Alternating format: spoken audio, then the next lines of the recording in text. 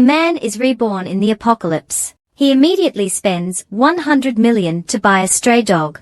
Everyone thinks he's foolish and wasteful, but only he knows. A month later, the world will plunge into an apocalyptic crisis. 80% of global life will turn into zombies. And the remaining life forms that don't turn into zombies have a chance to develop supernatural abilities. Abilities like an invulnerable body, or the power to control fire. And that stray dog awakened an extremely rare lightning ability. In his past life, he was known as the Lightning King. Now, after being reborn, Chen Luo immediately hires someone to search for him. Put away your phone. Chen Luo can't wait to save the Lightning King. Uncle, I'm leaving, Chen Luo said, and Chen Jinan didn't stop him. He squinted as he watched Chen and quickly leave. The Chen group no longer has anything to do with Chen Luo.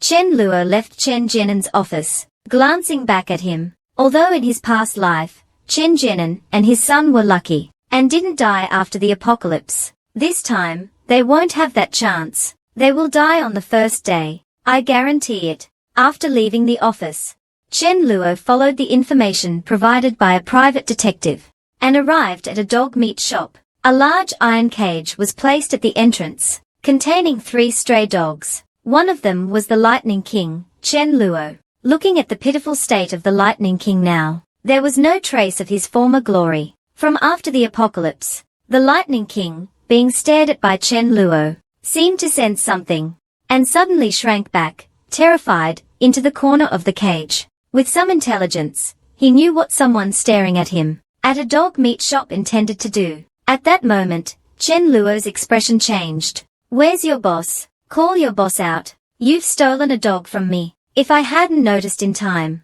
my big black would have become dog meat. Hearing this, the boss was stunned. He immediately realized this person was here for him. He remembered these were all stray dogs. So he quickly waved his hands and explained, brother, these dogs were all sourced through legitimate channels. Stray dogs all look similar. You must be mistaken. Chen Luo sneered, pulled out his phone, and threatened to report the shop for dog theft. After all, no business is completely clean. Some things can't withstand scrutiny.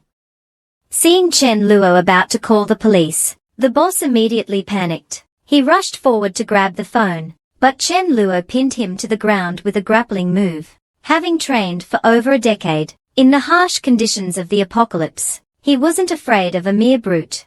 Still want to fight, boss? Faced with Chen Luo's threat, the boss immediately begged for mercy.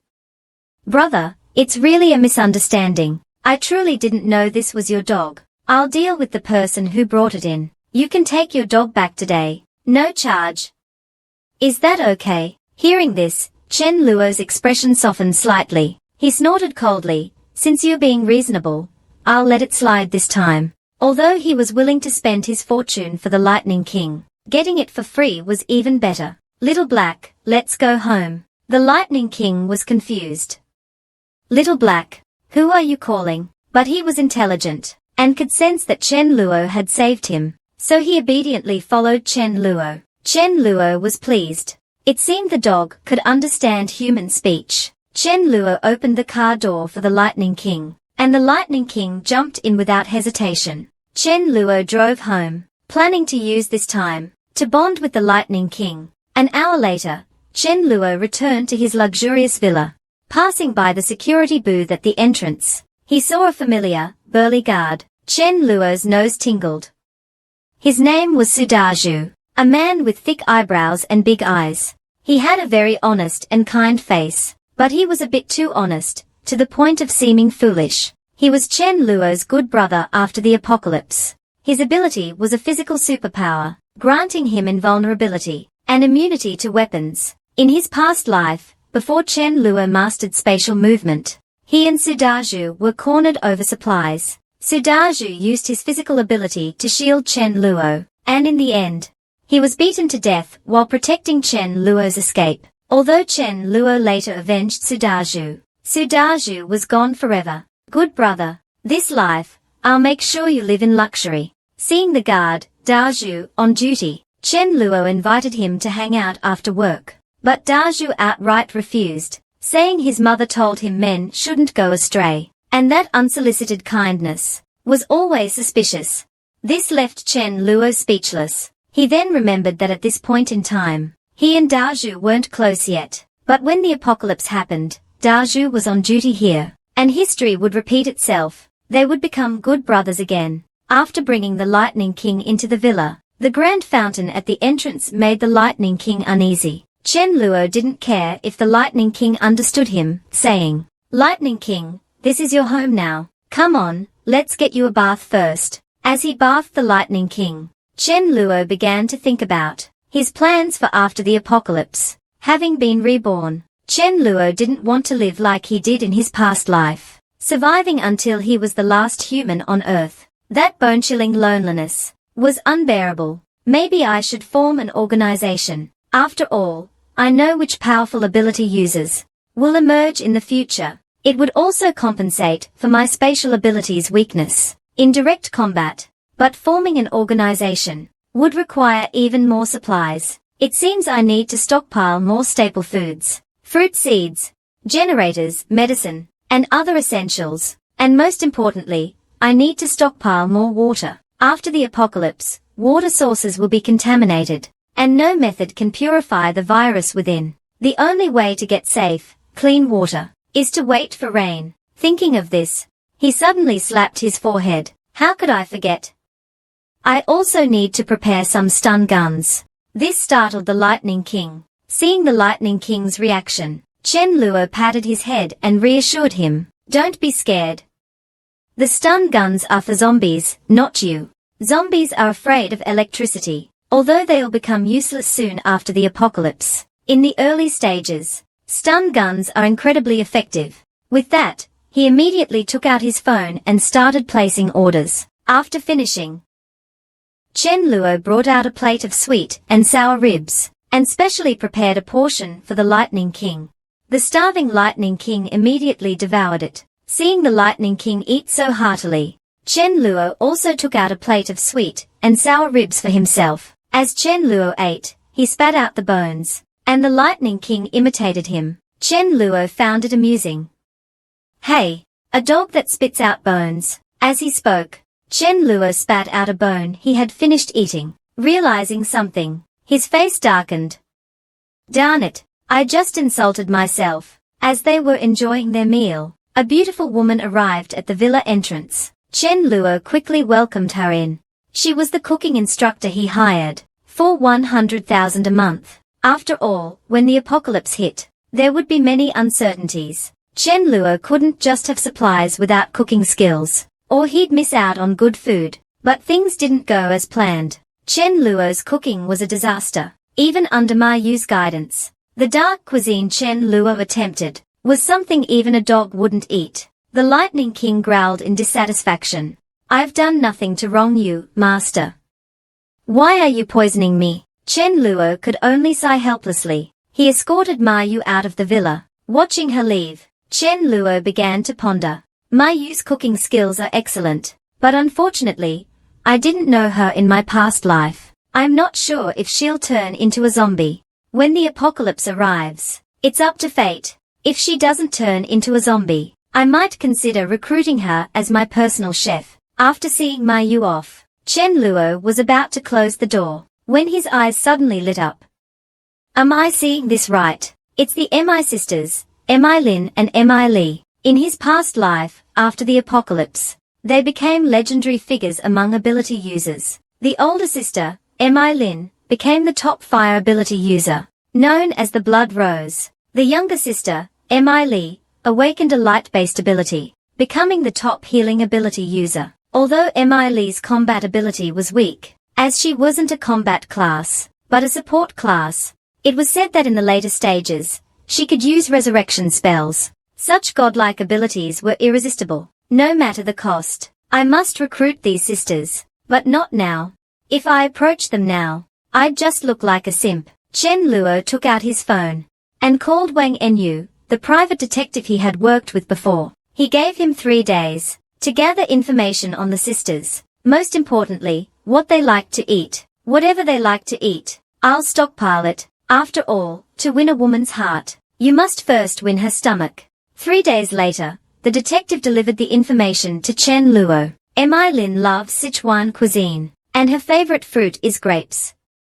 Mi Li loves fish, especially braised pork trotters, and her favorite fruit is watermelon. This reminds me, braised dishes are also quite tasty. I should stockpile some. Time flew by, and soon it was June 1st. Only one day remained before the apocalypse. During this time, Chen Luo not only received the armor and stun guns he ordered online, but also spent millions on a heavy-duty truck. After preparing everything, only 1 hour remained before the apocalypse would begin. Chen Luo called his uncle, using the 10 billion tons of supplies he had stockpiled as collateral to borrow 500 million. This made Chen Jianan ask curiously, "What do you need so much money for?" Chen Luo lied, "From what I've observed, cryptocurrency is about to skyrocket. It might increase tenfold. If that happens, my 500 million could turn into 5 billion. I'll repay you with interest. Uncle, wait for me at home. I'll come over to discuss it in person. I also miss Fei Jie. Let's invite him too." Chen Jianan agreed immediately. Such a significant matter couldn't be discussed over the phone, and the money couldn't be lent so casually. He needed to investigate first. After hanging up, Chen Luo's face turned cold. "As promised, you'll die on the first day of the apocalypse." Passing by the security booth, Chen Luo looked at the guard, Dazhu, and after some thought, decided to warn him. "Dazhu, I've got this uneasy feeling, like something big is about to happen. Be extra careful around 9 o'clock. Dazhu was stunned for a moment, then nodded in agreement. Meanwhile, in the Chen family villa, Chen Jianan took a sip of tea, and said to Chen Fei, "Chen Luo actually wants to invest in cryptocurrency.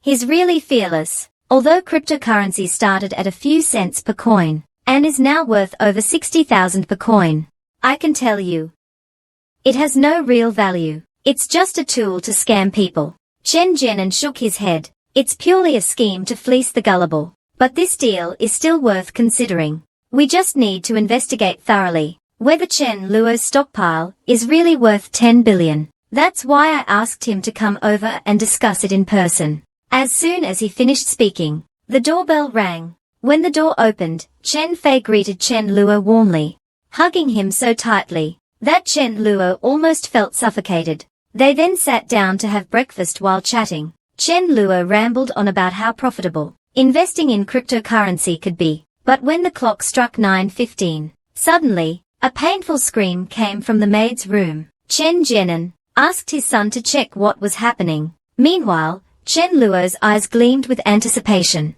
He knew the apocalypse had arrived. "It seems you two really will die today." He stood up and followed to see what was happening, ready to help his cousin if they needed to go to the hospital. Chen Fei arrived at the maid's room door, but as soon as he opened it, he was horrified by what he saw, and fell back onto the floor. Inside, the 40-year-old maid was disheveled, her face covered in blood. The blood dripped down her face as she turned and saw Chen Fei at the door. With a roar, she lunged at him. Luckily, Chen Fei reacted quickly and slammed the door shut, trapping the now zombified maid inside. But a hand stopped him from closing it completely. "Cousin, didn't we come to check the situation? How can we see if the door is closed?" With that, Chen Luo pulled out a stun gun from his spatial storage and pressed it against Chen Fei's neck. Instantly, Chen Fei's body convulsed a few times before he passed out. Looking at the unconscious Chen Fei, Chen Luo opened the door wide. The zombie maid pounced on Chen Fei, biting and tearing into him. At that moment, Chen Jianan, who had heard the commotion, rushed over and roared, "Chen Luo, what are you doing?" Chen Luo ignored him, quickly turning and thrusting the stun gun toward Chen Jianan. Chen Jianan instinctively tried to block it, but Chen Luo sneered, "Do you think you're an insulator, trying to block a stun gun with your hand?" At that moment, Chen Luo coldly watched as his cousin was being devoured by the zombie. Struggling and screaming, "Chen Luo! Dad, save me! Stop yelling! I don't have a bastard son like you. Your dad's lying on the ground." With that, Chen Luo kicked away Chen Fei's outstretched hand. Chen Fei, recalling what had happened before he passed out, tried to curse, but before he could finish, the zombie maid clamped her mouth over his head and tore off his upper lip, leaving a bloody mess. Flesh and blood splattered everywhere. Watching this gruesome scene, Chen Luo remained expressionless. Such an exciting and thrilling scene shouldn't be enjoyed by me alone. Uncle, wake up. With that, he zapped Chen Jianan with the stun gun again. Chen Jianan groaned as he regained consciousness, only to see his son in a horrific state. He immediately begged Chen Luo, Chen Fei is your cousin. Please save him. I admit I secretly schemed to take your shares, but Chen Fei knew nothing about it. He's innocent. Chen Luo snorted coldly. What else have you done to betray me? This made Chen Jianan's heart sink. Does Chen Luo know about that incident? Seeing Chen Jianan remain silent, Chen Luo grabbed him by the neck. Uncle, have you thought about how to answer? Your son won't last much longer. As Chen Fei's breathing grew weaker, and his cries quieter, Chen Jianan roared, Chen Luo, save Chen Fei now, and I won't call the police. Otherwise, you'll never escape. Chen Jianan still hadn't realized that the apocalypse had already arrived. He simply thought the maid had contracted a terrifying disease, or that Chen Luo had drugged her. You heartless beast. How could you kill your own uncle and cousin with your own hands? You're worse than an animal. Hearing this, Chen Luo slapped him across the face. The heartless one is you. My father saw you were a failure, so he kindly brought you into the Chen group. Yet you betrayed him. How dare you say such things? At that moment, the zombie maid had bitten through Chen Fei's neck. Chen Jianan completely lost his mind. Roaring in despair, I'm his older brother. I've contributed so much to the company, yet he only gave me 10% of the shares. Was he treating me like a beggar? He deserved to die. And with today's technology, you'll never escape. Chen Luo's eyes turned cold. At the time, 10% of the shares were worth 1.5 billion. What employee gets 1.5 billion in shares? You're an ungrateful wolf in sheep's clothing. With that, he threw Chen Jianan toward the zombie maid.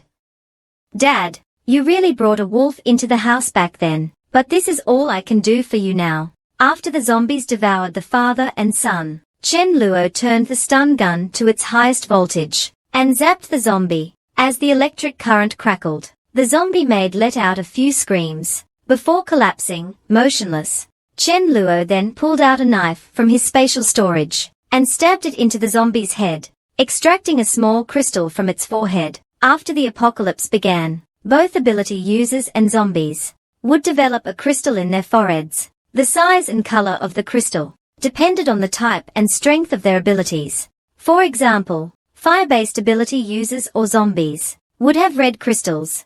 Wind-based ability users or zombies would have green crystals, and space-based ability users or zombies would have transparent crystals. When the Lightning King awakened his lightning ability, his crystal was purple. As for the zombie maid, being the lowest level, and not yet evolved, her crystal was milky white. After storing the crystal in his spatial storage, Chen Luo went outside the villa to bring the Lightning King inside. But as soon as he stepped out, a female zombie lunged at him. Chen Luo sneered, pulled out the stun gun, and zapped the zombie, with a crackling sound.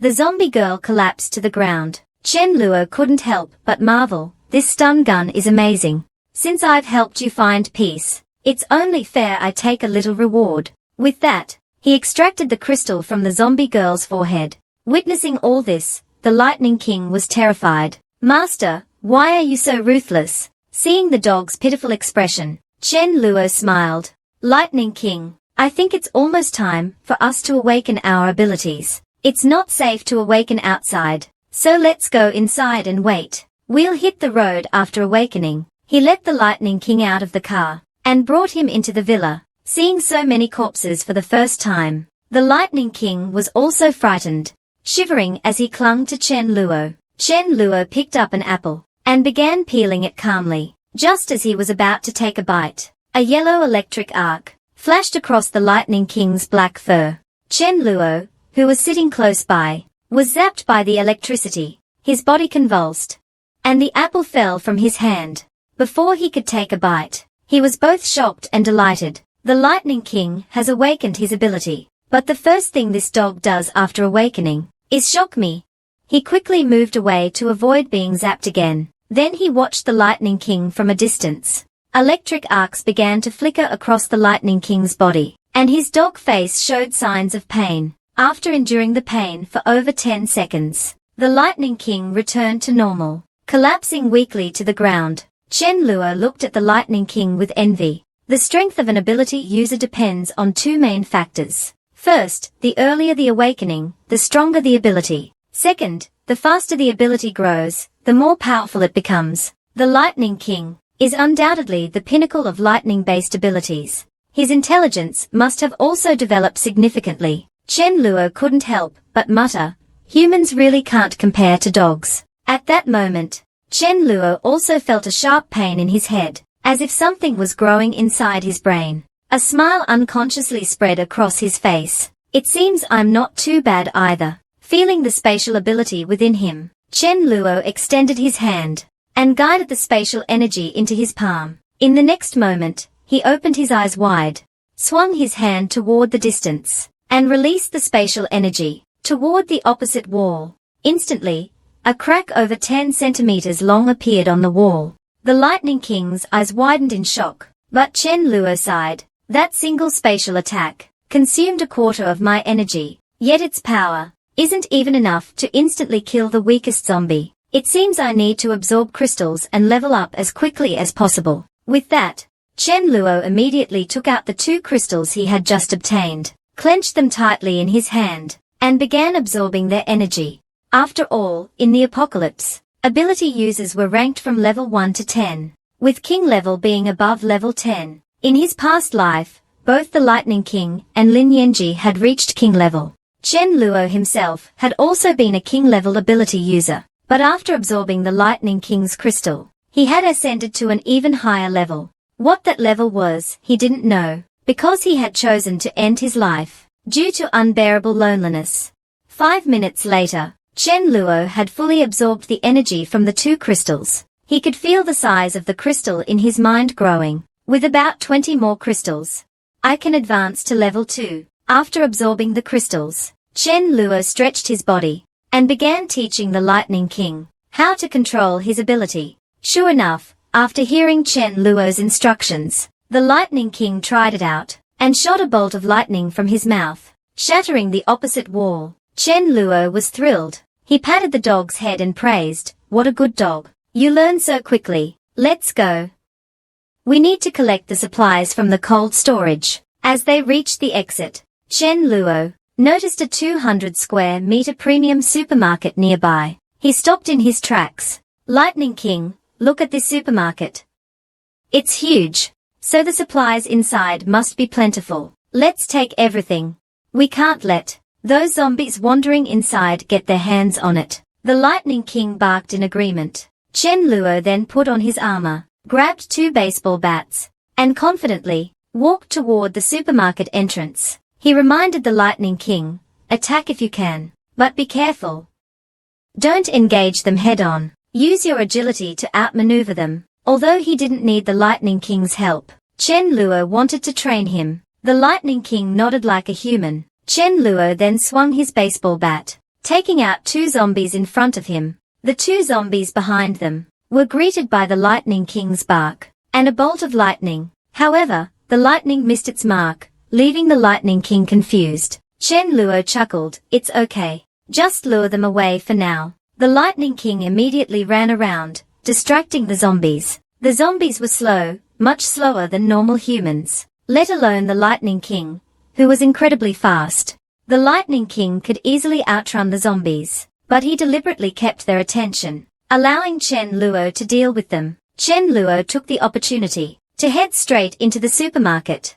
Looking at the items inside, Chen Luo couldn't help but marvel. As expected of a supermarket at the entrance of a villa district, everything here is high-end. In that case, I won't hold back. With that, Chen Luo gathered spatial energy in his hand, and in an instant, everything inside was stored in his spatial storage. Before leaving, he didn't forget to extract the crystals from the dead zombies' heads. Exiting the supermarket, Chen Luo stretched his body.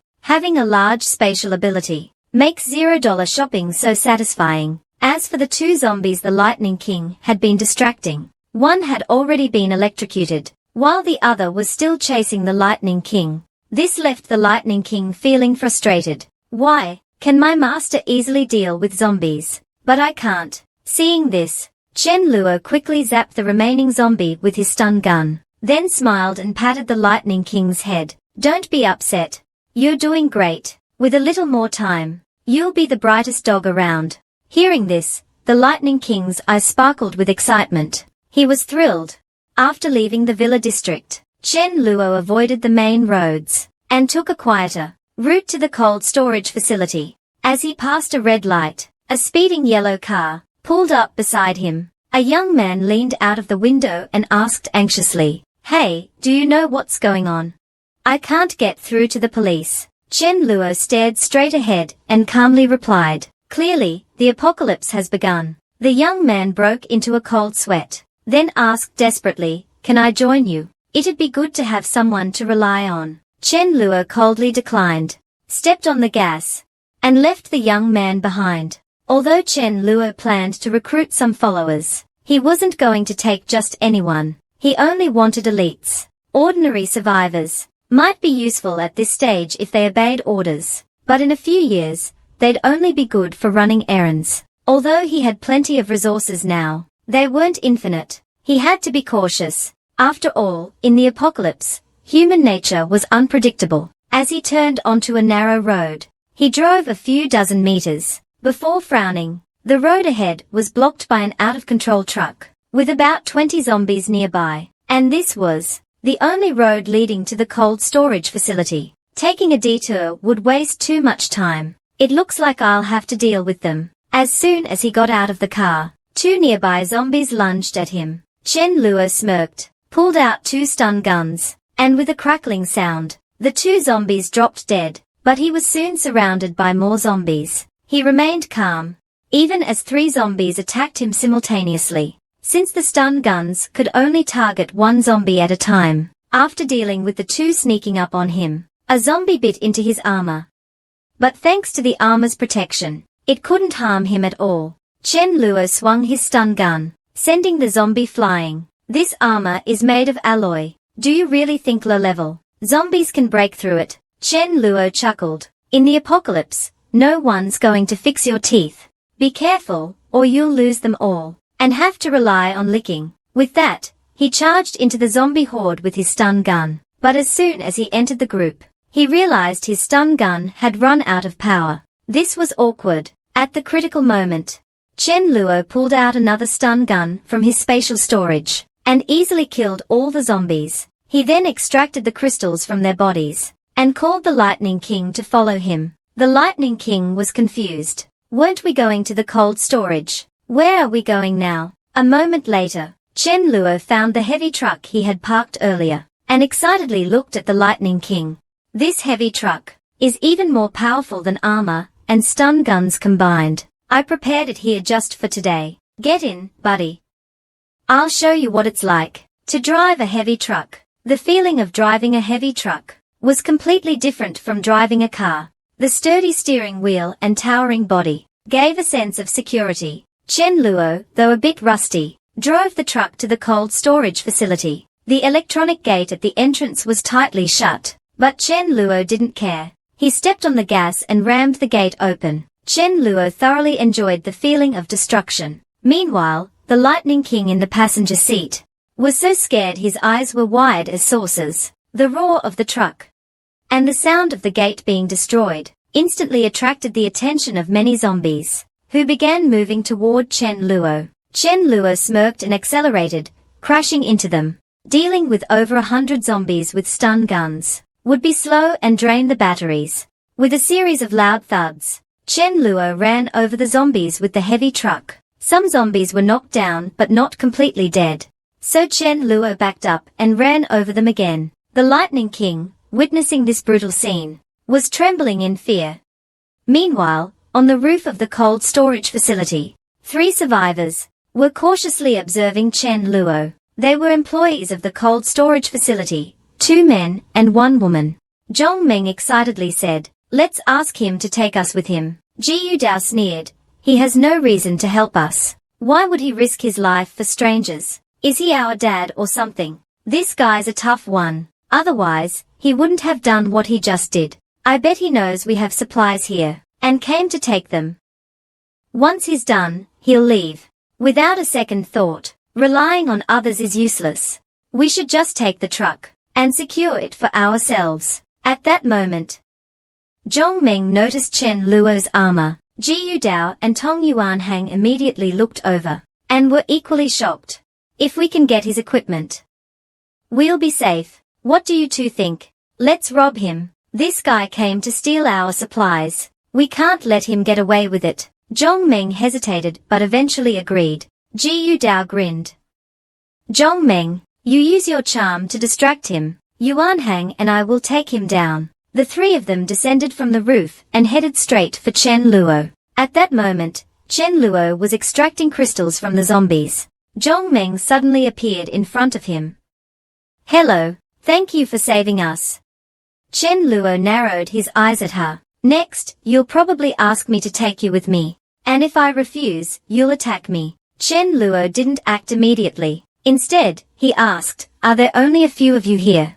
Yes. Just the three of us survived. Chen Luo suddenly felt a sense of danger, as Ji Yudao and Tong Yuanhang began closing in on him from both sides. Sure enough, the next moment, Ji Yudao and Tong Yuanhang lunged at Chen Luo, grabbing his shoulders from both sides. Chen Luo sneered inwardly.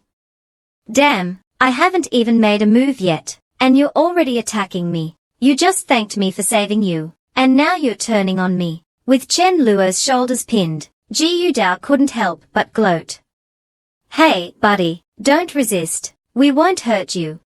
Chen Luo thought, kindness is the most worthless and dangerous thing in the apocalypse. At that moment, the Lightning King, who had been searching separately, returned. Seeing the situation, the dog's face immediately turned fierce. Ji Yudao and the others were startled. There's even a dog. In the dim light, they couldn't see clearly. While the three were distracted by the Lightning King, Chen Luo pulled out 2 stun guns from his spatial storage and zapped the 2 men. Now I don't have to worry about my spatial ability being exposed. Dead men tell no tales. After dealing with the 2 scheming survivors, Zhong Meng was stunned by the sudden turn of events. As Chen Luo approached with the stun gun, she screamed in terror, "Don't kill me. Help!" She then turned and ran toward the exit. In a life-or-death situation, her speed was remarkable. Wearing heavy armor, Chen Luo found it difficult to catch up. She's fast. Lightning King, it's your turn. The Lightning King charged forward with a fierce tackle, slamming into Zhong Meng from behind, and sending her tumbling to the ground. Chen Luo then moved in to finish the job. Looking at the 3 bodies, he suddenly laughed. This is why you should always strike first. After dealing with the hostile survivors, Chen Luo and the Lightning King began looting the place. They collected all kinds of meat, seafood, and seasonings. Anything edible was stored in the spatial storage. 2 hours later, Chen Luo had stored all the supplies in his spatial storage. This haul amounted to nearly 60,000 tons of supplies. Chen Luo was satisfied and ready to head home. Let's go home and rest for now. We'll hit the grain storage next. I wonder how Dazhu is doing. Humming a tune, Chen Luo drove back to his villa. Just then, a man suddenly ran out in front of the truck, waving his arms. Hey, driver, give me a ride. Chen Luo looked at him expressionlessly. The man was hiding something under his clothes, likely another threat. My survival rule is to never let any threat linger, no matter how small it seems. I won't allow it. Stopping the truck was out of the question. If you dare block the road, I'll run you over. Seeing the truck show no signs of slowing down, the man quickly moved aside. As the truck passed by, the man cursed angrily. You trying to kill me, huh? Just you wait. If I get the chance, I'll take you down. Hearing this, Chen Luo's expression darkened. He immediately stopped the truck. There was no doubt about the man's words. If he ever got the opportunity and ability, he would definitely seek revenge. In the apocalypse, holding grudges could get you killed. Lightning King, did you hear what he said? He said he wants to eat dog meat. The Lightning King was stunned. Although I can't understand everything humans say, I'm pretty sure he didn't say dog meat. Seeing Chen Luo stop the truck, the man immediately raised a wooden stick, ready to attack. The Lightning King jumped out of the truck, catching the man off guard. The man sneered, "Watch my dog-beating skills." With that, he swung the stick toward the Lightning King's head. The Lightning King's eyes flashed with disdain. "I have magic. Did you really think I'd fight you head-on? Whether you want to eat dog meat or not. If my master says you die, you die." With a bark, the Lightning King shot a bolt of lightning at the man. Caught off guard, the man was struck, and with a scream, he collapsed to the ground. Seeing this, Chen Luo leaned out of the truck. "Finish him. Don't rely on your lightning power, Lightning King. Any hesitation in battle can cost you your life. Only by adapting to the apocalypse can you survive safely." The Lightning King hesitated for a moment, but under Chen Luo's gaze, he used his sharp teeth to tear out the man's throat. After the Lightning King dealt with the attacker, Chen Luo and the Lightning King returned to the villa. Since the roads inside the villa district were too narrow for the heavy truck to pass through, Chen Luo had the Lightning King get out. To distract the nearby zombies, the Lightning King barked twice and jumped out of the truck. Once the Lightning King escapes, the zombies will return, and then they'll become my free security guards, keeping other survivors away from stealing or damaging the truck. Chen Luo walked to the entrance of the villa district and noticed that Sudaju wasn't among the two zombie guards. He breathed a sigh of relief. "Thankfully, my rebirth hasn't affected the course of events." He pulled out his stun gun and easily dealt with the few zombies he encountered. Chen Luo began searching for Sudaju. "I remember Sudaju fled into the villa district when the apocalypse started and hid somewhere. Unfortunately, I can't recall which villa he hid in, only that it was somewhere in the outer area. It seems I'll have to use the old-fashioned method." With that, Chen Luo raised his stun gun and shouted, "Sudaju, where are you?" This caught the attention of the Lightning King, who had just returned to show off. "Is my master crazy? Shouting like that will attract zombies." Meanwhile, inside one of the villas, Sudaju heard Chen Luo's voice. He was about to go out to meet Chen Luo when a girl next to him grabbed his arm. "Daju, don't go. That guy's insane. Doesn't he know he'll attract zombies? If he gets himself killed, fine. But don't let him drag us down with him." This made Sudaju pause. "It is strange. Why would Brother Chen use such a dangerous method to look for me? But our bond must be that strong." Sudaju was still moved. He went to the window and indeed saw Chen Luo. The quiet girl also came over, just as a zombie approached Chen Luo from behind. Chen Luo calmly zapped it to death. Seeing this, the girl was shocked. "That stun gun is so powerful. If I had one, I wouldn't be afraid of zombies either. No wonder he's so bold." Sudaju then leaned out the window and called out, "Brother Chen, I'm here." Chen Luo saw Sudaju and couldn't help but smile. "My good brother is safe and sound." But when he noticed the quiet, delicate girl, his expression darkened. "Damn it, how could I forget about that green tea bitch, Chen Jing? In my past life, she caused so much trouble for me and Daju. She's very cunning. Back then, when we ran out of clean water and were afraid to drink tap water, she used Daju as a test subject. After I teamed up with Sudaju, she played nice with both of us, acting all sweet and close. Even when distributing food, she would always hide some for herself, and then pretend to be starving and pitiful, tricking Daju into giving her his share. She played him like a fiddle." Remembering all this, Chen Luo's anger flared. He wanted to slap Chen Jing to death right then and there, but he quickly calmed down. "I can't kill Chen Jing now. She hasn't shown her true colors yet. If I kill her outright, Sudaju, who doesn't know the truth, might grow distant from me. Daju, come with me. Let's go to my place. We'll be safer there." Sudaju nodded and agreed. Chen Jing quickly stepped forward.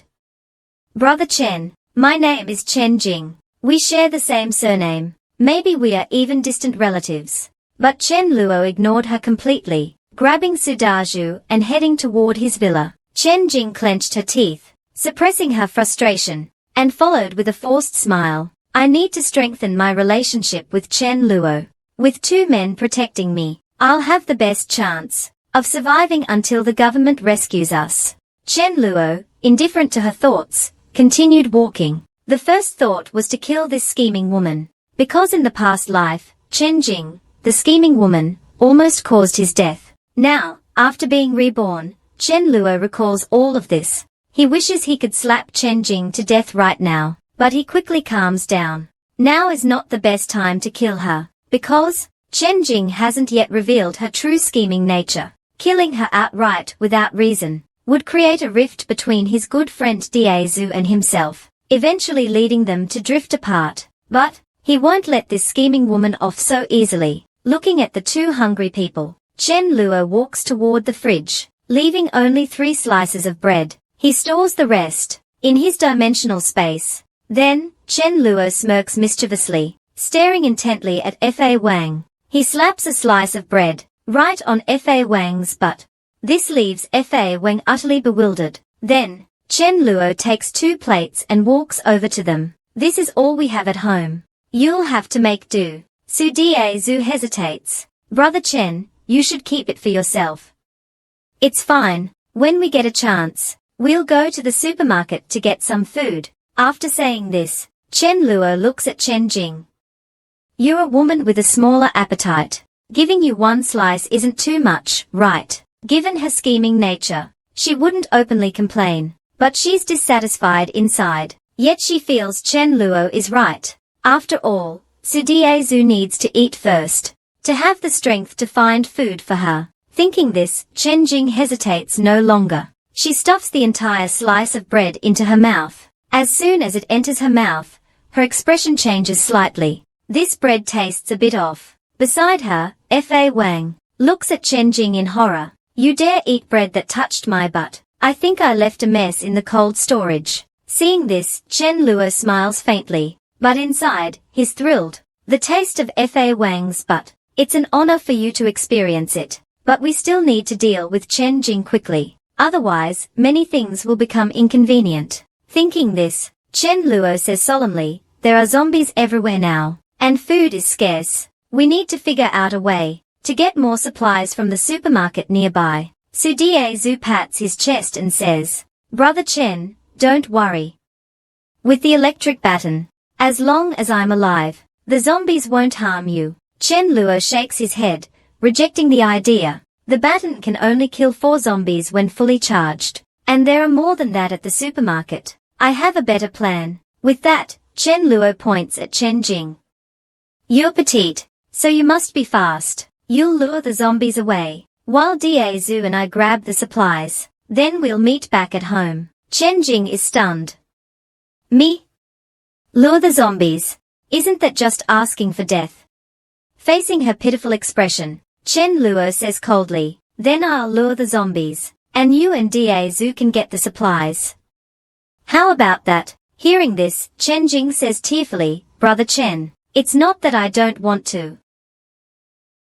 But since morning, I've only had that 1 slice of bread you gave me. I'm afraid I won't have the strength and might hold you back. This makes Chen Luo frown. Then what can you do? You can't just sit back and let Diazu and me take all the risks, while you reap the benefits, right? Chen Jing is completely caught off guard. Chen Luo shows no chivalry whatsoever. Isn't it a man's duty to take care of women? She can only look pleadingly at Su Diazu, hoping he'll speak up for her. But Chen Luo doesn't give her the chance. He coughs and says, I haven't had water since morning. My throat is parched. It's my fault for not stocking up on bottled water. I'm not sure if the tap water is contaminated. Chen Jing, why don't you test it for me? The tap water might be contaminated. Chen Jing, why don't you test it for me? If you test it, I won't make you go. This makes Chen Jing furious. Using me as a test subject. I haven't dared to drink water because I'm worried it's contaminated. I've been thirsty all this time. There's still a bottle of Waha in my backpack. But with Su Diazu around, I didn't dare drink it. What if he asks for some? So I've been holding back, and now I'm dying of thirst. Just then, she notices Fa Wang beside her. A sudden idea strikes her. Wait, we can use him to test whether the tap water is safe to drink. Fa Wang looks at Chen Jing, utterly confused. Although I'm not human, you're really something else, using me as a test subject.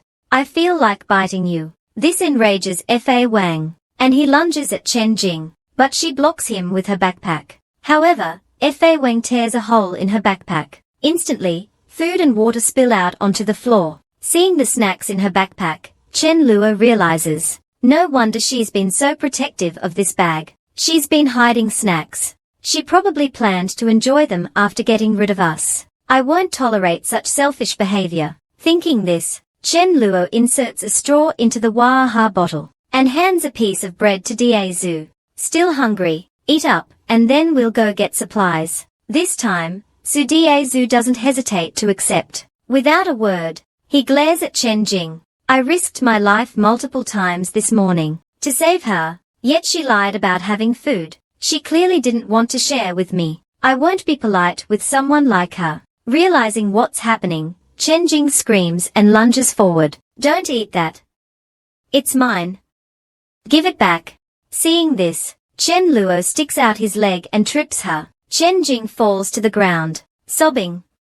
You two men, bullying a young girl. What kind of men are you? Chen Luo sneers at her. Go ask the zombies if they care whether you're a man or a woman. But just exposing her true nature isn't enough to make Diazu fully understand her character. I need to hit Chen Jing with something even harsher. Soon, he comes up with a plan. Chen Luo walks over to comfort Chen Jing. Why are you crying? We need to eat to have the strength to find supplies. Right? This time, you don't have to go. We'll repay you double for what we've taken when we return. Hearing this, Chen Jing realizes that no matter what, she can't afford to turn against Chen Luo and Su Diazu. Doing so would only harm her. It might even push her into an abyss, where she'd have no one to turn to. Thinking this, she immediately apologizes to them. It's my fault. I've been selfish and scared. I know this behavior is wrong. I'm sorry. It's just my instinctive reaction. Then, Chen Jing fabricates a story about how difficult her childhood was. Chen Luo can't help but admire Chen Jing's ability to come up with such a story on the spot. Diazu, let's rest for an hour, and then head to the supermarket. I'll go prepare some things. You two stay here. Su Diazu nods in agreement. Whatever you say, Brother Chen. Chen Luo pretends to go prepare, but actually calls Fa Wang over. Wait for a bit. Then go outside and lure a dozen zombies here. Fa Wang is stunned. Master, are you serious? I understand luring them, but bringing them here. Chen Luo glances at Fa Wang. Don't overthink it. You'll understand when you get back. Fa Wang obeys and leaves. Then, Chen Luo takes 4 garlic cloves from his dimensional space, grinds them into paste, and puts them into 2 bowls. He brings them outside. The pungent smell makes Diazu frown.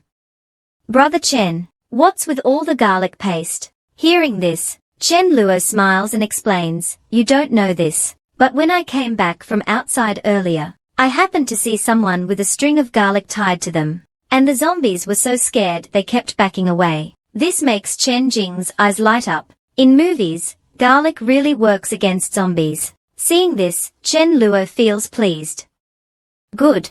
She's finally taken the bait. Unfortunately, reality is the opposite of movies. The pungent smell of garlic actually attracts zombies severely. Too bad we only have this much garlic at home. Enough for only 2 people. Let's see if we can get more garlic at the supermarket. Just then, a group of zombies' growls can be heard in the distance. Clearly, there are quite a few of them.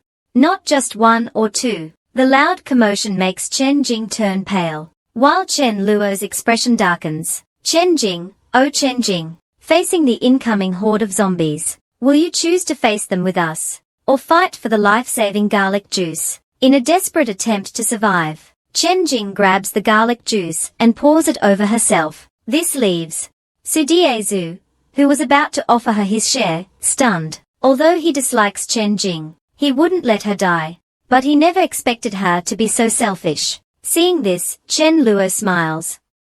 See, Diazu, from now on, don't be so quick to be kind to others. Some people don't deserve to be treated as humans. Hearing this, Chen Jing realizes she's been tricked again. But why?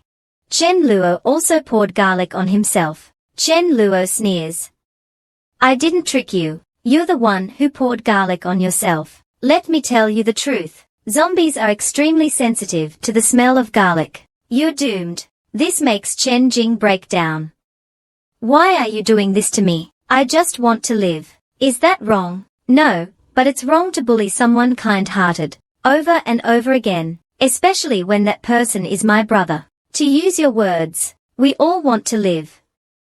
Is it wrong to sacrifice you? After saying this, Chen Luo doesn't bother arguing further. He takes out armor from his dimensional space and gives it to Daezu. After all, Chen Jing will soon be dead, and the dead don't reveal secrets. As for Su Daezu, Chen Luo will tell him that his awakened ability is spatial manipulation. At this moment, Chen Jing finally understands where Chen Luo's confidence comes from. He dared to pour garlic on himself because he had a plan.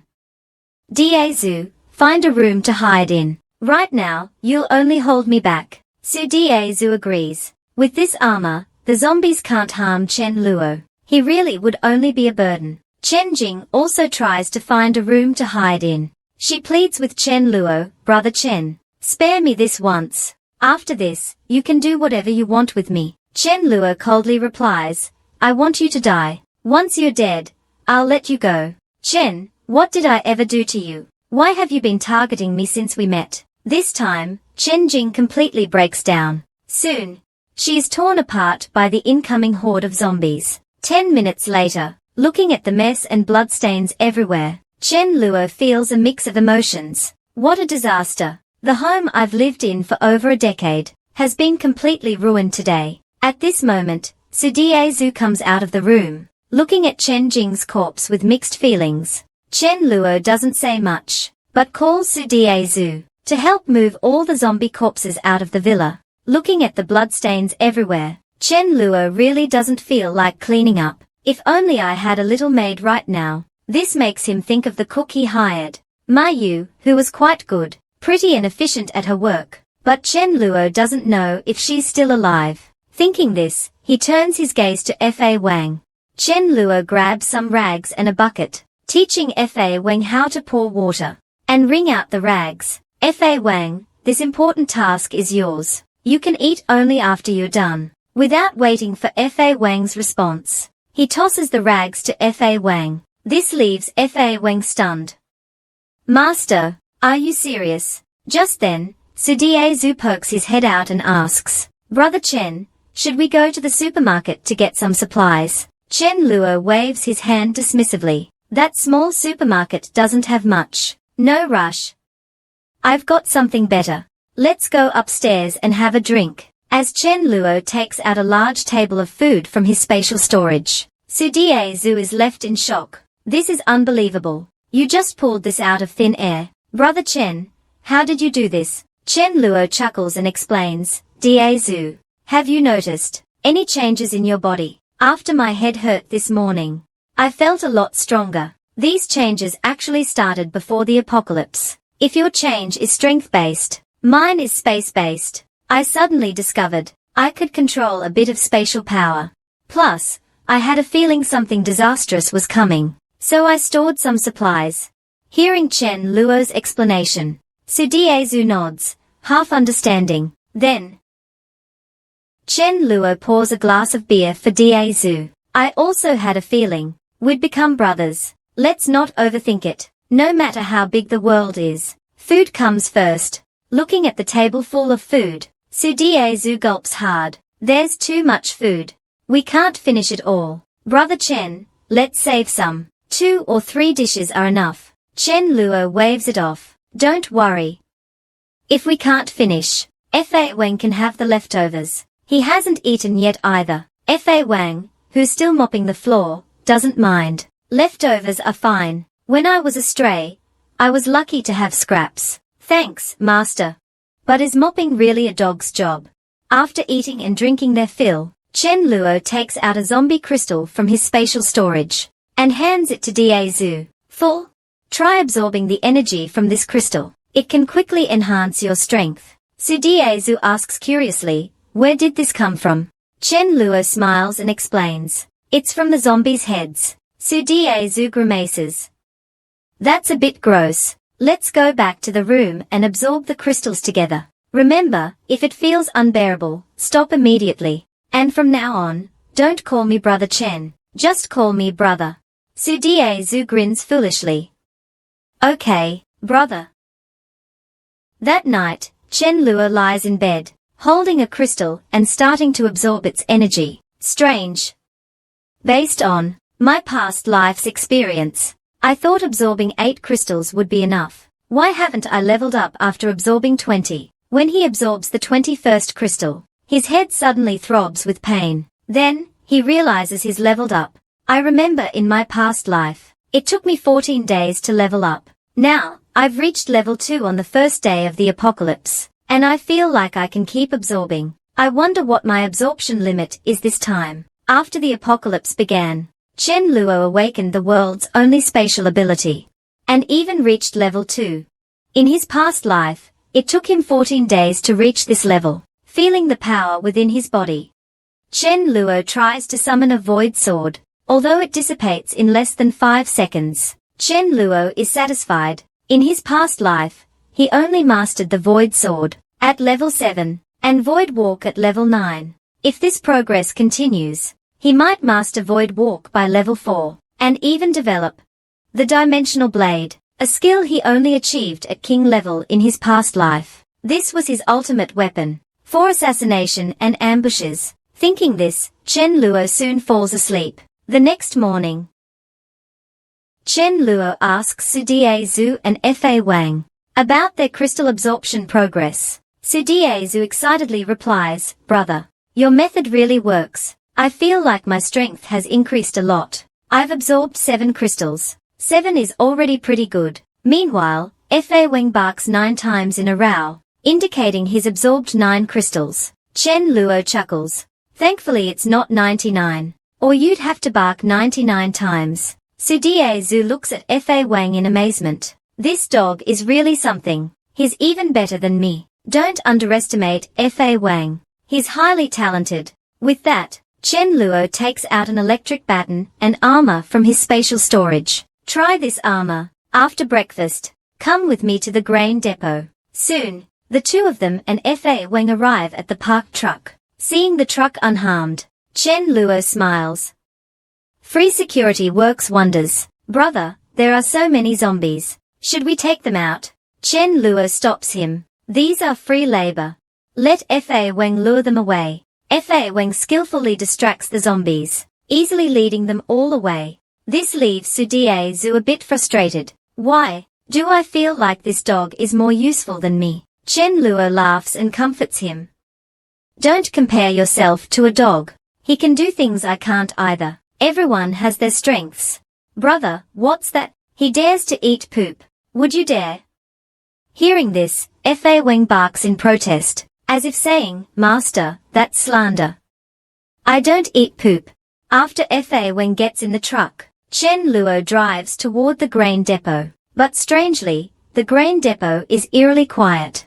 I made such a commotion. Why hasn't a single survivor come out for help? Brother, don't grain depots have large basements? Maybe they are hiding down there and didn't hear us. Hearing Diezu's words, Chen Luo thoughtfully gets out of the truck. He approaches the entrance to the basement. Chen Luo and Su Diezu shine their flashlights inside. Chen Luo's pupils suddenly contract. In the distance, they see a human skeleton, completely picked clean. Normal zombies would leave some flesh behind. They don't eat this cleanly. Only mutated creatures like ants or rats would consume a body so thoroughly. I'm not sure if it's ants or rats, but both are swarm creatures. There must be a lot of them. Chen Luo hesitates. If we encounter a huge swarm, I'm not confident we can handle it. We can't take the risk. Our lives are the most important. Just as they are about to leave, a faint squeaking sound comes from below. Chen Luo's expression changes drastically. Without hesitation, he grabs Su Diezu and runs. That sound is from a rat swarm. Fa Wang sees a dark mass of creatures rushing out of the basement. and is also startled. He quickly runs away.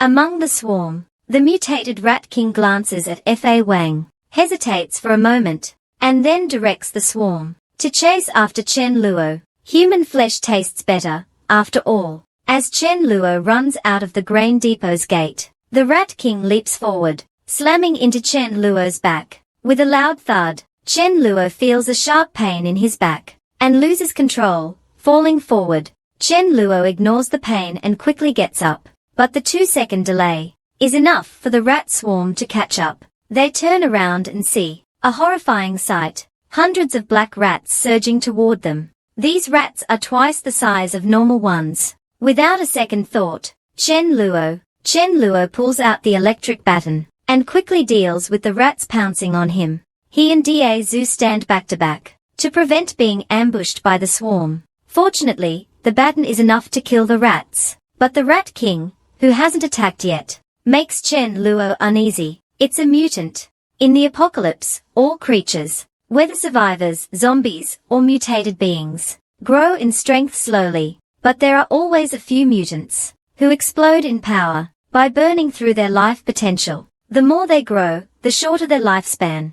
But no matter how long they live, encountering them alive is like stepping in dog poop, extremely unlucky. The Rat King in front of us is clearly a mutant. Otherwise, on the second day of the apocalypse, it wouldn't have grown to this size. Just then, the Rat King suddenly launches a sneak attack, knocking Da Zhu to the ground. In a moment of danger, Da Zhu quickly places the baton on the Rat King's body, but the usually effective baton fails this time. The Rat King only shows a flicker of pain, before pouncing on Da Zhu again, biting down hard on the armor with a loud crunch. The sturdy armor is now deeply cracked. One more bite, and the armor will be pierced. This makes Da Zhu break out in a cold sweat. Chen Luo quickly takes out 2 pieces of pork from his spatial storage and throws them on the ground. Instantly, the rats surrounding him are distracted by the meat. Chen Luo seizes the opportunity to move closer to the Rat King. He can't help but think, if I hadn't reached level 2 last night, I'd be dead for sure. Seeing Chen Luo charging toward him, the Rat King's eyes flash with disdain.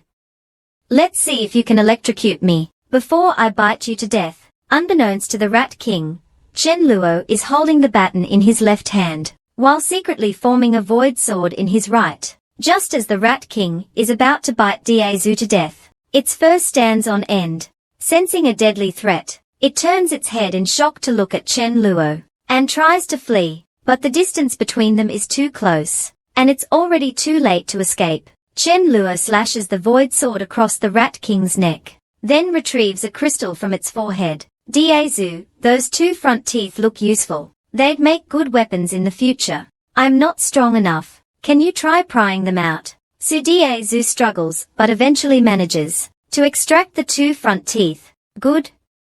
Let's go and check the basement. The rat swarm is dealt with, so there shouldn't be any danger down there. Even zombies would be attacked if they entered the rat swarm's territory. When they reach the basement, Chen Luo, to Da Zhu's astonishment, stores all the supplies into his spatial storage. Brother, how big is your spatial storage? Not too big.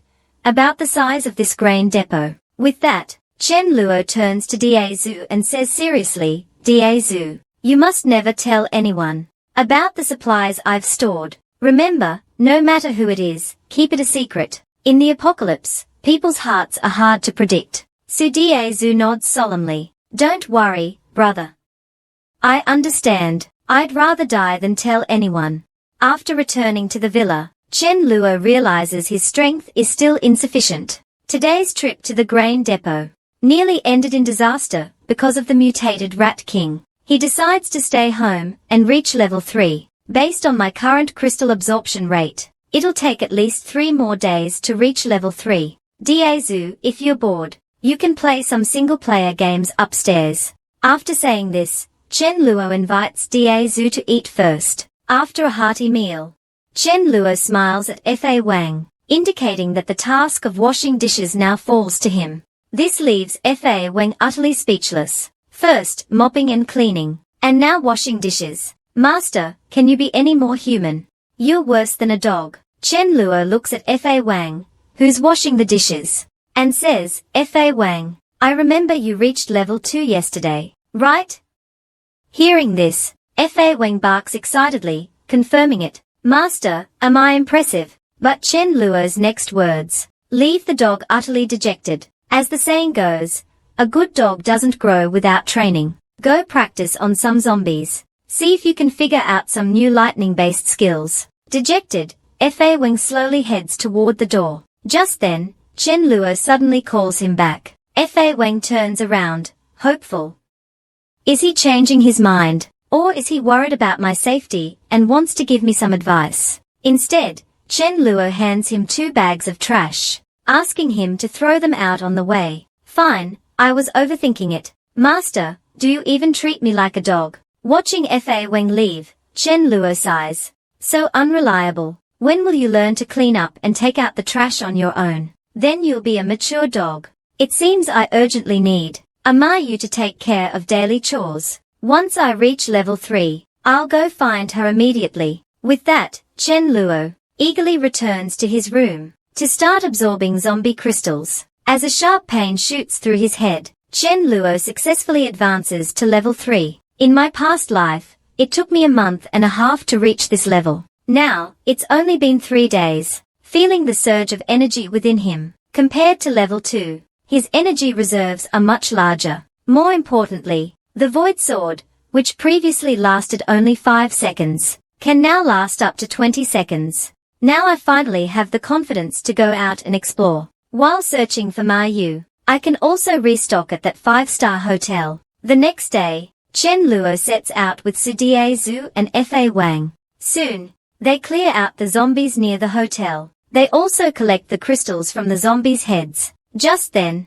a survivor from the hotel, Liu Wenbo, sees the 2 of them slaughtering zombies, and quickly calls out for help. Chen Luo doesn't respond directly. Instead, he asks, do you know Mayu? How tragic can a good person be after the apocalypse? A woman kindly saved a group of people, but instead of being grateful, they complained that she took up too much space. They even physically assaulted him. The popular star was shocked that he dared to fight back. They even had too little leftover food. They persuaded others to throw the woman out to feed the zombies, so they could survive. As soon as these words were spoken, everyone revealed their ugly true colors. They all nodded in agreement. The innocent woman pleaded desperately, but they forcibly threw her out. They even mocked her, calling her a despicable person. At this moment, the woman looked at these people in disbelief. She deeply regretted saving them. She wished she had never opened the door for them. She should have let them be bitten by zombies.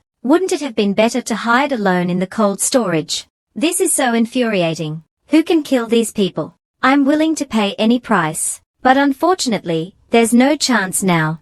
2 zombies caught Mayu's scent. They immediately changed their aimless wandering. They roared and lunged at Mayu. Seeing the zombies pouncing on her, Mayu closed her eyes in despair. It truly proved the old saying, in the apocalypse, human nature is unpredictable. I saved them, but in the end, they killed me. At this critical moment, Chen Luo arrived just in time. With one kick, he sent the zombie flying. Chen Luo looked at Mayu with great joy. Fortunately, the chef is still alive. I'll have good food to eat. Mayu, it's me. Chen Luo, I came specifically to save you. I took such a big risk to come here. Aren't you moved? Be loyal and become my personal chef. Mayu looked at Chen Luo with teary eyes. Thank you for coming to save me. Suddenly, Chen Luo covered her mouth. He signaled her to be quiet. Let's deal with these first. Then we can talk properly. At this moment, they were surrounded by dozens of zombies.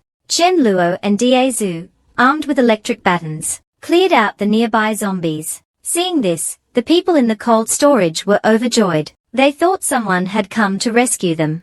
Everyone came out and approached Chen Luo. They tried to curry favor. Thank you, heroes, for saving us. Hello, I'm Ling Yi. Nice to meet you. If these 2 were my fans, they would surely fawn over me like crazy. But he was wrong. Chen Luo completely ignored them. He walked straight to Mayu and helped her up. Tell me what happened. I'll stand up for you. Everyone else was hiding safely in the cold storage. But Mayu was outside, nearly eaten by zombies. Chen Luo could easily guess. that something vile had happened. Hearing Chen Luo's words, Ma Yu's grievances poured out. She tearfully explained what had happened. Chen Luo listened and sneered. This is why you shouldn't be a good person. Ma Yu had value. So Chen Luo came to save her. Without value, who would care about her? Seeing that Chen Luo and Ma Yu were acquaintances, Li Lin and the others immediately tried to smooth things over. Young man, could you please take me home? Once the crisis is over, come work at my company. I'll pay you 200,000 a month. This angered Su Diezu. He hated people who repaid kindness with betrayal. They saved you, but you tried to get them killed. Now you're trying to buy your way out of it. Enraged, he slapped the man hard. Liu Wenbo was stunned. Li Ling was a prominent figure. Aren't they afraid of future retaliation? Faced with Li Ling's offers and promises, Chen Luo sneered. After the apocalypse, the world has fallen. What use is money now? It's not even as useful as toilet paper. These people are still living in a dream. They have no idea the world's order has collapsed. Li Ling, suppressing his anger, humbly pleaded, young man. You've already stood up for your friend. We were wrong. If you can take us to a safe place, whatever conditions you have, just name them. Chen Luo dismissed their promises with disdain. He was a man of principle. If someone was his enemy, he would never let them go if he had the chance to eliminate them. These people had already been sentenced to death by Chen Luo. Thinking this, he directly took out a rope from his space. Since you've offended my people, I'll give you one chance. I'll tie you up, and whether you survive will depend on your luck. Hearing this, Li Ling was furious. How is this any different from killing us? Do you even care about the law? Su Diezu sneered beside him. Did you think about that? When you threw her out, the female star was so scared that she knelt before Chen Luo, begging, please save me. I'll do anything. She even tried to take off Chen Luo's pants. To inspect him, Chen Luo was utterly speechless. What's wrong with you? Trying to take off someone's pants? Get lost. I think you're disgusting. I haven't showered in days, so it's inevitable I'm a bit dirty. You can help me wash. Chen Luo didn't want to hear her nonsense. He stuffed her mouth with a dirty sock. Let's go. Let them fend for themselves. Then he led Diezu and the others out of the hotel. Liu Wenbo quickly caught up to them. Big brother, I want to follow you. Chen Luo turned and looked at him, picking up an iron rod from the ground and handing it to him. If you can go out and kill 10 zombies, I'll let you follow me. Liu Wenbo broke into a cold sweat and shook his head, too scared. You're hopeless. I gave you a chance, but you're useless. After the apocalypse began, a man, craving good food, rescued a beautiful chef from a zombie-infested hotel. Before leaving, to repay the waiter who guided them, Chen Luo took him to a small supermarket next to the hotel. He gave him 3 minutes to grab whatever he wanted, then escorted him back to his dorm as thanks. While Liu Wenbo frantically loaded supplies into the supermarket, Chen Luo turned to Ma Yu and asked, I need someone for logistics. Are you interested? You'll just need to cook and wash dishes. In return, I'll guarantee your safety and make sure you're well fed. To put it bluntly, meeting me is the luckiest thing that's ever happened to you. So, what's your answer? Will you come back with me? Hearing this, Ma Yu quickly nodded in agreement. If Chen Luo hadn't saved her earlier, she would have died. Chen Luo nodded happily. Once we send that guy back, we'll go back and celebrate properly. We'll have a feast, but you'll have to cook. After escorting Liu Wenbo back to his dorm, Chen Luo and the others got into the heavy truck. Half an hour later, they returned to the villa. Then, Chen Luo asked Ma Yu what ability she had awakened. He explained abilities to her, and introduced his and Su Diezu's abilities. After all, everyone would awaken an ability after the apocalypse. It was just a matter of time. Ma Yu thought for a moment. On the third day, my head hurt for a moment. I'm not sure if I gained any power. I've been so hungry. I didn't pay attention. Awakening an ability on the third day wasn't the best, but it was certainly not bad. Now, follow my instructions, and try to feel the power within you. Ma Yu closed her eyes and focused. The next second, a flame ignited in her palm. Chen Luo was shocked. A flame ability. An ability like this could make her cooking even more delicious. She's a super chef.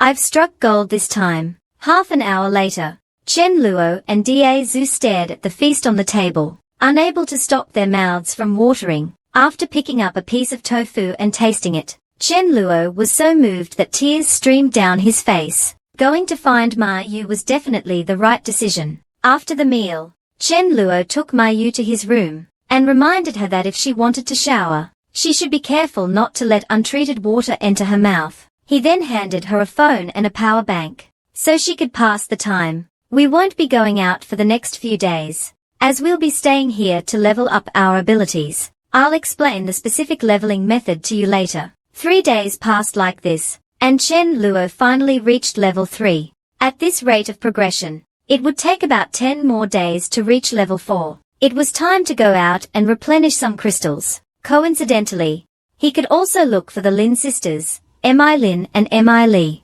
Although now wasn't the best time to recruit them, he should still check on them. After all, they had the power of resurrection. Not having people with such abilities under his control would be a sin. After the apocalypse began, a man found a talking kitten, and the kitten even asked him for dried fish. Earlier, Chen Luo had gone out to replenish zombie crystals, and also to look for the Lin sisters, Mi Lin and Mi Li.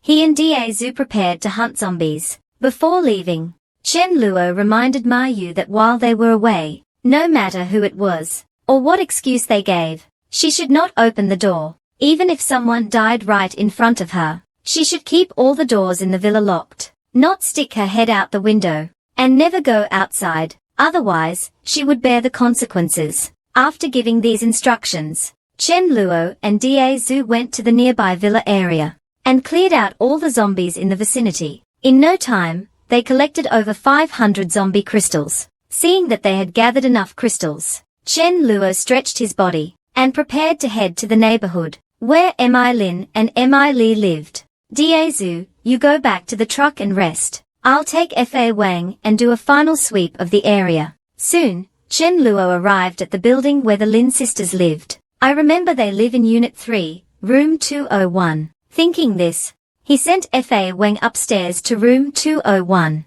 to check if anyone was home. Fa Wang barked happily, as if to say, this is what a dog should do. All that mopping, dishwashing, and taking out the trash before wasn't fit for a dog. Just as Fa Wang was about to go upstairs, his remaining ear twitched, his body tensed, and a low growl came from his throat. In the next second, Fa Wang darted like a rabbit toward a nearby bush.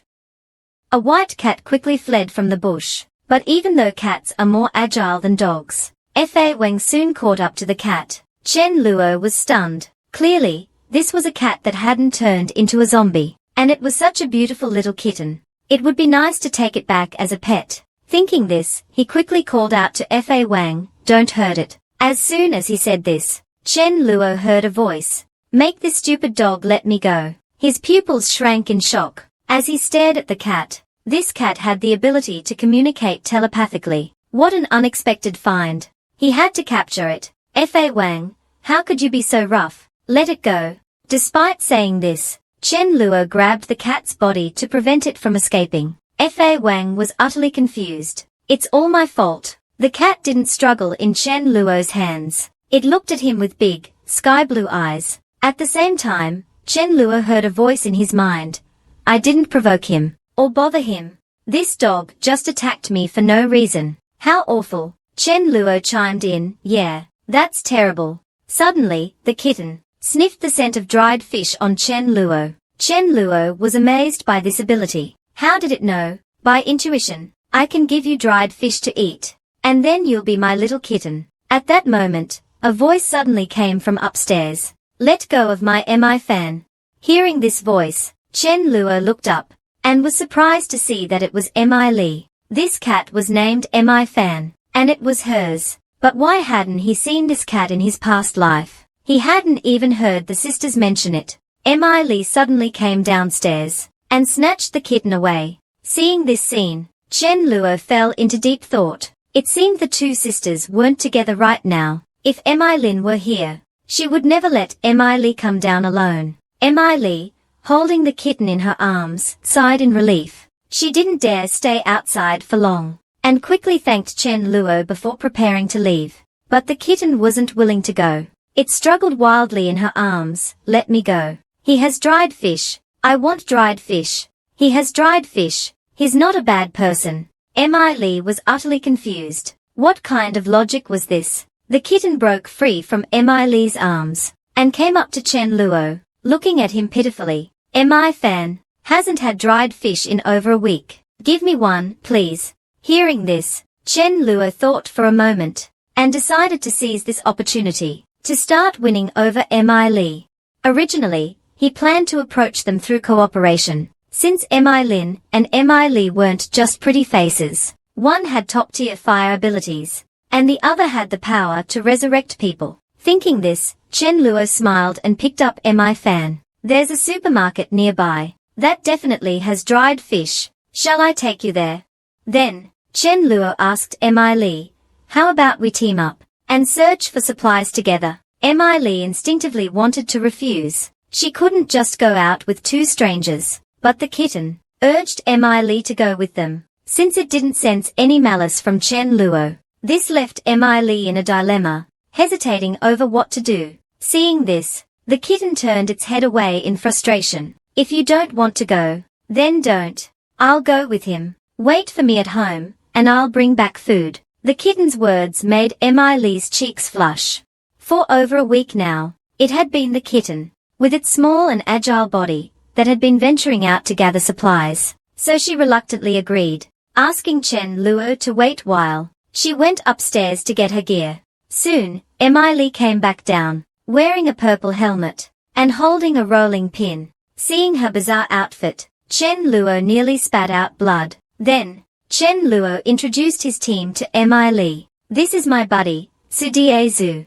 In game terms, he's like a warrior. This dog is also my companion. His name is Fa Wang, and he's a lightning mage. You can call him the Lightning King. I'm Chen Luo, and I have spatial abilities. What about you?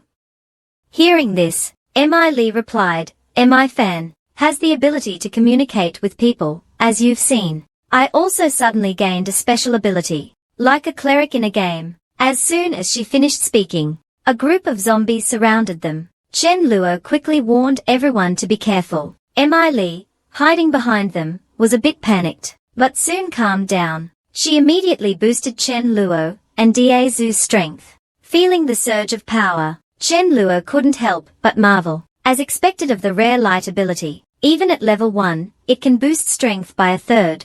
With Mi Li's boost, Su Zhu easily killed several zombies like cutting through vegetables. At that moment, a lone zombie charged at him. Chen Luo quickly warned him to dodge, but Mi Li stood still. After all, she hadn't fought zombies before, and this zombie was a good opportunity for her to practice. She would have to face this sooner or later, with no combat experience. When the zombie lunged at her, Mi Li didn't know how to dodge. The zombie's sharp nails pierced her neck, but thankfully, her thick leather jacket blocked the attack. Mi Li no longer hesitated and swung her rolling pin wildly, smashing the zombie until its head was bloody. Chen Luo, watching Mi Li relentlessly beat the already dead zombie, felt his scalp tingle. The zombie's brain matter was flying everywhere, yet the girl kept smashing its head. Coming back to her senses, Mi Li looked at the zombie she had decapitated, and couldn't help but vomit. Chen Luo handed her tissues and a bottle of water. Mi Li gave him a grateful look, but the kitten beside her looked annoyed, complaining that they were taking too long. Are we going for the dried fish or not? Half an hour later, after clearing the zombies on the second floor of the supermarket, Chen Luo told Mi Li to gather supplies, as much as she could carry. Meanwhile, Mi Fan had already found the dried fish in the snack section, and begged Chen Luo to open the package for her. Looking at the kitten, Chen Luo couldn't help but ponder. He felt there was more to this cat than just awakening a mental ability. After all, telepathic communication was such a rare ability that even advanced mental users couldn't easily master it. Such an extraordinary cat had to be brought into his team. Thinking this, Chen Luo opened the dried fish and tempted the kitten. This fish isn't fresh.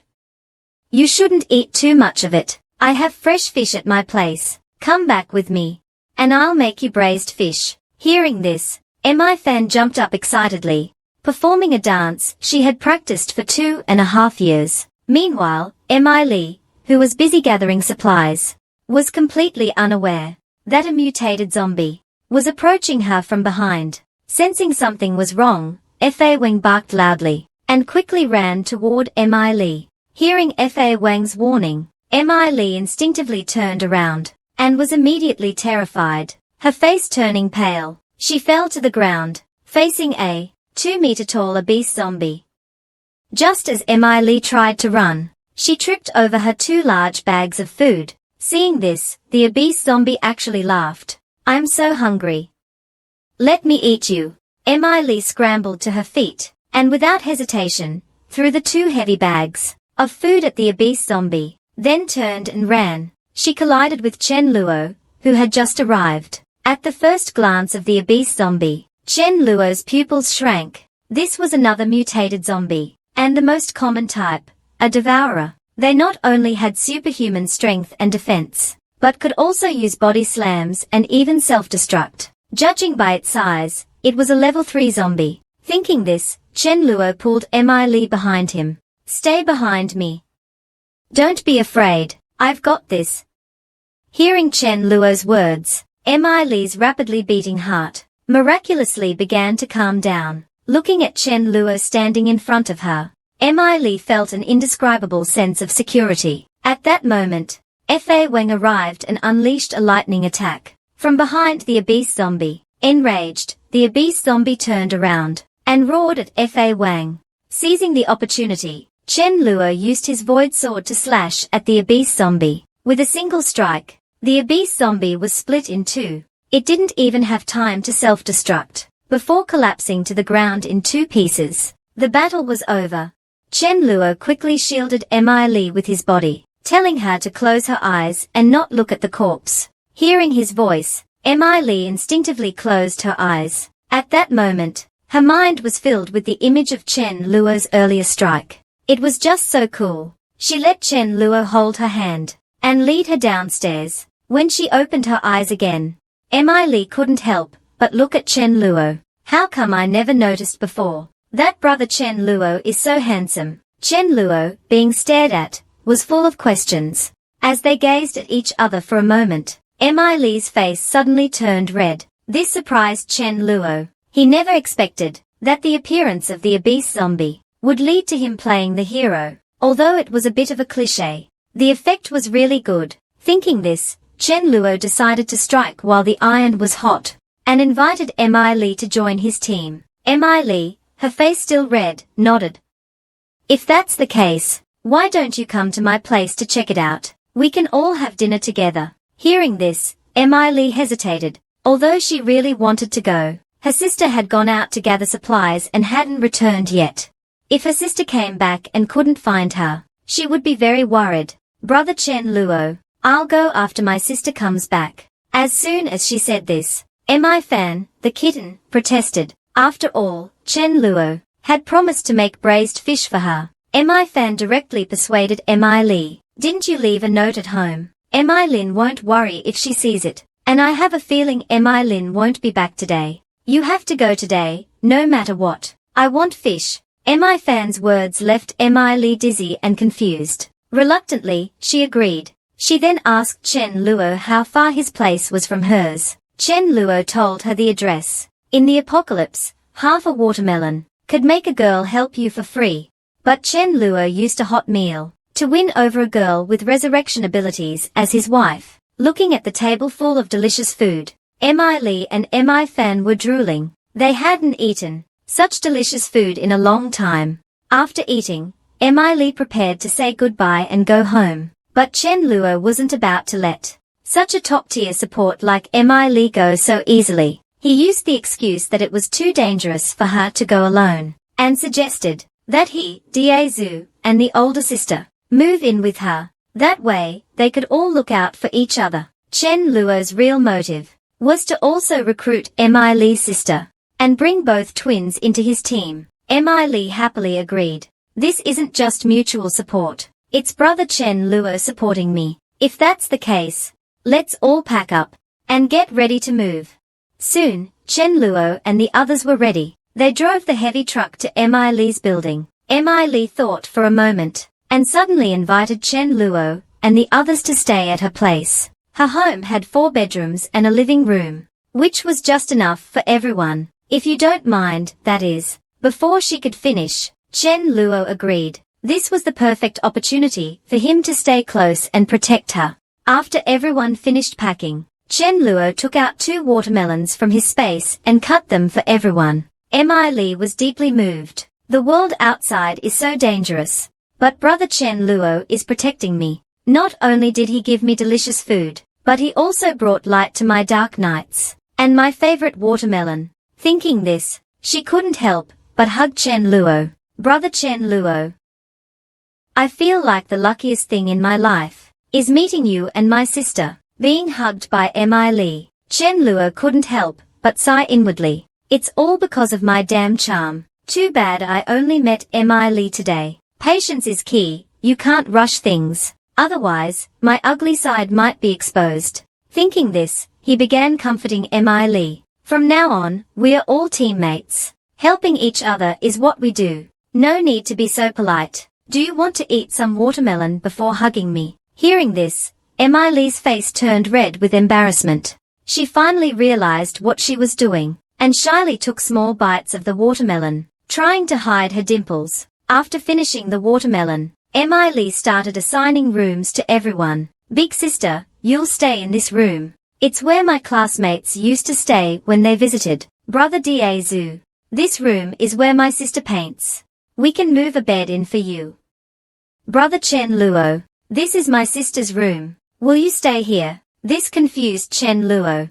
If he stayed in Mi Lin's room, where would Mi Lin sleep when she returned? He decided to settle in first, and figure it out later. Chen Luo then handed Mi Li some zombie crystals, and taught her how to use them. After saying goodnight, he returned to his room, but as soon as he opened the door, he saw Mi Fan lying on the bed, waiting for him. The kitten even gave him a flirtatious look. You're finally here, you rascal. Chen Luo was utterly speechless. Although Mi Fan and Fa Weng had gained intelligence, they hadn't received 9 years of compulsory education. They had no idea what the phrase meant. Mi Fan just thought it was fun, and blurted it out when Chen Luo arrived. I'll sleep with you tonight, and with Mi Li tomorrow, Mi Fan said, rubbing against Chen Luo's hand. You're such a playboy cat, knowing how to share the love. Chen Luo picked up Mi Fan, and gave her a good petting. Mi Fan was truly adorable,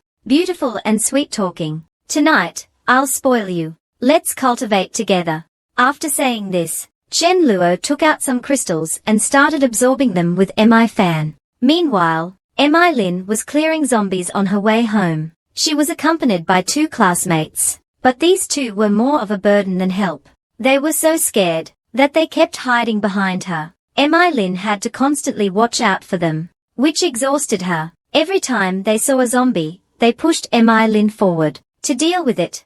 This infuriated her. Even though her fire abilities were strong, the energy consumption was too high. Even at level 2, she couldn't handle multiple zombies in a row. Looking at her 2 useless classmates hiding in the bushes, Mi Lin couldn't help but think of her sister. If I'm struggling this much, how is my delicate sister surviving? Has she starved at home? Or was she eaten by zombies while searching for supplies? Just then, the 2 useless classmates emerged from the bushes. After the zombies were dealt with, the group continued their journey home. Mi Lin prayed, Mi Li, if you're still alive, hold on, I saved a piece of chocolate for you. Meanwhile, Chen Luo and the others were preparing to have a barbecue that evening. Just as Chen Luo was about to ask Su Daezu and Mi Li what they wanted to eat, a shout came from downstairs. Mi Li froze, her face lighting up with joy. It's my sister.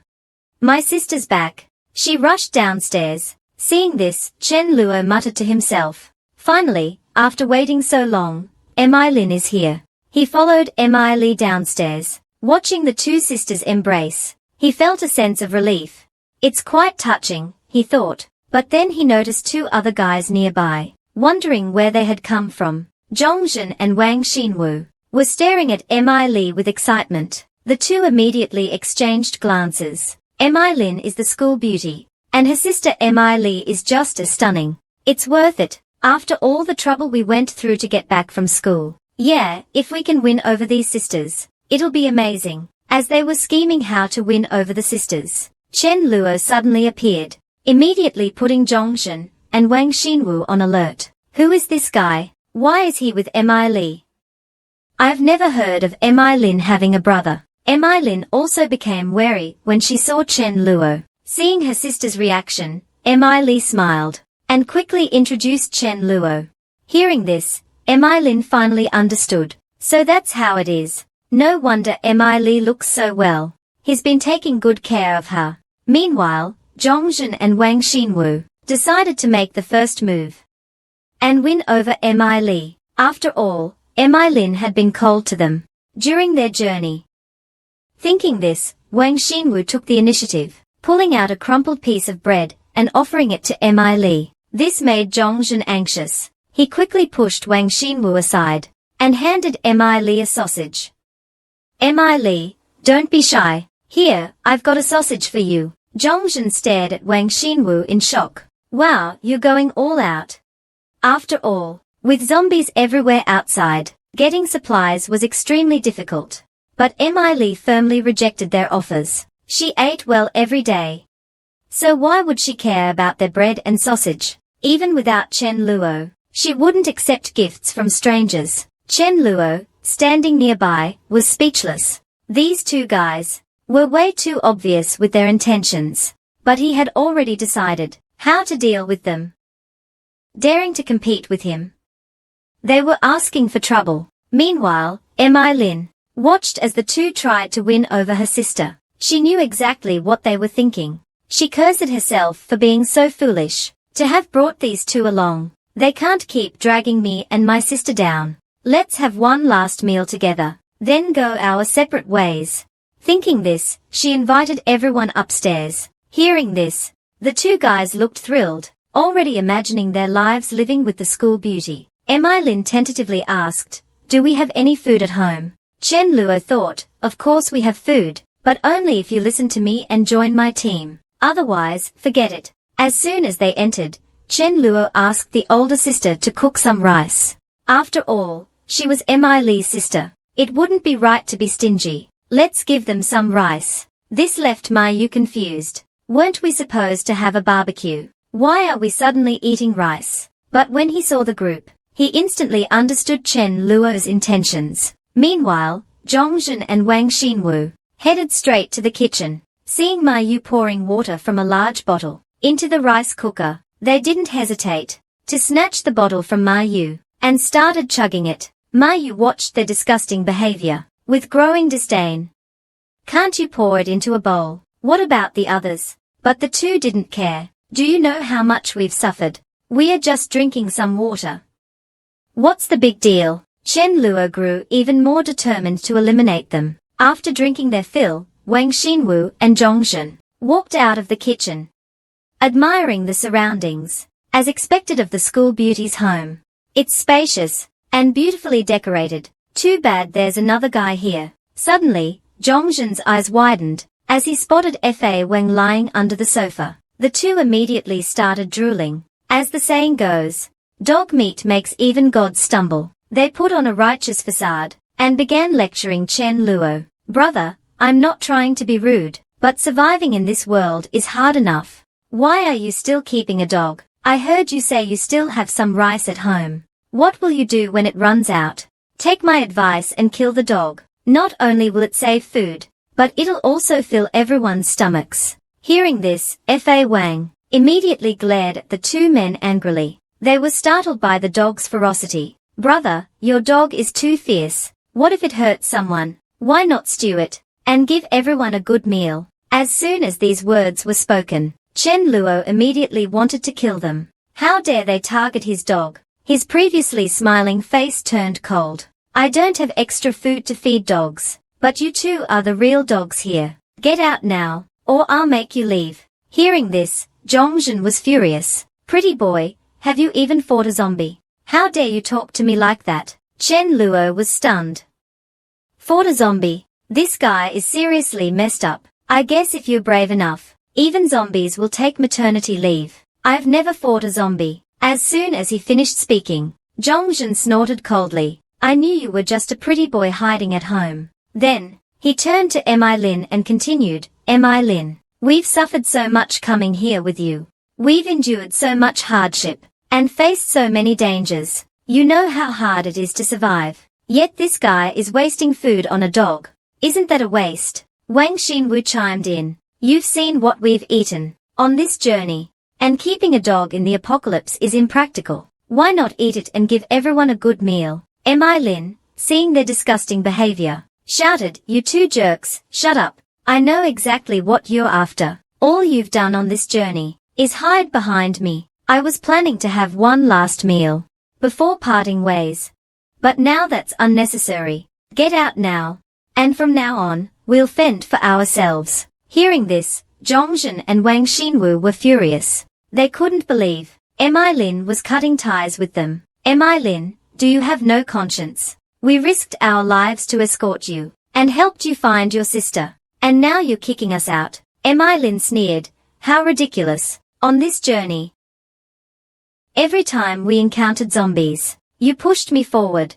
Was I escorting you, or were you escorting me? Hearing Mi Lin expose their true nature, Zhongjun, in a fit of rage, started cursing at Mi Lin. Mi Lin didn't bother arguing back. She waited for them to finish their tirade, and then told them to leave immediately. Before leaving, the two threatened her. Meanwhile, Chen Luo patted Fa Wang's head, signaling him to go out and silence them. After all, in the apocalypse, human nature is unpredictable. Fa Wang nodded in agreement, and quickly followed them downstairs. Mi Lin, seeing this, was puzzled. She thought the dog was just going to deliver itself as a meal. After Zhongjun and Wang Xinwu went downstairs, they continued to curse, planning to find a way to get revenge later. Little did they know, their lives were about to end. Suddenly, they heard a noise behind them. To their surprise, it was Fa Wang following them. Just as they thought they'd have dog meat for dinner, Fa Wang spat out 5 bolts of lightning. Before they could react, they were electrocuted to death. After dealing with the two, Fa Wang lifted his head and headed home. With skills like that, you wanted to eat dog meat. What a couple of losers. Back at home, after finishing a pot of rice, Mi Lin looked at Chen Luo apologetically. After all, she had eaten all the rice. But don't worry, whatever I eat now, I'll repay you double in the future. Chen Luo just hummed in acknowledgement, asking if she was full. After getting a positive response, Chen Luo turned to Ma Yu and the older sister. Today, we'll skip the barbecue. Let's make mapo tofu, hand-torn cabbage, sour and spicy shredded potatoes, boiled meat slices, spicy diced chicken, braised prawns, spicy crab, and for soup, let's make tomato and egg soup. Hearing this, Mi Lin was full of questions. After the apocalypse, just a bowl of rice can make a goddess willing to trade her body. But this man used half a watermelon to win over the school beauty as his wife. He's even willing to go to great lengths to recruit her sister as well, all because their abilities are incredibly powerful. The sister has awakened a rare flame ability, known as the Blood Rose. The younger sister's talent is even more extraordinary. She's awakened the 1 in a million light ability, possessing the heaven-defying power of resurrection. Now, to recruit the older sister, Chen Luo is targeting the younger sister first. He plans to use delicious food to tempt Mi Lin, with Mi Li acting as the intermediary. Thinking this, Chen Luo waved Mi Li over. Mi Li, come with me. I need to talk to you about something. Mi Li nodded and followed Chen Luo into the room. Mi Lin, watching this, frowned. A man and a woman alone in a room. What is Chen Luo planning? Is he going to pin my sister against the wall right in front of me? As soon as they entered the room, Chen Luo placed one hand on the wall, cornering Mi Li. The intimate gesture made Mi Li's face turn red. Chen Luo then asked her affectionately, with me, you don't have to worry about food or drink, right? Mi Li nodded. And with me around, you feel safe, don't you? No need to be afraid at all. Mi Li nodded again. By now, her face was flushed with embarrassment. Chen Luo smiled at her. Actually, It's all because you're obedient and clever. That's why I treat you well. But does your sister listen to me? Hearing this, Mi Li began to think. Her sister was always independent, and didn't know Chen Luo well. It was unlikely she'd listen to him. Seeing Mi Li hesitate, Chen Luo continued, Mi Li, if you had to choose between me and your sister, as the leader who could help us survive better, who would you pick? Mi Li didn't need to think twice. Of course, it's you, brother Chen Luo. After all, my sister just came back, and ate 3 bowls of unwashed rice like she was starving. It broke my heart to see her like that. Meanwhile, the dog you raised is already tired of eating meat. Since meeting you, I've never gone hungry. My sister can't even take care of herself. How can she lead everyone? Hearing this, Chen Luo laughed. So, we need to make your sister obedient first. But saying train her sounds a bit too harsh. Like I'm some kind of pervert. Mi Li, seeing Chen Luo pause mid-sentence, asked curiously, make her what? Chen Luo, sweating nervously, coughed awkwardly and said seriously, make her listen to me. Otherwise, at critical moments, if your sister and I have a disagreement, it could put us all in danger. Mi Li nodded, agreeing with Chen Luo's reasoning. So, until your sister obeys me, I won't share my supplies with her. For now, she'll just have to watch me eat. With that, Chen Luo patted Mi Li's shoulder. Your sister needs to learn to follow orders. Otherwise, we might face unnecessary risks. Mi Li nodded again, understanding the importance of unity. Chen Luo then added, for now, she'll just have to watch me eat. With that, Chen Luo patted Mi Li's shoulder and left the room. When she starts listening, then she can eat. Remember, this is for her own good. After Chen Luo's explanation, Mi Li felt it made sense. And agreed, that's right. This is all for my sister's benefit. Meanwhile, in the kitchen, Mi Lin was shocked to see Ma Yu pulling out a large amount of food. She quickly urged him to conserve supplies. But Ma Yu ignored her, saying it was all under Chen Luo's orders. How much to prepare isn't up to me. Hearing this, Mi Lin went straight to Chen Luo, asking him to be more frugal. Otherwise, we'll have nothing left after today. But Chen Luo didn't seem to care. Today, you and Mi Li are reunited. Mi Li is happy, so we must celebrate. Besides, these are my supplies. You don't need to worry about it. This left Mi Lin stunned. She had never seen anyone be so extravagant in the apocalypse. Looking at the table full of delicious food, Mi Lin sighed helplessly. I shouldn't have eaten so much earlier. And it looks like many of these dishes are my favorites. Even though I'm full, the smell of the food is irresistible. I'll just sit down and have a little more. Seeing Mi Lin sit at the dining table, Chen Luo asked curiously, what are you doing sitting here? This infuriated Mi Lin. Where I sit is none of your business. Seeing this, Mi Li could only silently apologize to her sister in her heart. After all, for her sister's future, she had to endure a little hardship. We're about to eat. Isn't it inappropriate for you to sit here? Of course, if you want to watch us eat, you can stay. Hearing this, Mi Lin was incredulous. What do you mean? Am I not included? Chen Luo replied, this table of delicious food isn't for you. This made Mi Lin furious. Earlier, you said this was to celebrate my reunion with Mi Li. Yes, but I didn't say you were included. You're not part of our team. Only my people get to enjoy the food I risked my life to bring. Chen Luo then turned to Mi Li, asking, aren't you one of my people? Mi Li shyly nodded. Yes, I'm brother Chen Luo's person. Then he looked at Da Zhu and the older sister, who also confirmed they were his people. Even Fa Wang barked loudly. I'm also my master's person. Mi Fan meowed, signaling that Chen Luo had plenty of dried fish, and that she would stand by him to the end. Hearing everyone's loyalty, Chen Luo smiled contentedly. You see, only my people get to eat my food, and since you're not one of them, you have no right to join us. Unless you agree to listen to me, and call me brother, then you can join my team and eat with us. Before he could finish, Mi Lin interrupted, shaking her resolve. Enraged, she slammed the table. Chen Luo, don't push me too far. You think a meal gives you the right to humiliate me. Let me tell you, I'd rather starve than eat a single bite of your food. With that, she stormed off to her room. The more she thought about it, the angrier she became. This was clearly a setup. After all the effort she'd made to return home, she was met with betrayal. The spicy aroma of Sichuan cuisine filled the air, and she could hear them discussing the delicious food on the table. This living room is unbearable. I can't stand the smell of the food. Lin returned to her room with a cold expression. As soon as she entered, she felt a sharp pain in her chest. There was a pair of men's underwear on the bed. It had to be Chen Luo's. Li, you're really something.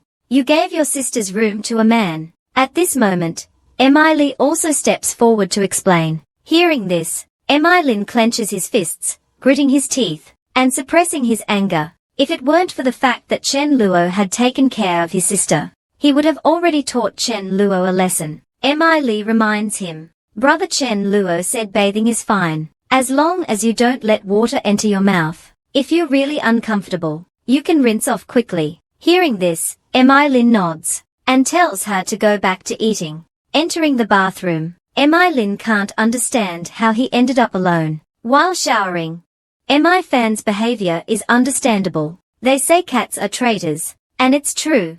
They'll follow anyone with dried fish. But why did Li also betray her sister? For the sake of food. But if you keep eating like this, the food in the fridge will only last a few days. By then, Li and Fan will have no choice but to return to me. Just wait and see who will have the last laugh. Just after showering, Lin hears Chen Luo taking out grapes for everyone as a post-meal treat. He can't help but drool. That guy is really annoying. There are so many fruits to eat. Why did he have to pick my favorite grapes? He really wants to try them, but he shakes his head vigorously, forcing himself not to think about it. Heading outside, Lin calls Li to his room, planning to ask her what's been going on, and how Chen Luo got all these supplies. What kind of spell did he cast on her? Meanwhile, Li also wants to persuade Lin to listen to Chen Luo sooner, so she follows Lin into his room. Meanwhile, Chen Luo admires Lin's figure. Just a few glances are enough to stir his desires. He also waves the grapes in front of Lin, teasing him. Lin sees this and is furious. That guy is definitely doing this on purpose. Lin can't understand how Chen Luo got the supplies, or what kind of spell he cast on Li to make her side with him. Entering the room, Lin pins Li down on the bed, demanding to know why she's siding with an outsider. Why didn't you stand up for me? Your own sister, earlier? Li pleads and tries to explain. Sister, I did this for everyone's good. If we form a team, we'll need a leader to avoid disagreements in dangerous situations. And among us, Brother Chen Luo is the most suitable choice. That's why I didn't support you earlier. Brother Chen Luo was worried you wouldn't listen, so he had to put you in a tough spot. He discussed this with me beforehand, and I agreed because it made sense. Hearing Li's explanation, Lin strongly suspects that she's been brainwashed by Chen Luo. If he shows enough ability, I'll naturally listen to him, but using such low tactics, does he really think a meal will make me submit? Hearing this, Li is also frustrated. She asks Lin what he plans to do. Since staying at odds isn't a solution, Lin thinks for a moment and says, unless he proves his strength by fighting me, and whoever wins gets to lead. With that, Lin grabs his jacket, puts it on, and strides toward the door. Li quickly asks where he's going. I'm going out to look for food in the neighborhood. Hearing this, Li panics. It's almost dark. What if you run into danger? Brother Chen Luo, please help me convince her. Hearing this, Chen Luo shakes his head. Sorry, Li. I have no reason to stop your sister. But don't worry, he can take Fan with him. Fan can sense danger in advance. This makes Fan very unhappy. Lin is really something. Wouldn't it be better to just follow Chen Luo? Women are so fickle, always acting on impulse. At this moment, Chen Luo nudges Fa Wang with his foot, signaling him to follow Lin. Why go out and suffer in this heat? This is so annoying. Can I go help my sister then? Hearing Li's words, Chen Luo nods in agreement, reminding her to bring proper gear and stay safe. Watching the two of them, along with the cat and dog, leave, Chen Luo sighs. Mi Lin, oh Mi Lin, I really didn't want to use such a blunt approach with you. But who made you kick me in the butt in my past life? I only stole a few cabbages from you. Now, I'm just settling a score from my past life. But I can't keep dragging this out. I need to find a way to win her over. 10 minutes later, Mi Lin returns with a cup of instant noodles, flaunting it in front of Chen Luo. Hearing this, Chen Luo bursts out laughing. Anyone who doesn't know better would think your beef-flavored noodles actually have beef in them. I was planning to have barbecue tonight, but since you're showing off, I'll show you what real beef noodles look like. After instructing Yu Ji to prepare beef noodles for dinner, Chen Luo invites Li Ling for a serious conversation. Li Ling nods and agrees. First of all, I went too far at noon. I shouldn't have treated you that way. I apologize for that. Secondly, until you recognize me as the leader, I won't share my supplies with you. After all, being a leader requires both strength and strategy, but I'll prove to you that my strength and vision surpass yours. First, let's test our strength. We'll fight in 3 days. If I lose, I'll listen to you from then on. Hearing this, Mi Ling's eyes light up.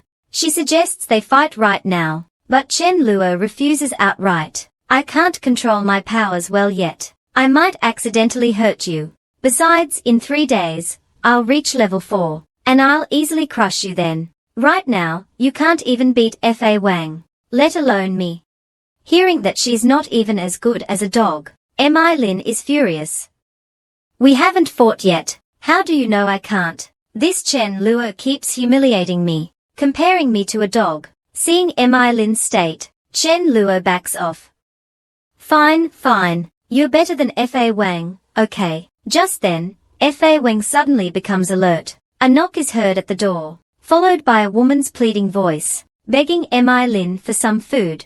I haven't eaten in 2 days. Hearing this, Mi Lin retorts, if you haven't eaten in 2 days, doesn't that mean you ate something 2 days ago? Chen Luo is also surprised. How can her response be so naturally sharp? The woman outside is speechless.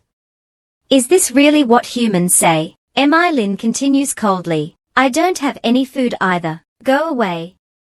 But Mi Li feels uneasy seeing this. Noticing her expression, Mi Lin sternly tells her, no matter how much food we give her, she'll never be satisfied. When the food runs out, what will you do if she comes begging again? In the apocalypse, survival of the fittest is the rule. If she can't find food, her death is her own fault for being weak. Hearing this, Chen Luo can't help but praise her. Not bad, Li Ling. You've got a high level of awareness. Li Ling brushes it off. Enough talk. In 3 days, I'll see where your confidence comes from. Just then, Mi Fan tells Chen Luo.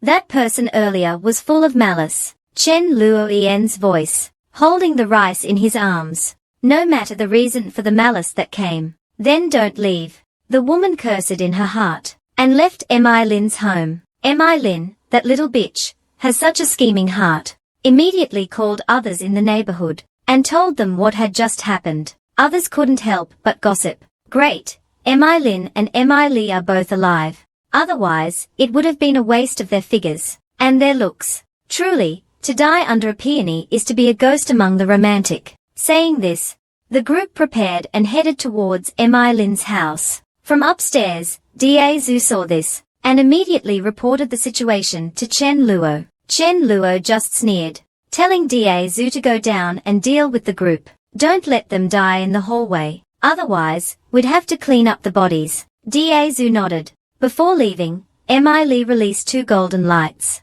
into Da Zhu's body. One was a strength boost, the other was a defense boost. After adding the buffs, Da Zhu and Fa Wang headed downstairs. He observed the situation from the window. Mi Lin, standing beside him, unexpectedly noticed. Chen Luo is quite handsome. I really want to see if this guy is as strong as they say. Thinking this, Mi Lin stood beside Chen Luo, keeping half a meter distance, observing downstairs. At this moment, Da Zhu was surrounded by 5 people. Fa Wang suddenly ran out and started barking at the crowd. This caught the attention of the six. Their first thought was, we can eat dog meat. Da Zhu took advantage of their distraction to attack one of them. The others quickly reacted and attacked simultaneously, but their attacks had no effect on Da Zhu. This shocked everyone, realizing Da Zhu was also an ability user. Just as they were about to use their abilities to deal with Da Zhu, Fa Wang spat a bolt of lightning at them. In no time, Da Zhu and Fa Wang had taken care of everyone. Soon after, the group was dealt with by Da Zhu and Fa Wang. Chen Luo, watching from upstairs, was surprised. Fa Wang took the initiative to distract them. I didn't teach him that. Did he learn it on his own? Thinking this, he turned to Mi Li, ready to teach him a lesson. Mi Li, go and extract the newly formed crystals from those six. Mi Li was shocked. Pointing at himself, Chen Luo nodded, yes, you. Even though you're a support and should stay in the back. Some things require first-hand experience to adapt to danger. Otherwise, it will affect your combat ability. Hearing this, Mi Li looked at Mi Lin with pleading eyes, hoping Mi Lin would speak up for him. But Mi Lin fully agreed with Chen Luo. Mi Li, this is something you'll have to face eventually. Better get used to it while it's safe. At the same time, Mi Lin swore to herself, I swear, I'm not doing this to get back at you, for not speaking up for me earlier. Taking the dagger from Chen Luo, he followed him downstairs. Mi Li looked at the corpses in front of him. With a trembling voice, he turned to ask Fa Wang to do it for him. Fa Wang immediately shook his head. This isn't a dog's job. Forcing himself to overcome his fear, Mi Li cut open the corpse's forehead. After extracting the crystal, Michigan Li immediately vomited. A few minutes later, Mi Li, pale-faced, handed the packaged crystals to Chen Luo. Chen Luo, seeing his cold sweat, comforted him. It's okay. You'll get used to it after vomiting a few times. Your brother Da Zhu was the same way. Wait a moment. I'll have Yuji make you some braised beef noodles when we go back. After going upstairs, a bowl of fragrant braised beef noodles was ready. Mi Lin was shocked by the amount of beef in the noodles. Are you eating beef or noodles? Who eats beef noodles like this? Chen Luo handed the bowl with the most beef to Mi Li, but due to the earlier scene, he couldn't eat anything. Mi Lin, hearing this, became even more annoyed. Mi Li, this guy must be doing it on purpose. Mi Li felt it was intentional. In the apocalypse, just a bowl of braised beef noodles could make a goddess willing to help you with a free nucleic acid test, but a man offering a real bowl of beef noodles wanted the goddess Mi Lin to call him Big Brother. But Mi Lin refused on the spot, even when tempted with her favorite scallion pancakes and soy milk. Li Ling remained unmoved. She was waiting for the duel with Chen Luo in 3 days. If she won, all the food would belong to her. But the aroma wafting from nearby made her furious. Eat, eat. Let's see what you'll eat next meal. I know exactly how big my fridge is. That night, Mi Lin saw another lavish dinner on the table, and was shocked. She knew the size of her fridge. It couldn't possibly hold so much food. Thinking this, Mi Lin rushed to the kitchen fridge, and opened it directly. What she saw shocked her. The fridge was somehow full of food again. Chen Luo, how is the fridge full again? Did you go out at some point? No, even if you did, you shouldn't have been able to get such fresh ingredients. Facing Mi Li's questioning, Chen Luo was about to speak. But Mi Li quickly explained, Sister, actually, Brother Chen Luo is a spatial ability user. He has enough food stored to last for years. This left Mi Li stunned. Feeling like a fool, embarrassed and angry, she questioned Mi Li. Why didn't you tell me earlier? Mi Li scratched his head sheepishly. Sorry. Sister, I was so excited I forgot. Hearing this, Mi Lin said nothing more. Turning to Chen Luo, she said, as per our agreement, we'll fight in 2 days. If I win, you'll obey me. Chen Luo smiled. Maybe we can do it tomorrow. I'll try to satisfy your desire to be beaten. Mi Lin scoffed at his words, still fantasizing about defeating Chen Luo tomorrow, or the day after, and making him kneel at her feet, calling her sister, then offering her a pile of delicious food.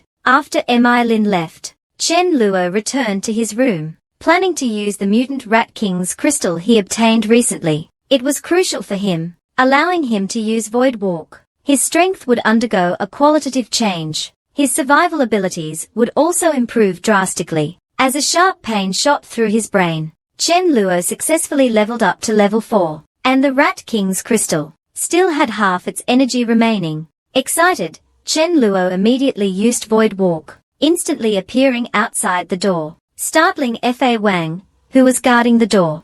"Don't be scared, it's me." Hearing this, Fa Wang felt like 1,000 alpacas were running through his mind. "I am guarding the door for you, and you scare me like this?" For a moment, I thought I saw the heavens. The next morning, Mi Lin glared at Chen Luo. "Did you make your dog wake me up last night, ruining my rest before the duel?" Fa Wang gave Chen Luo a resentful look. "It really scared me to death." Chen Luo chuckled. "You overestimate yourself. Let's eat first. Then we can settle this." Mi Lin's eyes lit up. "No need to wait until tomorrow." Chen Luo smiled. "Not tomorrow. Let's eat first. Then we can have our match." Mi Lin's eyes sparkled. "No need to wait until tomorrow." Chen Luo nodded. "That's right. But first, let's confirm one thing. If I win, you'll obey me, right?" Chen Luo nodded. "Exactly. How about a wager? We'll stand 20 meters apart. If I don't subdue you within 3 seconds, I'll admit defeat." This infuriated Mi Lin, though she admitted Chen Luo was strong, thinking he could subdue her in 3 seconds. Was he looking down on her? Chen Luo shrugged. "It's not about looking down on you. I'm just confident." Looking at Chen Luo's smug face, Mi Lin sneered inwardly. "Fine, let's see. I'll just turn and run at the start, as long as I can stall for 3 seconds. What's the wager?" Hearing this, Chen Luo grinned. "Simple. You just have to bend over and let me kick you." Mi Li was stunned, and immediately countered. "What if you lose? Do I get to kick you too?" Chen Luo waved his hand. "You can kick me to death, or make any demand you want. I'll fulfill it." After all, he had mastered the overpowered ability of Void Walk. There was no way he could lose. Mi Lin nodded in agreement. Soon, the two of them stood on the rooftop of the apartment complex, with Da Zhu and Mi Li as witnesses, to ensure no one would back out after losing. As they prepared, Mi Lin stared intently at Chen Luo, ready to dodge any move he made. "I don't believe I can't stall for 3 seconds." But the next second, Chen Luo disappeared from her sight. Panicking, she looked around, but there was no sign of Chen Luo. Suddenly, with a whoosh, Chen Luo reappeared behind her, grabbing her neck. Mi Lin instinctively grabbed Chen Luo's hand, trying to throw him, but found she couldn't move him. Chen Luo leaned closer to Mi Lin, and whispered in her ear, "Mi Lin, you lost." Hearing this, Mi Lin let go of his hand. She knew if Chen Luo had used a dagger instead, she would have been dead. Reluctantly, she admitted defeat. "Do I really have to bend over for him?" Thinking this, Mi Lin's face turned slightly red. Chen Luo chuckled. "Go down and have breakfast first, and I'll apologize for what happened the other day."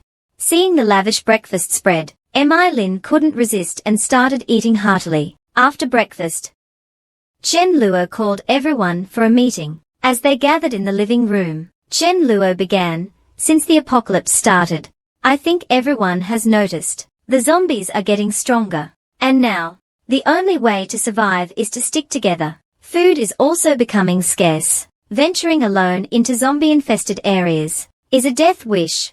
So, forming survivor groups and living in communities is the inevitable trend. But while our team is strong individually, facing a group of 100, even if we win, some of us will die. And that's something I can't accept." Turning to Mi Lin, he continued, "As for joining other groups, that's out of the question. I won't bow to anyone." And with beauties like Mi Lin and Mi Li, other groups would demand they serve them. With the collapse of order, human desires run wild, and 2 beautiful women would face unimaginable horrors. Hearing this, Mi Lin's face turned pale. "Who dares lay a hand on me or my sister? I'll drown them. So, we can't join other groups, and we won't be bullied. The only solution is to form our own group." Everyone nodded in agreement.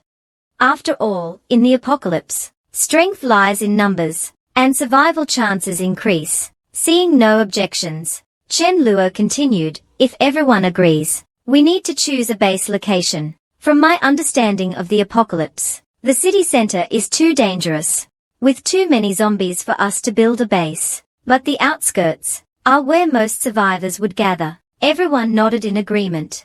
After all, in the apocalypse, strength lies in numbers, and survival chances increase. Seeing no objections, Chen Luo continued, if everyone agrees, we need to choose a base location. From my understanding of the apocalypse, the city center is too dangerous, but the outskirts are where most survivors would gather.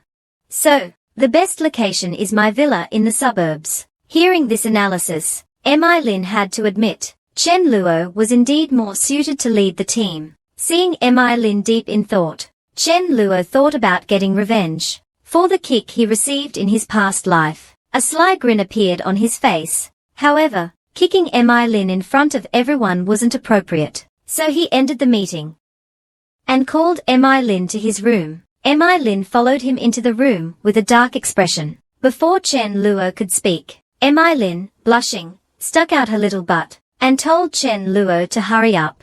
Chen Luo, seeing this nosebleed-inducing scene, trembled with excitement. The stimulating sight made his blood boil. He trembled with excitement. The beautiful scene was too much to bear. Mi-Lin, waiting impatiently, had been sticking out her butt for a while Chen Luo was still hesitating. Hurry up, you have 10 seconds left. If you don't do it, I'll consider it forfeited. As Mi-Lin began counting down, Chen Luo was still deciding on the angle. After choosing the position, he hesitated again. Though this kick would avenge him, it might also doom him to a lifetime of singleness. When Mi-Lin reached 20, Chen Luo knew there was no time left, so he gritted his teeth and slapped Mi-Lin's butt.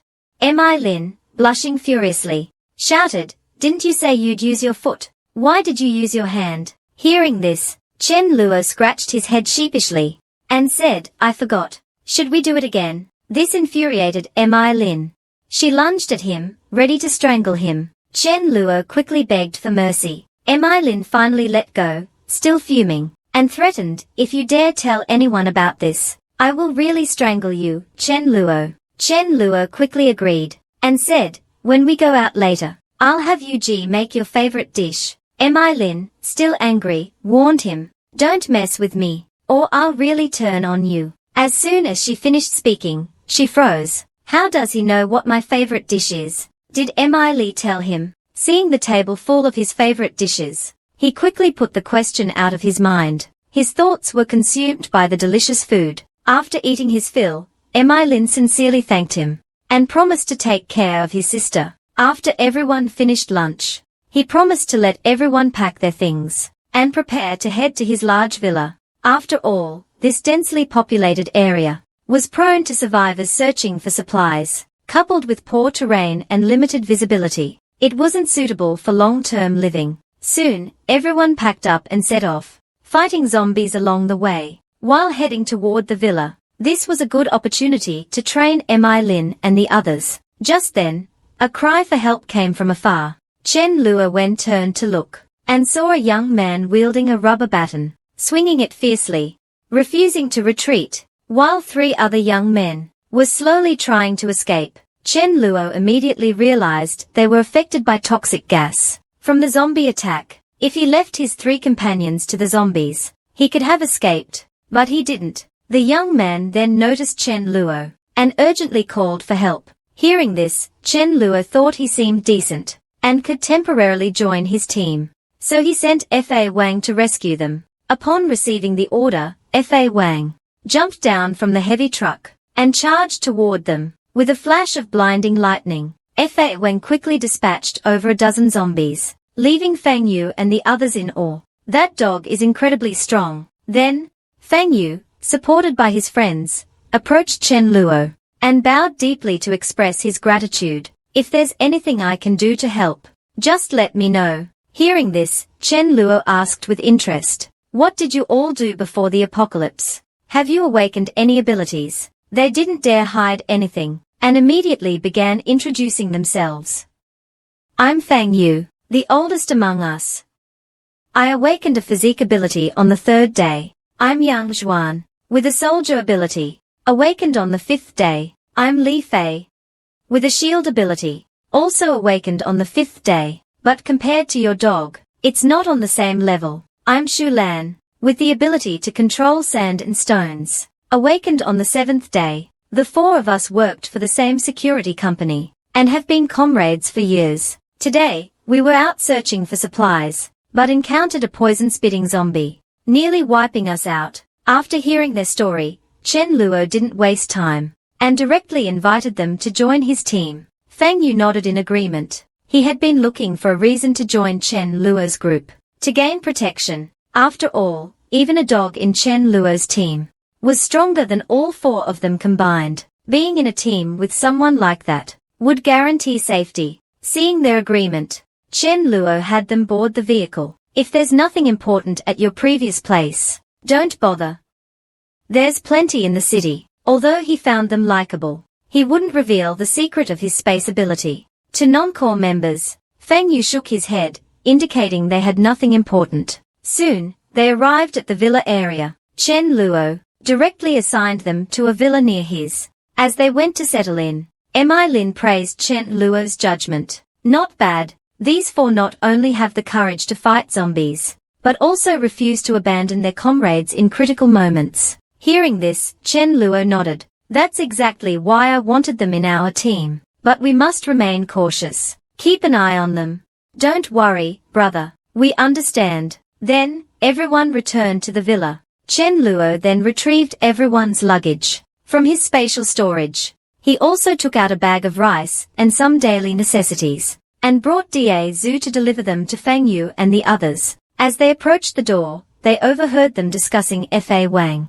I can't believe it. A dog actually took down over a dozen zombies, and it seems like that dog could easily beat us. Be confident. Remove the seems like.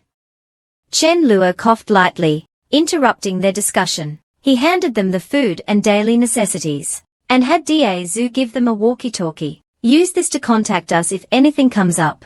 It's more convenient. I plan to settle here long term, so this afternoon, I'll take the team to scout the villa area. Since you're injured, rest up for now. If anything happens, use the walkie-talkie. After lunch, Chen Luo took Mi Lin to patrol the villa surroundings. This made Mi Lin furious. Why do you have to bring me along? I need to ensure Mi Li's safety. What if something happens to her? Before he could finish, Chen Luo pushed him into the bushes, telling him to stay quiet as someone was approaching.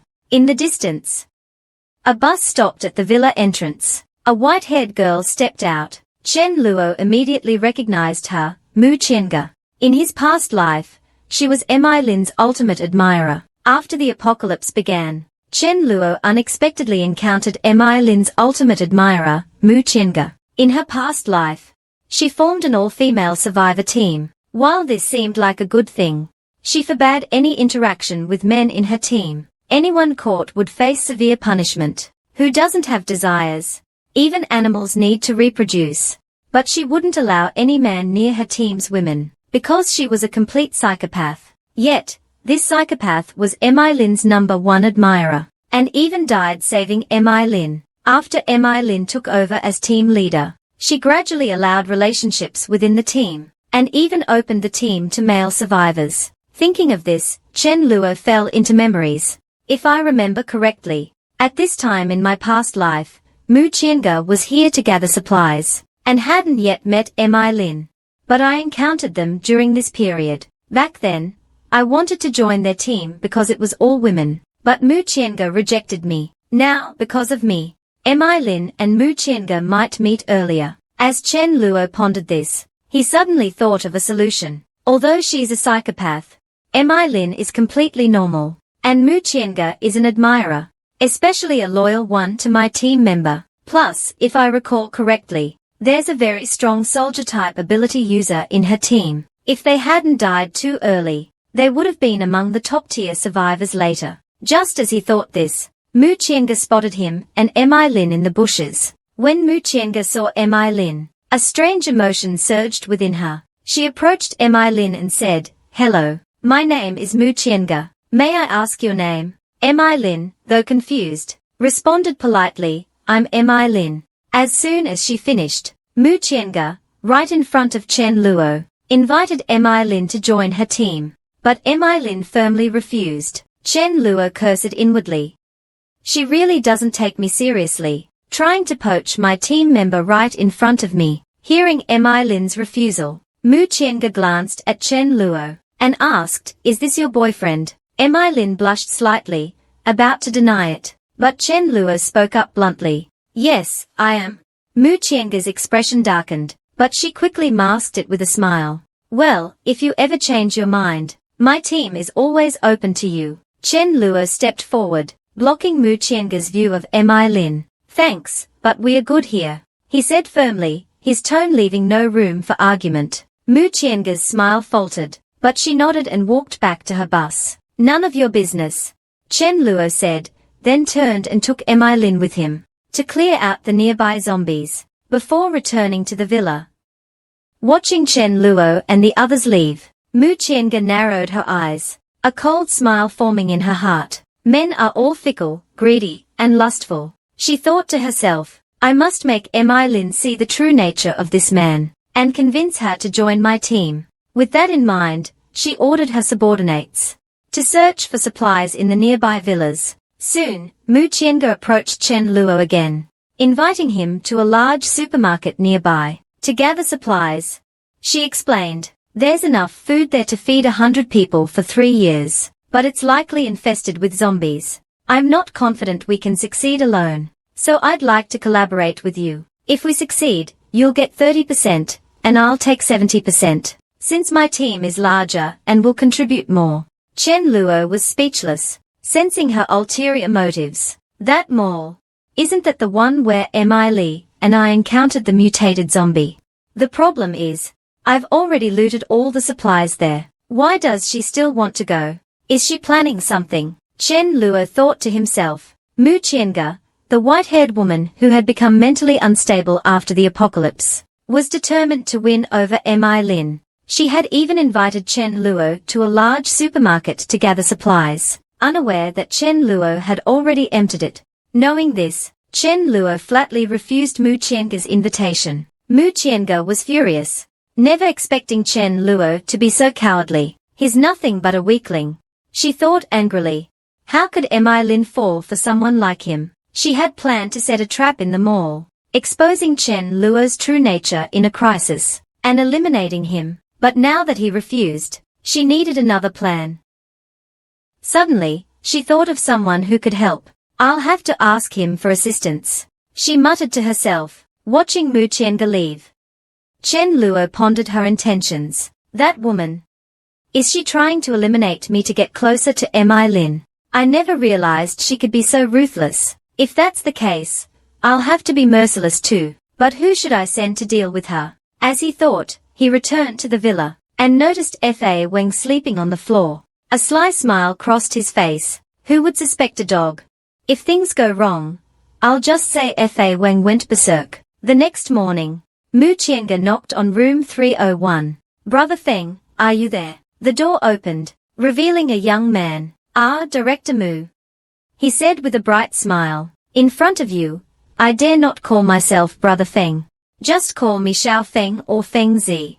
Mu Qianga smirked inwardly, disgusted by his fawning behavior. If it weren't for your spatial ability, I wouldn't bother with someone like you. She explained her plan to him. I need you to use your spatial ability to lure zombies to a specific location. This is to expose a scumbag, she said, masking her true intentions. Jiang Feng agreed eagerly, but before he could finish, Mu Qianga interrupted.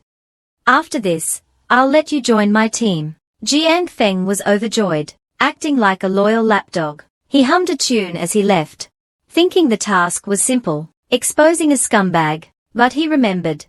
Brother Da Zhu mentioned something about that mall. Meanwhile, Chen Luo was deep in thought. If Mu Qianga is this desperate to get rid of me, I'll have to strike first. He glanced at Fa Wang, who was still sleeping peacefully. Fa Wang, it's time to prove your worth, Chen Luo muttered with a grin. Let's see how Mu Qianga handles a surprise attack. With that, Chen Luo began to formulate his plan. The game of survival was far from over. He was working as a security guard in that villa area. Last time I couldn't find him, but this time I'll try again. Soon, using his spatial ability, Jiang Feng lured a large wave of zombies toward the villa area. But when he arrived at the villa entrance, he found his friend Da Zhu standing there. He slammed on the brakes and stopped in front of him, asking in surprise, Da Zhu, what are you doing here? Fa Wang was about to bite Jiang Feng, but Chen Luo stopped him. Meanwhile, the zombies were closing in from behind. Jiang Feng didn't have time to catch up, so he quickly led the zombies away. In his heart, he cursed Mu Qianga. That woman didn't tell me my friend was here. I can't harm my friend just to join her team. Chen Luo watched Jiang Feng leave, muttering, isn't that Brother Feng?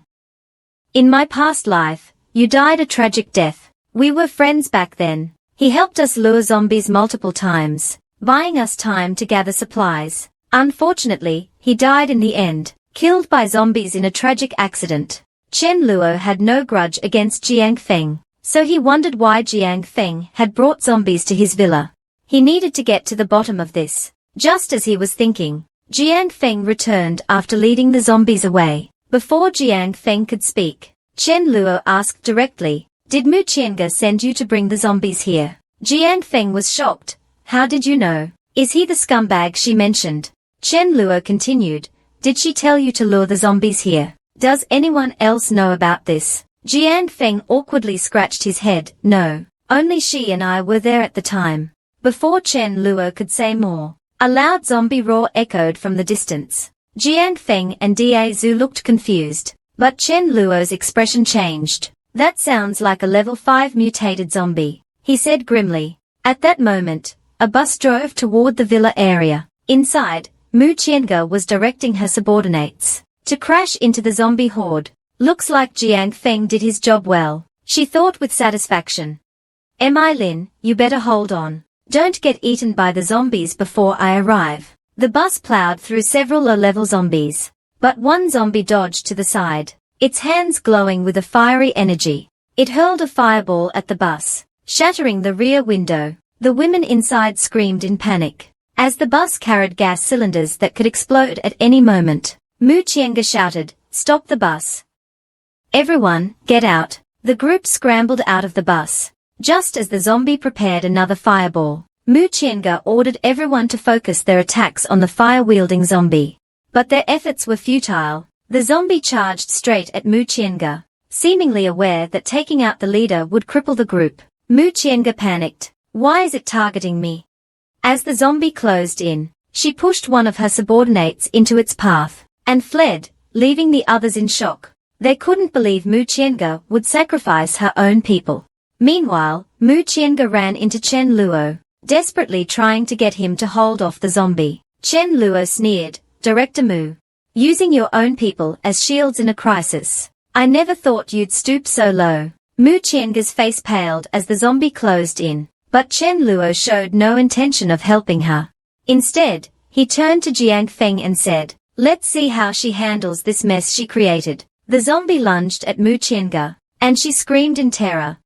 Realizing she had no way out, Chen Luo watched coldly, knowing this was the consequence of her schemes. As the zombie closed in, Mu Qianga's screams echoed through the villa area, a grim reminder of the dangers of betrayal in the apocalypse. Chen Luo turned to Jiang Feng. Let's get out of here before more zombies show up. Jiang Feng nodded, still shaken by what he had witnessed. As they left, Chen Luo couldn't help but think. In this world, trust is a rare commodity, and betrayal can come from the most unexpected places. With that, they disappeared into the shadows, leaving Mu Qianga to face her fate alone. The apocalypse spared no one, and survival often came at a heavy price. Chen Luo knew this all too well.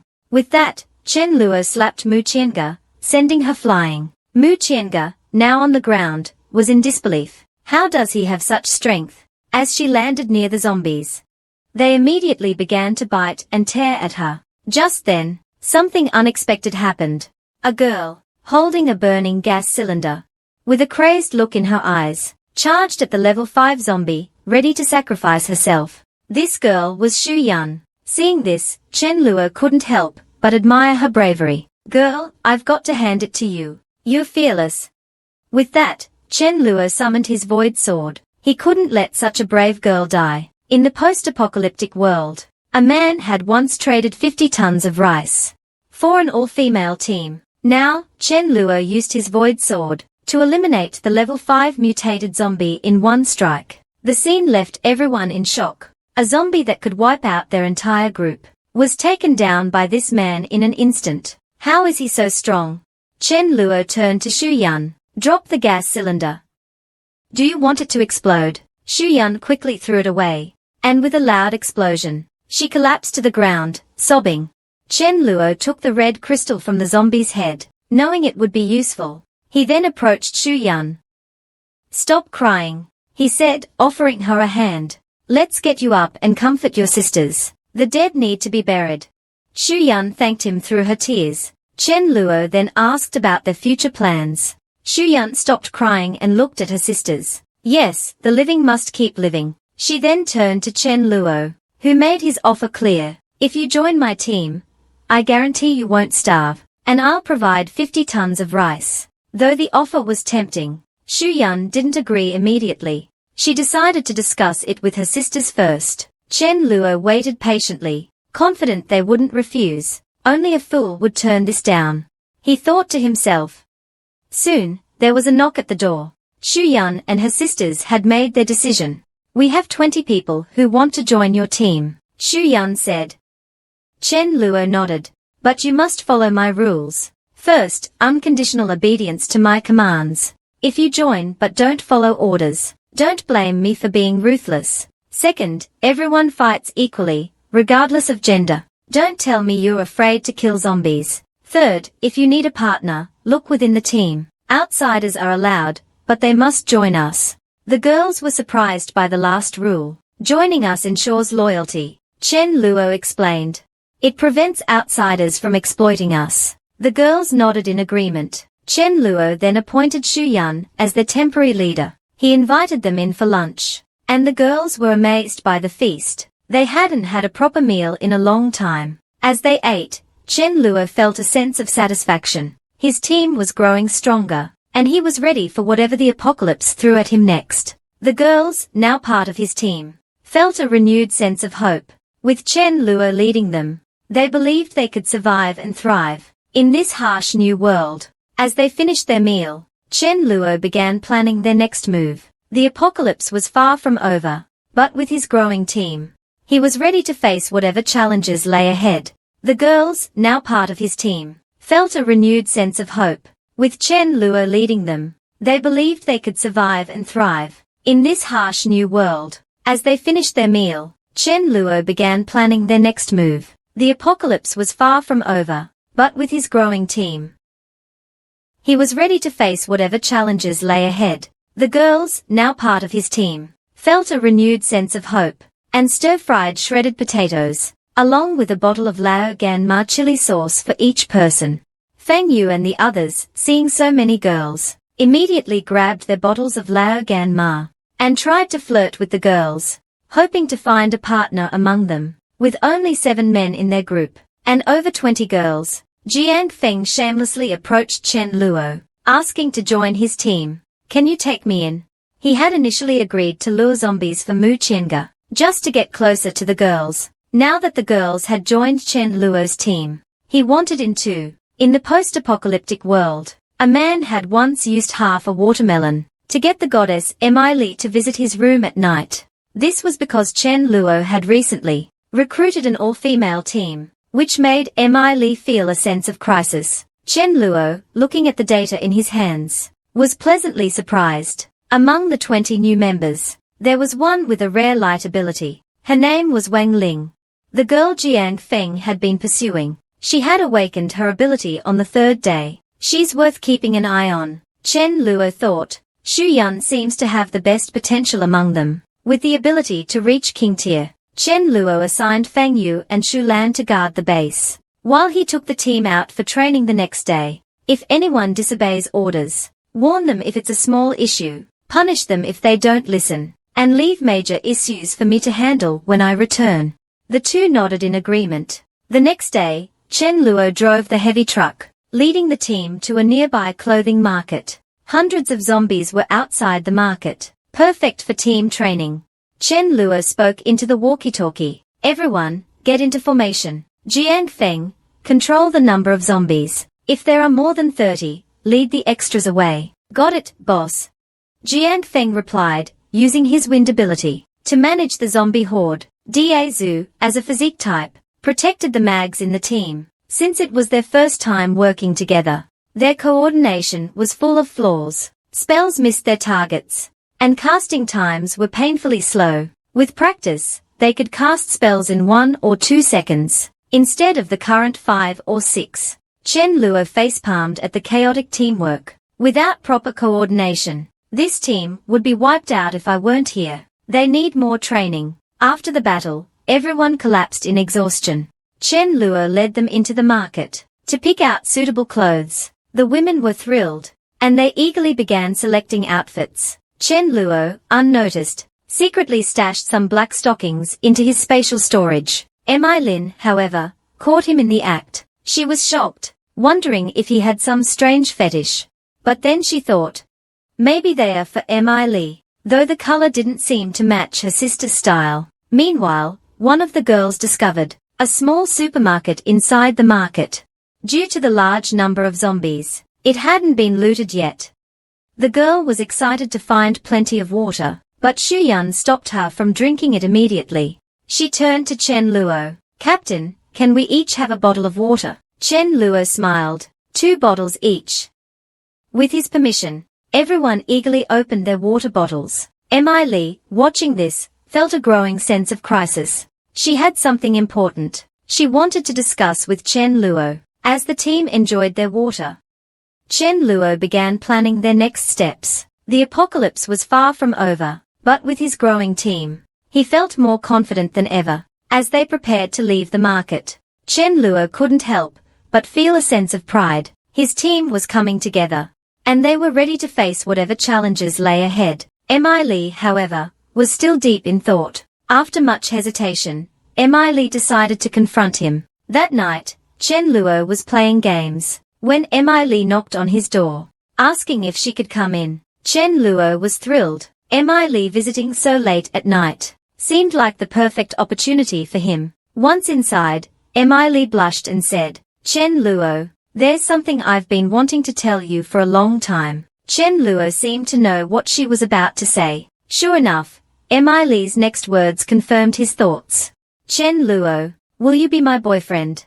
Chen Luo, excited, pinned Mi Li on the bed, ready to explore the origins of humanity. But suddenly, he noticed a pair of eyes staring at him. It was his cat, Rice, watching intently. Startled, Chen Luo threw Rice out of the room. Earlier, Mi Li had confessed her feelings to Chen Luo, and he had pinned her on the bed, gazing at her affectionately. Mi Li, do you know how long I've waited for this moment? He then gave her a loving kiss.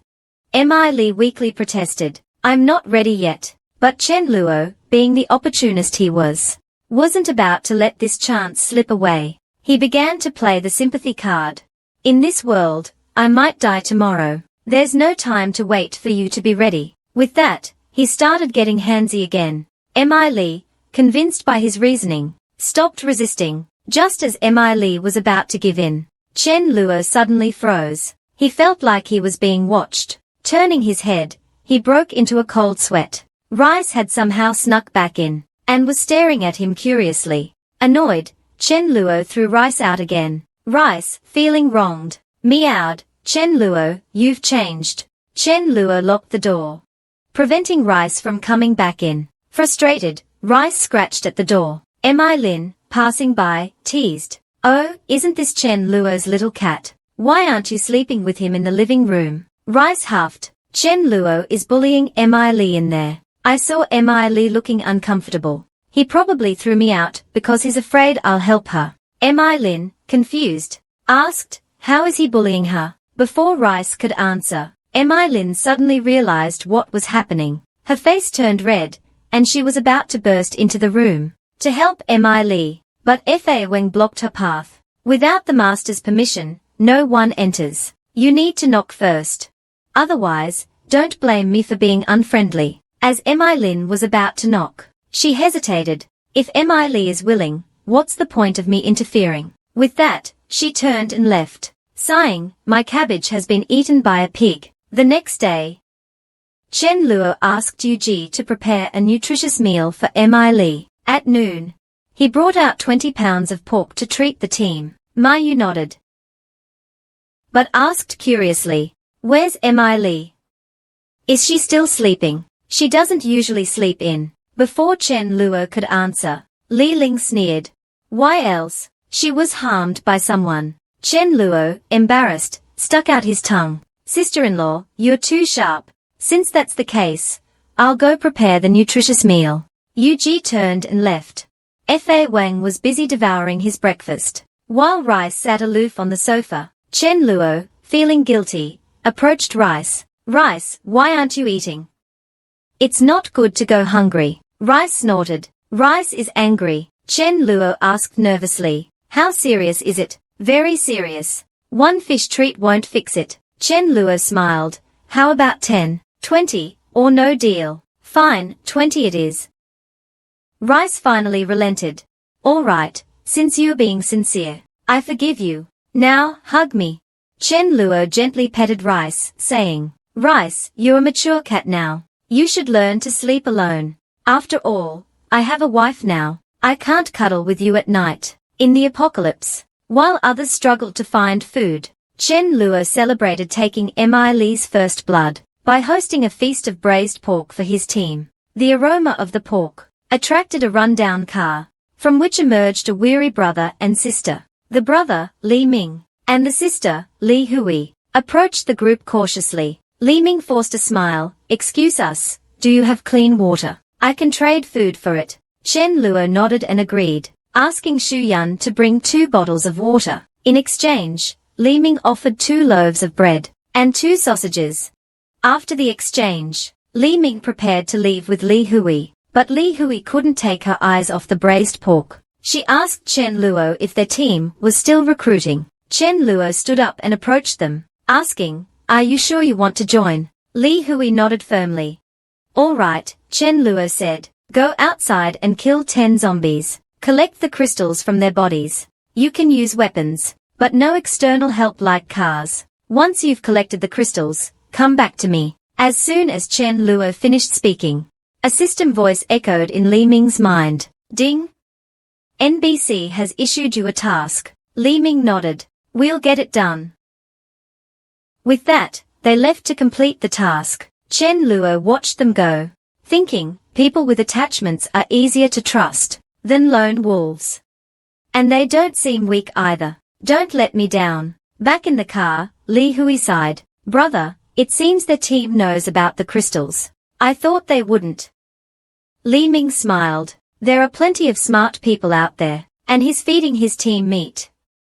That's impressive. He asked for 10 crystals, but let's get 20 to prove ourselves. Li Hui agreed, and half an hour later, they returned with the crystals. Chen Luo welcomed them into the team, asking about their abilities. Li Ming introduced themselves. I'm Li Ming, awakened on the 3rd day. My sister, Li Hui, awakened on the 2nd day. I'm a physique type, and my sister has a dark ability. Chen Luo was thrilled to hear about Li Hui's dark ability, knowing it would become incredibly powerful as she leveled up. He asked Yu Ji to prepare a meal of braised pork and potatoes for the siblings. That night, Chen Luo told Rice to sleep with Mi Lin, as he wanted to spend time with Mi Li. Rice protested, saying she'd just watch quietly and not interfere. Chen Luo, frustrated, stormed off. Rice, confused, wondered why Chen Luo suddenly didn't want her around. Back in the room, Chen Luo eagerly tried to initiate intimacy with Mi Li, but she refused, saying it still hurt. Chen Luo, frustrated, said he'd just rub against her without going further. Mi Li, however, wasn't convinced. Chen Luo sighed, realizing he'd have to wait for her to heal. As he left the room, Rice watched him go, still confused by his behavior. Chen Luo, meanwhile, was determined to find a way to ease Mi Li's discomfort. He suggested she use a healing spell on herself, but Mi Li refused, saying she wasn't ready. Chen Luo, resigned, decided to wait until she felt better. As he lay beside her, he couldn't help but feel frustrated, but he knew he had to be patient. After all, love in the apocalypse was complicated. Why don't you try using a healing spell on yourself? This made Mi Li blush furiously. The next morning, Chen Luo led the team out to search for supplies. On the way, he began assigning tasks. First, use the vehicles to clear out the zombies following us. Then, get out and move the blocking vehicles. Elemental attackers, stay in front while others protect you. Jiang Feng, try to control the number of zombies. Jiang Feng got out of the car and used his wind ability to lure the zombies. Xu Yan ordered everyone to focus their attacks, and the girls opened the bus windows to attack the zombies outside. Chen Luo was pleased with their progress. Not bad, he thought. The accuracy of their spells is much better than the first day. After clearing the trailing zombies, everyone got out to deal with the incoming horde, and moved the blocking vehicles. Chen Luo watched quietly from the side, observing their teamwork. Suddenly, Rice spoke up. Can't do it, it still hurts. Chen Luo was stunned. Then glared at Rice, demanding to know where she'd heard that. Rice admitted.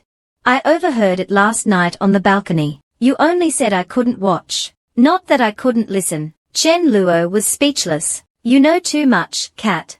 Be careful, or I might have to silence you. Half an hour later, they arrived at Yulin Community. Chen Luo handed out weapons to everyone, instructing them to clear the nearby zombies. He also sent a team into a restaurant to search for supplies.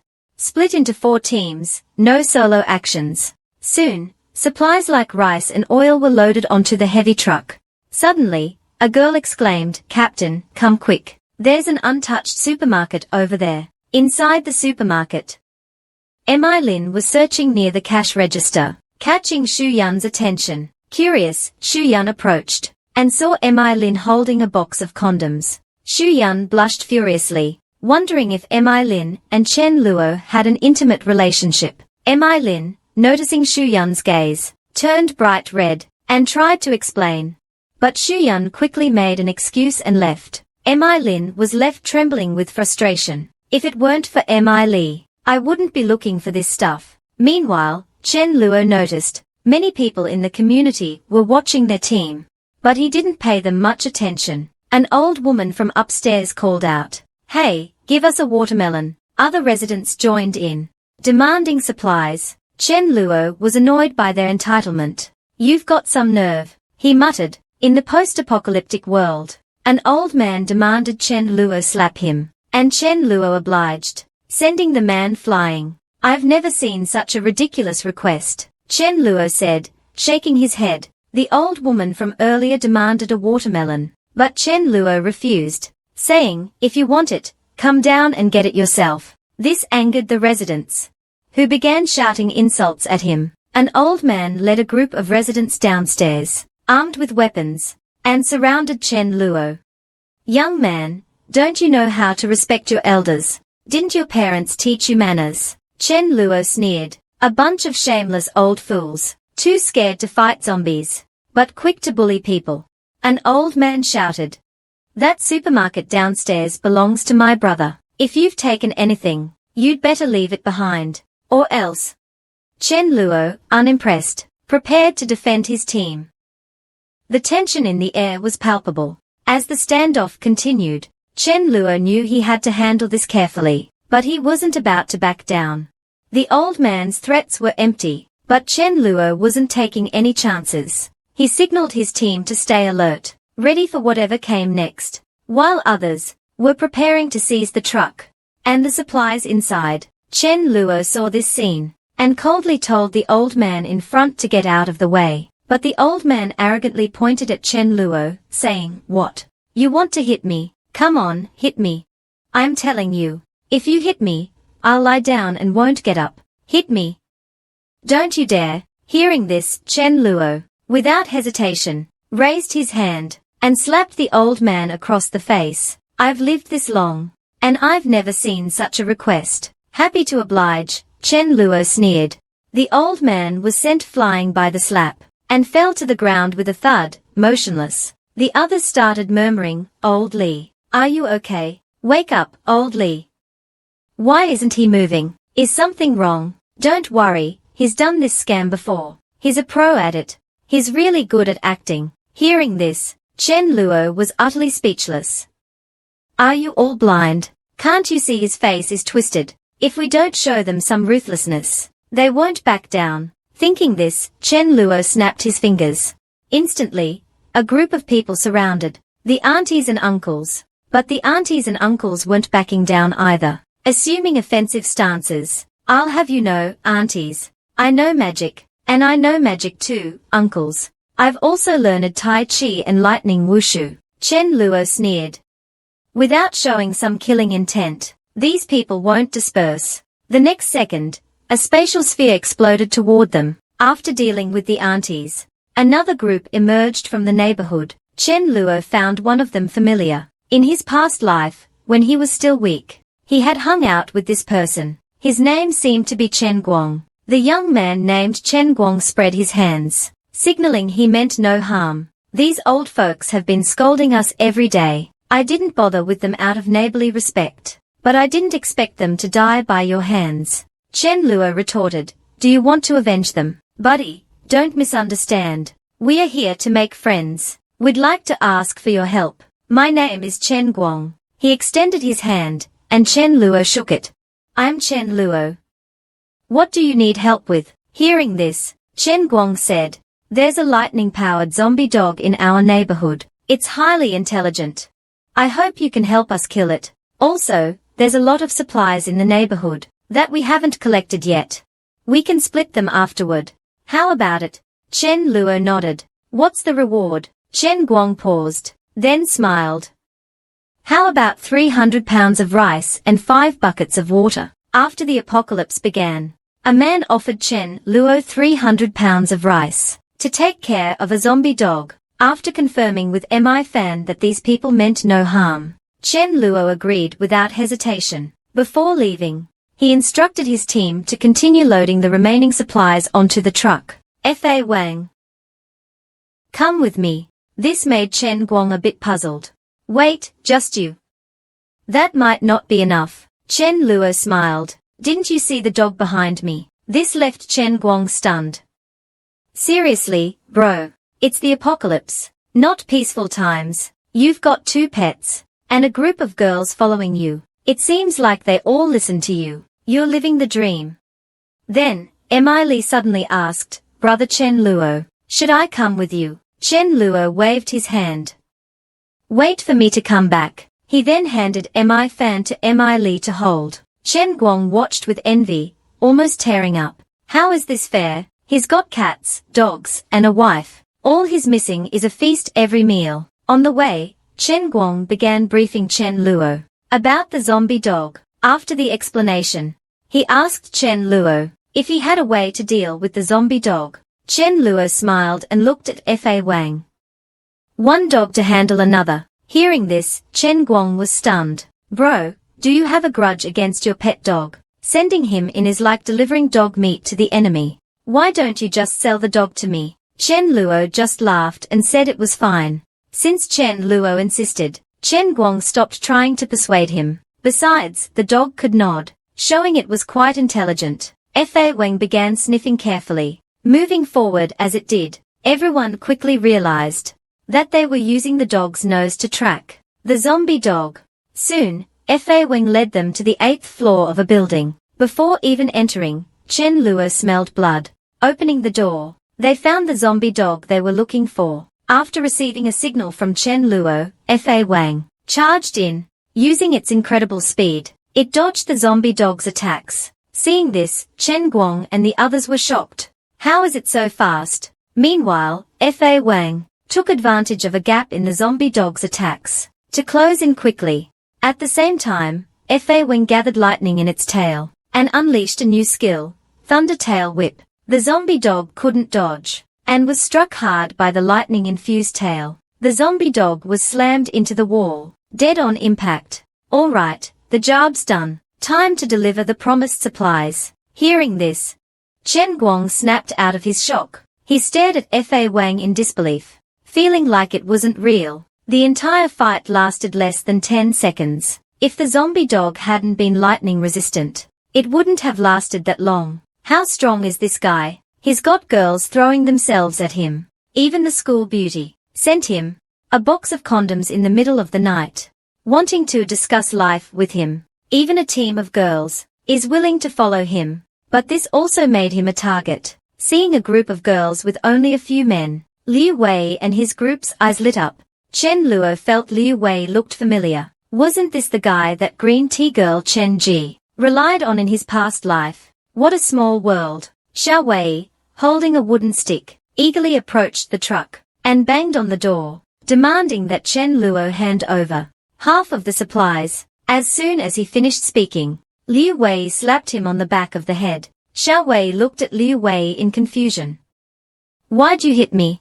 Liu Wei scolded him. "They risked their lives for those supplies. Why should they give you half? Think you're special?" Then he looked at Mi Lin and Mi Li beside Chen Luo, trying to hide the greed in his eyes. "Such beauties. Sorry about that. We didn't know this was your territory. We'll leave now." With that, he led his team away. Watching them leave, Chen Luo felt uneasy. If he remembered correctly, this guy was a poison ability user in his past life. No matter what, he couldn't let this guy release his poison. Otherwise, they'd be in serious trouble.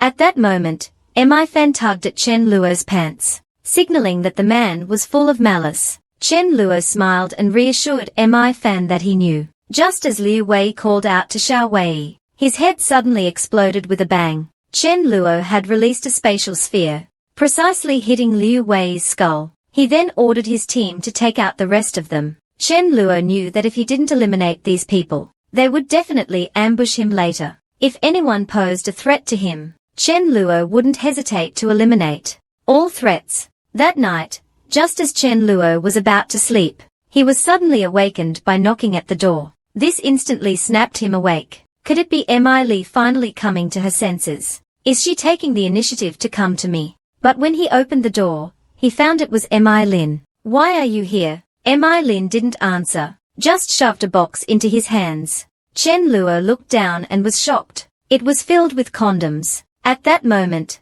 Mi Lin's face turned bright red. "Why are you looking at me like that? If it weren't for Mi Li, do you think I'd be doing this? Mi Li is still young. Wait a couple more years. If you're ready to be a father, then consider this me meddling." With that, Mi Lin fled, her face red. Watching his sister-in-law leave, Chen Luo thanked her, and then headed to Mi Li's room. What's it like to be given condoms by your sister-in-law? In the middle of the night, seeing his sister-in-law flee with a red face, Chen Luo wasn't about to let her goodwill go to waste. Excited, he rushed into Mi Li's room, without hesitation, touching her small period, then using his exclamation mark to leave a bunch of commas in her parentheses. The next day, Chen Luo called a meeting. "I think everyone has noticed that the number of magic-wielding zombies is increasing. If one day all zombies can use magic, do you think you'll survive?"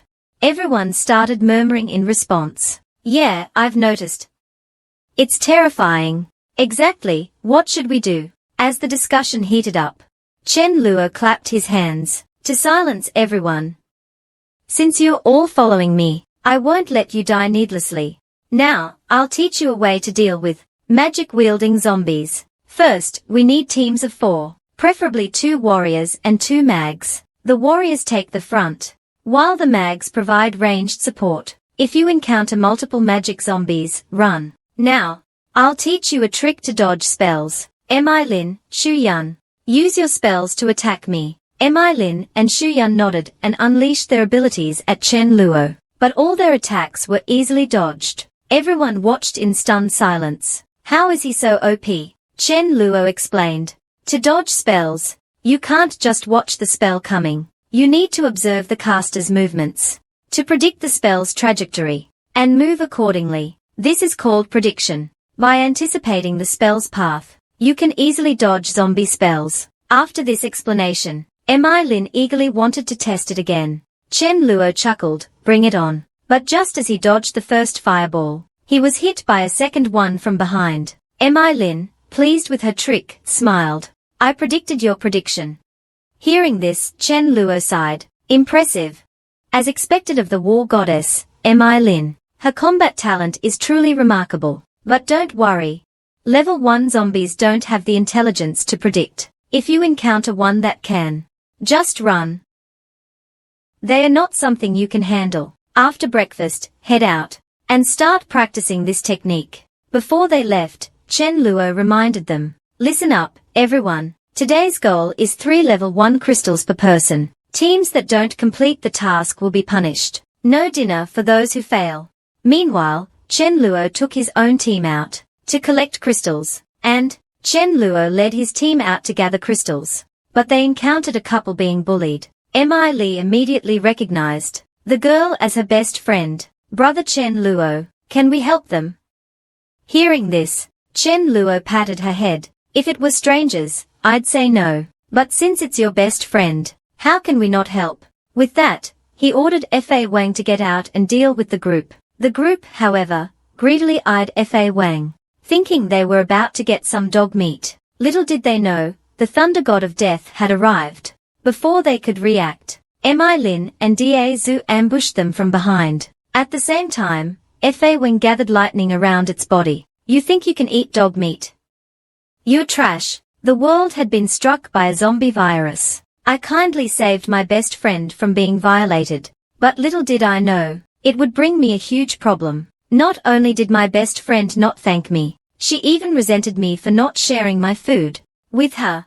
She even wanted to kill me, just to cling to Chen Luo. Just moments ago, Mi Li had begged Chen Luo to save her best friend. After everyone introduced themselves, Zhong Jingjing explained that she and her father were homeless and wanted to join Chen Luo's team. Chen Luo thought for a moment and nodded in agreement. After all, she was Mi Li's best friend. He told them to just follow his rules, drive, and follow us back to the base. When they arrived at the villa area, Zhong Jingjing grabbed Mi Li's hand and said, Mi Li, can you ask brother Chen Luo if we can share a room tonight? We can chat all night. Chen Luo was speechless. He already had Mi Fan as a third wheel, and now another one wanted to join. There was no way he'd agree. So Chen Luo coldly refused. No. Without my permission, no one enters this villa. Then he turned to Xu Yan, asking her to arrange a place for Zhong Jingjing. Xu Yan quickly came over and led Zhong Jingjing away. During lunch, Zhong Jingjing curiously asked why Mi Li wasn't there, and what she was eating. The other girls were stunned by her question. They weren't 3-year-olds. Chen Luo only occasionally ate with them. Most of the time, he ate in his villa. As for what Chen Luo ate, how would they know? Xu Yan explained. Chen Luo is like the boss, and we're like employees. Eating with the boss can feel awkward, so we eat separately. Hearing this, Zhong Jingjing looked unhappy. Mi Li must be eating something better. We're such good friends, yet you didn't include me. This made her feel a bit sad. The once delicious sausage now seemed unappetizing. Meanwhile, inside Chen Luo's villa, Chen Luo said to Mi Li, we need to observe your best friend for a while. Don't reveal too much about us. Let's see if she's trustworthy. If she's fine, even if she has no abilities, I can assign her a support role. Mi Li nodded. Just then, Chen Guang's voice came through the walkie-talkie, saying that over a dozen cars had arrived at the villa gate, with about 50 to 60 people. Hearing this, Chen Luo immediately issued a series of commands, ordering everyone to gather at the villa gate. The girls quickly got up and headed outside. Before leaving, Xu Yan asked Zhong Jingjing about her abilities. I'm a strength type. Xu Yan told her to stand at the front of the group. Hearing this, Zhong Jingjing immediately objected, grabbing Li Hui's hand. Isn't she standing at the back too? Li Hui whispered, I'm a support type. Chen Luo said I should stand at the back. Xu Yan didn't have time to argue and dragged Zhong Jingjing to the front. Zhong Jingjing said tearfully, Mi Li and I are best friends. You can't treat me like this. Seeing this, Mi Li quickly came over to comfort her, explaining that this was something everyone had to go through. Don't worry, I'll buff you. If you get hurt, I can heal you. But Zhong Jingjing stared at the corner of Mi Li's mouth, where a white streak of cream from an ice cream treat remained. This instantly filled her with resentment. You have such good things. Yet you don't share them with me. And besides, I've never heard you mention having a brother before.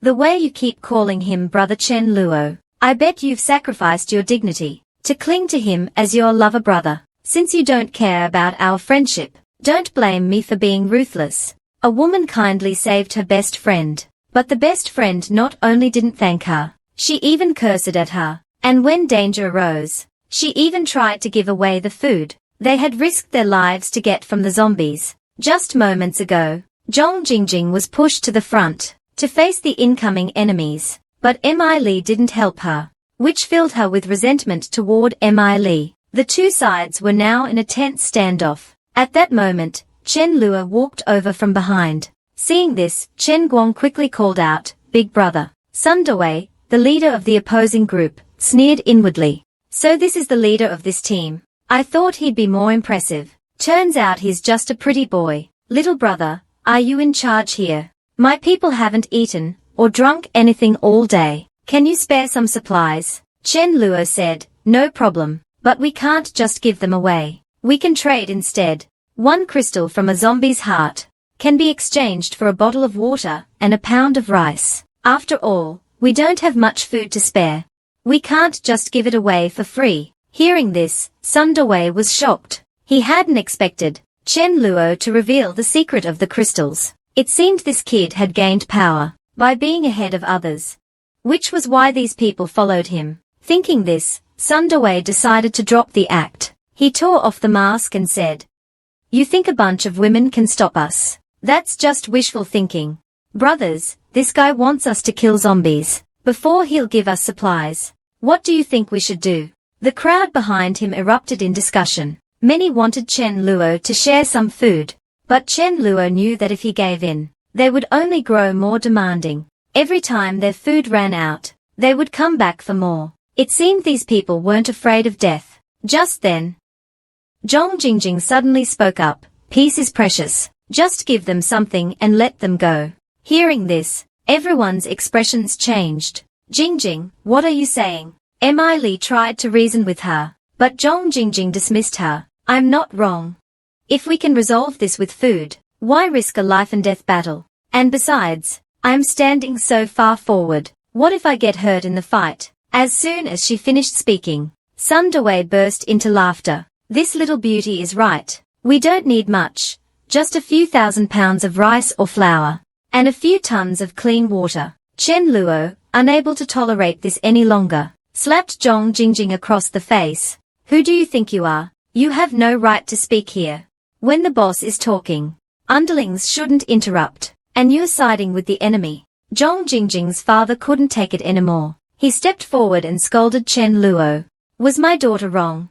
With so many people on their side, what good will fighting do?" Chen Luo glared at him, unimpressed. "Besides, you have so much food. What's the harm in sharing a little with them? For the sake of some food, you're willing to let your people risk their lives. You're truly heartless." Mi Li tried to help Zhong Jingjing up, but Zhong Jingjing pushed her away and began cursing at her. Seeing this, Chen Luo's expression darkened. He had saved them out of kindness, yet they not only failed to thank him, but were also undermining morale. Their intentions were despicable. Indeed, some people are worth saving, while others are not. Thinking this, Chen Luo temporarily ignored the father and daughter, turning instead to Sun Dawei. "Since you want it so badly, I'll give it to you." Before Sun Dawei could react, Chen Luo formed a spatial sphere in his hand and hurled it at Sun Dawei's head.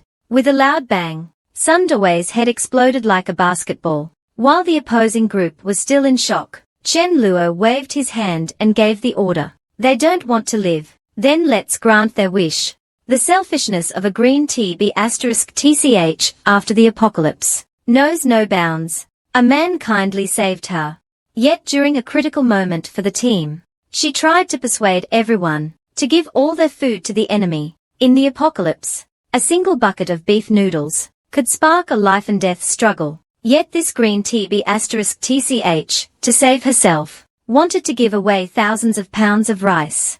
But when Zhong Jingjing saw that in just one encounter, 7 or 8 people on the opposing side had died, Sun Dawei's group quickly fell apart. They had no leader, and no clear orders. This left her stunned. She had expected a bloody battle, but it was over so easily. No wonder Chen Luo didn't back down. If she hadn't spoken up earlier, nothing would have happened. Thinking this, Zhong Jingjing crawled toward Chen Luo, crying, begging for forgiveness and pleading for her life. Chen Luo smiled. Don't worry, you're Mi Li's best friend. How could I kill you? But you can't stay in my team. We are not on the same path. Leave now before I change my mind. Hearing this, Zhong Jingjing nodded. She knew staying could mean death. Though she was deeply resentful, she had no choice but to leave to save herself. If Mi Li can cling to Chen Luo, I can do the same. After they left, Chen Luo subtly nudged Fa Wang, signaling to eliminate any potential threats. Fa Wang understood immediately. The dog assassin was on the move again. Soon, Fa Wang quietly followed Zhong Jingjing and her father. Just then, Chen Guang ran over and said, Brother Chen, the young man who just left, said he has something important to tell you. He seems really anxious. Chen Luo nodded, then told Mi Lin to take Mi Li back first. He then approached the young man and asked what he wanted. Leng Chen smiled nervously. Big brother, I want to trade with you. Hearing this, Chen Luo's expression turned cold. Is this what you call important? Leng Chen panicked and quickly pulled out a blue crystal. Chen Luo's eyes widened in shock. A level 6 crystal. How did you get this? Leng Chen explained honestly. It was from a dead monster. The monster was over 10 meters tall. Consider this a gift to you, big brother. Brother Chen, what do you think? Chen Luo smiled. Since you're so sincere, I'll let you join Chen Guang's team. Explain the rules to him. Chen Guang stepped forward and began explaining the team's rules. Leng Chen listened carefully. Rule 1. Absolutely obey the boss's orders. Rule 2. If you desert during a fight, you'll be executed. Chen Guang made a throat-slitting gesture. Hearing this, Leng Chen nodded. Chen Luo looked excitedly at the level 6 crystal in his hand. With this, he could reach level 5 in 3 days, half a month earlier than he had expected. Not bad, Chen Luo thought. He then instructed Chen Guang to keep an eye on the people around the villa. After all, many of Sun Dewey's group had escaped. If any of them had light-based or support abilities, they should be recruited immediately. If they refused, they should be forced to join. After all, in his team, only Mi Li had healing abilities. If too many people got injured, she wouldn't be able to handle it all. Don't worry, Brother Chen, I understand. Just as Chen Luo was about to return to the villa, he saw Fa Wang staggering back. That fast. Hearing this, Fa Wang proudly declared, Who do you think I am? I'm a professional dog assassin, a man reborn in the apocalypse. Immediately stockpiled a large amount of food. Using the food, he formed a powerful team of ability users. As the team grew stronger, someone dared to injure his teammates. Just moments ago, Chen Luo held a training session for the new members. Calling a mobilization meeting, he ordered Xu Yan to lead the team to kill zombies and collect crystals and supplies. Leng Chen looked at Xu Yan, the team leader, and whispered to Chen Guang, I didn't expect this. I thought you'd be leading. Instead, it's a beautiful girl. Is she really that strong? Chen Guang smiled and explained, I'm just a small fry. The girls in our team joined the boss earlier, and are all at level 2. Xu Yan, the leader, is highly trusted by the boss, and is already at level 3. Hearing this, Leng Chen was shocked. Damn, that's impressive. A team full of level 2 girls, facing a group of zombies. Xu Yan issued a series of commands. Everyone, split into groups of 4. One group will search for and collect supplies. Another group will kill nearby zombies and collect crystals. Jiang Feng, guard the entrance. Report any issues over the walkie-talkie. An hour later, a dozen cars quickly approached the neighborhood. Jiang Feng, guarding the entrance, saw this and immediately used the walkie-talkie to warn the team. Attention, a large number of vehicles are entering the neighborhood. Be cautious. Xu Yan quickly ordered everyone to regroup and assess the situation.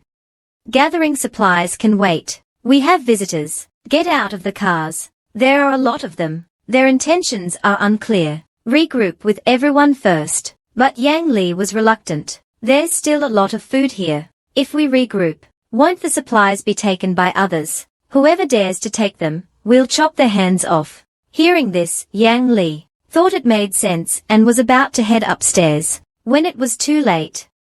They were already surrounded by the approaching group. The men in the cars saw the girls and immediately leered at them. Reaching out with their filthy hands, Yang Li slapped the black-faced man's hand away, shouting, "What do you think you're doing? Doing what you like, of course. It's the apocalypse, girl. No need for pretense anymore." Hearing their vulgar words, Yang Li couldn't take it anymore. She kicked the man between the legs, shattering his family jewels. "Go home and grope your mom." The leader of the group was furious. "How dare you hit my brother? Take out the two guys first. We'll deal with the girls later." A group of people surrounded two men from the strict team. Seeing this, Yang Li wanted to step forward to help, but unexpectedly, someone ambushed him from behind. A metal rod struck his head hard. The man, reborn in the apocalypse, had stockpiled a large amount of supplies immediately. Relying on these supplies, he formed a powerful ability team. As the team grew stronger, someone actually killed his teammate. He vowed to make them pay with blood. Just now, Yang Li was ambushed from behind, and a metal rod struck his head hard. Instantly, Yang Li fell to the ground, bleeding profusely. The man cursed at him. "You bitch, you don't know your place. Heise, what are you doing?" Hearing this, Heise quickly smiled and said, "Brother Yuan, this bitch tried to hit me. I'm just teaching her a lesson." Lu Yuan frowned, roughly guessing what had happened, but considering Heise's strength, he didn't scold him. "Don't go too far. Just this once." The others nodded in agreement. At that moment, a blade pierced through Heise's head. Seeing this, Lu Yuan was shocked and immediately got out of the car. Xu Yun coldly said, "Let them go." Lu Yuan sneered, "You killed my man, and now you want me to let them go." Hearing this, an enraged Xu Yun immediately aimed a blade at Lu Yuan. Lu Yuan activated his earth ability, creating an earth shield. Although Xu Yun's blade pierced the shield, it had little force left. Both Xu Yun and Lu Yuan realized that the other was not easy to deal with. After a brief pause, Xu Yun calmed down slightly. He knew now was not the time for a fight to the death, so he demanded the return of his teammates. Lu Yuan, not wanting a deadly conflict either, agreed. Although the four teammates were returned, Yang Li had already stopped breathing. Xu Yun held his body, weeping in agony. "Just wait, Chen Luo won't let you get away with this." The men across from them began to mock, but Xu Yun ignored them. "Let's go," he said. Yang Zhuan gave them a cold look, and prepared to drive the truck away, but someone stopped them. "Leave the truck. You can't take it." Hearing this, Xu Yun suppressed his anger and said, "Let's go." Watching Xu Yun and the others leave, Heise whispered to Lu Yuan, trying to convince him to forcibly keep the beautiful women, but Lu Yuan slapped Heise. "Damn it, why do you always cause trouble? That woman isn't easy to deal with." Heise, unconvinced, held his face and argued that they had the numbers. Would she really risk everything? Lu Yuan knew their base was nearby, and things weren't that simple. He needed to find a way to assess their strength and eliminate them completely, or they would surely seek revenge. Back at the villa, Xu Yun immediately reported the incident to Chen Luo, explaining what had happened and admitting his failure to lead properly, resulting in Yang Li's death not by zombies, but by survivors. Hearing this in his hand, Chen Luo let out a long sigh and comforted, "You did the right thing. It would have been irrational to fight back then." Chen Luo knew that in the apocalypse, the most dangerous threat wasn't the zombies, but the conflicts between survivors. "Since you're following me, if anyone dares to bully you, I won't stand by and do nothing. Those people must pay with their blood, and when I seek revenge, I never hold back." Immediately, he gathered everyone in the villa to set out for revenge. Everyone who heard about this incident was filled with righteous anger, especially Chen Luo's words made their blood boil. Following Chen Luo, no one could bully them. The first thing the man did after being reborn in the apocalypse was to form a powerful team of superhumans. But as the team grew stronger, someone killed one of his teammates. Chen Luo vowed to make them pay with their blood. So he gathered everyone to set out for revenge. Seeing the fierce Chen Luo and his group, Hazy said, "Brother Yuan, someone's coming. It looks like the group that just left." Lu Yuan immediately looked out the window and saw over 60 people getting out of the cars. A young man seemed to have noticed him, his sharp eyes glaring directly at him. "Gather all the brothers, prepare for battle." As the two sides faced each other, Lu Yuan sensed something was off. This woman was clearly a level 3 superhuman. Yet she was complaining to the young man. Chen Luo coldly stared at them. "You're the leader. Who gave you the guts to kill my people? You've given me no reason to spare you." Hearing this, Lu Yuan was shocked. To dare say such things, this young man's strength must be even greater than that woman's. We can't confront them head-on. Thinking this, Lu Yuan quickly apologized. "Little brother, it's our fault. We'll return the heavy truck to you and compensate you with a ton of rice." "How about that?" Chen Luo sneered. "I lost a team member, and you think a ton of rice will make up for it? How about I give you 100 tons of rice in exchange for all your lives?" Hearing this, Lu Yuan frowned. He knew this young man was not to be trifled with. Someone this arrogant must have a trump card. Otherwise, no one would be foolish enough to let him lead. In these times, people are the most valuable resource. I can't take this risk. Thinking this, he decided to hand over the main culprits to Chen Luo. With his order, several people dragged a struggling Hazy in front of Chen Luo. Looking at Hazy kneeling on the ground, Chen Luo sneered inwardly. "You think handing over one scapegoat will solve this? No way. I, Chen Luo, always repay in kind." Hazy was so scared that snot ran down his face, begging Chen Luo for mercy, saying it wasn't just him, but 2 others as well. Chen Luo looked at Lu Yuan and asked with interest, "What do you say?" Lu Yuan knew he had to hand them over, or this wouldn't end easily. So, he ordered the other 2 to be brought out as well. Seeing this, Chen Luo said, "What are you waiting for? Slap them until they are dead." As soon as he finished speaking, a group of people stepped forward and began slapping the 3 men relentlessly. Seeing the 3 beaten to a pulp, Chen Luo had them treated briefly, then ordered Shu Yun and the others to continue beating them. The 3 cried and begged, "Big brother, we were wrong. We'll join you and help take down Lu Yuan." But Shu Yun and the others ignored them. After more than 10 minutes, Hazy and the other 2 were beaten to death. Lu Yuan broke out in a cold sweat. He never expected these people to be so ruthless. No wonder they say not to offend women. "Little brother, since the main culprits are already dead, and you've killed one of our people before, I think we should let this matter rest." Hearing Lu Yuan's words, Chen Luo sneered. "Are you daydreaming? Nothing in this world comes that cheap. How can a few worthless lives make up for it? I want the lives of everyone here." Lu Yuan said in disbelief. "Are you even reasonable? Why should I be reasonable with you? Who do you think you are? How terrifying human nature can be in the apocalypse." A woman was beaten to death in public by these beasts, just because she refused to comply with a man's demands. Upon hearing this, Chen Luo immediately gathered everyone to set out for revenge. After dealing with the 3 main culprits, Chen Luo had everyone step back and stand aside. "I'll handle the rest of them alone." Hearing this, Lu Yuan snorted coldly. He had never seen someone so arrogant. "You really want to fight? Do you think I'm afraid of you? My men have survived countless battles with zombies, and we outnumber you. You still have time to leave now." Facing Lu Yuan's threat, Chen Luo didn't care at all. In the face of absolute strength, numbers mean nothing. They are just cannon fodder. This is also a good opportunity to intimidate my subordinates, to secure my position as the leader. It's not just about resources, but also about strength, and it's been a long time since I last fought. Most of the new members haven't seen my true power. This is the perfect chance to show them. With that thought, Chen Luo summoned his void blade and charged straight at Lu Yuan.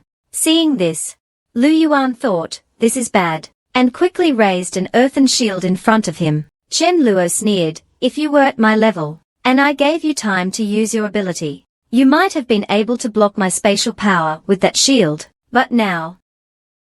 The void blade passed through the earthen shield like it was sand, then sliced through Lu Yuan's body. Lu Yuan's body was instantly split in two. As Lu Yuan was instantly killed, the people on the other side were horrified. Their scalps tingled with fear. At that moment, Li boosted Chen Luo with defensive and strength-enhancing buffs. Chen Luo grinned darkly. It's good to have a wife who cares. Then, like a tiger among sheep, Chen Luo charged into Lu Yuan's camp. The Void Blade couldn't last for more than an hour, but it could sustain for about 3 minutes now. 2 more people were sliced in half by Chen Luo. They were already terrified after Lu Yuan was killed, but now they were utterly petrified. This guy isn't human. If we don't run now, we'll die here. This scene deeply shocked Chen Guang, Leng Chen, and the others. Li sighed. The gap between him and me seems to be growing. Let's all attack together. Even if we don't want to, we can't leave any loose ends. Half an hour later, Chen Guang excitedly pledged his loyalty to Chen Luo. Listening to Chen Guang's flattery, Chen Luo smiled faintly. Enough. Stop the flattery. I regret Yang Li's death, but this is the apocalypse. You must always stay vigilant, and danger can strike at any moment. I sent you out to collect crystals, but more importantly, to gain combat experience, because in the end, the only ones who can protect you are yourselves. I hope everyone improves their abilities as soon as possible. Of course, since you've chosen to follow me, no matter who it is, if they bully you, I'll make them pay. Now, everyone, gather the supplies. It's almost noon. A few of the girls who can cook, go back and prepare lunch for everyone. Meanwhile, in the villa area, 2 men in tattered shirts were staring intently at Fa Wang. They wanted to eat his flesh. Although Fa Wang knew, he pretended to be oblivious, planning to toy with these 2 men. The 2 men drooled uncontrollably. As the saying goes, black dogs are the tastiest, followed by yellow, spotted, and white. The meat of a black dog is the most fragrant. Having starved for over a day, the sight of the black dog thrilled them. Just as Red Hair was about to act, Miao Hui stopped him, warning him not to be impulsive. If we charge at it directly, the dog might run away. We've been starving for a day, and we definitely can't outrun it. Let's find some feces first, to lure it over. That way, we can ensure success. As the saying goes, a dog can't resist eating feces. These 2 idiots, desperate to eat dog meat, actually tried to use feces to lure a dog that feasted on ribs daily. Seeing Fa Wang approach step by step, the 2 men drooled even more. Good grief, I wasn't even bothering you, but you came running to your deaths, huh? And you thought using feces would work?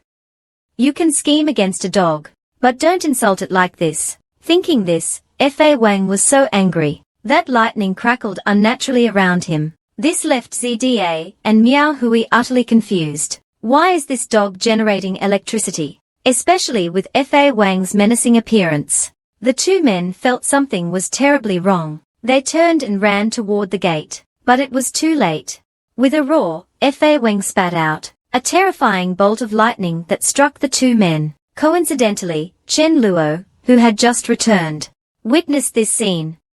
Fa Wang, what are you doing? Are these 2 intruders? At this moment, the furious Fa Wang didn't even respond. Chen Luo watched as Fa Wang left, his mind filled with questions. Unable to figure it out, Chen Luo decided not to dwell on it. He turned to the group and said, "All right, everyone, take a break now. After lunch, you can practice freely." As everyone gradually dispersed, Chen Luo began to consider whether he should recruit more people. After all, his team was still too small. If they encountered a group of hundreds, he alone couldn't handle that many. Moreover, in 2 or 3 months, it was uncertain how many of his current members would remain. It seems necessary to post a recruitment notice. I have plenty of supplies anyway. As long as they follow orders and fight zombies, they can join. After lunch, Chen Guang sat at the entrance of the villa area, where a conspicuous notice board had been placed. The notice roughly stated, "This base has several level 3 superhumans, with strong combat capabilities, and generous benefits. While we are recruiting, the requirements are not too high, but not too low either. We are not accepting just anyone." This condition was appealing to survivors without ambitious intentions. most would consider joining. Soon after, a 7-seater van pulled up to the entrance. The people inside noticed the guard at the villa entrance and hesitated, but upon seeing the notice board, they couldn't help but move closer to read it. After reading the requirements and benefits, the group, who had been unsure where to go, immediately felt tempted. However, while the benefits were good, the requirements were high. Only level 2 superhumans could join. Out of their 5 members, only 2 had reached level 2. Someone asked, "Brother Chow, what do you think?" Wang Chow hesitated for a moment. "If it's really as they say, then of course we should join. But only Liu Qi and I have reached level 2. The 3 of you don't meet the requirements." Liu Qi suggested, "Let's go down and ask. Doesn't it say family members are allowed?" But Chen Guang shook his head with a smile. Family members refer only to blood relatives. However, if a level 1 superhuman can provide 3 level 1 crystals, they can also join. Hearing this, the man named Liu Qi introduced himself, claiming to be a healer dad. "Can you make an exception?" This surprised Chen Guang greatly. A healer dad was an extremely rare find. So he immediately agreed and brought them to Chen Luo. Chen Luo looked at them, thinking that with Liu Qi, the light-based healer, it wouldn't matter if they brought along 3 deadweights. No one in his team could slack off. Besides, Liu Qi's name sounded familiar. He seemed to have heard of him before, a somewhat famous healer. Moreover, Mi Fan confirmed that these people had no ill intentions. So Chen Luo instructed Chen Guang to arrange for them. After returning to the villa, Chen Luo took out the level 6 crystal and began absorbing it.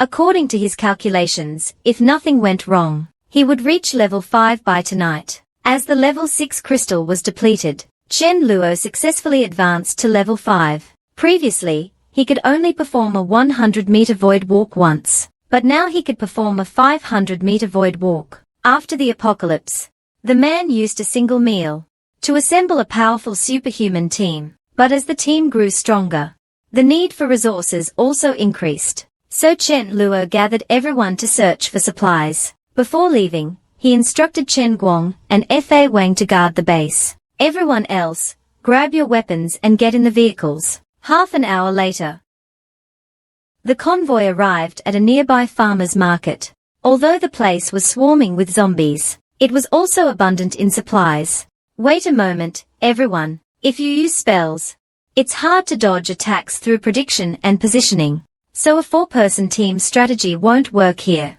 In this situation, you need to learn to lure and constantly kite the zombies. Jiang Feng, you go and attract the zombies, pulling them out in batches. For Jiang Feng's safety, Mi Li enhanced him with buffs. Jiang Feng entered the outskirts of the market, and a group of 7 or 8 zombies immediately chased after him.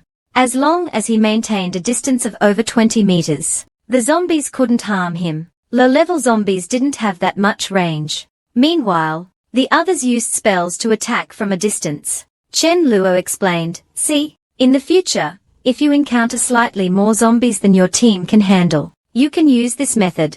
Of course, don't try this if there are too many zombies. If you die, don't blame me." Next, a few level 2 members with decent speed took turns luring and clearing the zombies. An hour later, the hundreds of zombies surrounding the market were cleared out. Hearing the team's report, Chen Luo nodded. "Next, I'll personally lure the zombies." Chen Luo didn't let Jiang Feng go because he was afraid Jiang Feng might encounter a mutant zombie and die. He remembered from his past life that there was an Earth-based mutant zombie in this market, with strength around level 4 or 5. He just didn't know where it was hiding. Chen Luo first went to the area where pork, beef, and lamb were sold.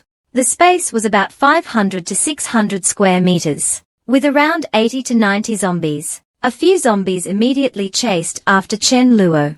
Just then, a farmer zombie wearing a straw hat suddenly shot out 3 earth spikes, blocking all of Chen Luo's escape routes. Seeing this, Chen Luo couldn't help but reflect. "I didn't expect to encounter you so soon." Chen Luo immediately used Void Walk, dodging the farmer zombie's attack and appearing behind it. The farmer zombie didn't even have time to react before Chen Luo slashed its head with a blade. The farmer zombie collapsed. and Chen Luo retrieved the earth-based crystal from its body. Not bad, Chen Luo muttered, storing the crystal in his inventory. With the mutant zombie dealt with, the rest of the zombies were easily cleared. The team quickly gathered the supplies and prepared to return to the base. Chen Luo, holding the still twitching head, continued to run forward. Behind him, over 200 zombies followed. Everyone was stunned to see Chen Luo leading so many zombies. Chen Luo shouted, "Everyone, run! Use your speed to shake them off. At the same time, prepare your spells and throw them roughly behind you. Throw and run, don't stop." With everyone's cooperation, hundreds of zombies were easily eliminated. Everyone smiled happily, even excitedly. As long as they trained hard in this method, no number of zombies would be enough to kill them. But Chen Luo shook his head. The premise is, you have to keep up with the zombies' evolution. After all, most survivors can't keep up with the speed of zombie evolution. Alright, stop standing around. Hurry up and take all the supplies we can carry. Everyone nodded enthusiastically. With a leader like this, who wouldn't be happy? Meanwhile, Chen Luo went alone to the cold storage room. This cold storage room was much smaller compared to the one Chen Luo used to store pork. Chen Luo planned to take out some pork and beef. Even if the cold storage lost power, the pork that hadn't spoiled would make everyone happy. No one would question why the pork hadn't gone bad. Let's take out 10 tons, that's 20,000 pounds. Chen Luo kicked the cold storage door open with force. 2 hours later, everyone had loaded all the supplies onto the vehicles and were ready to leave. Just then, a middle-aged man stepped forward and blocked Chen Luo's lead vehicle. Chen Luo's expression remained calm. "Don't block the road," he said. The middle-aged man looked hesitant, about to say something, when a motorcycle pulled up.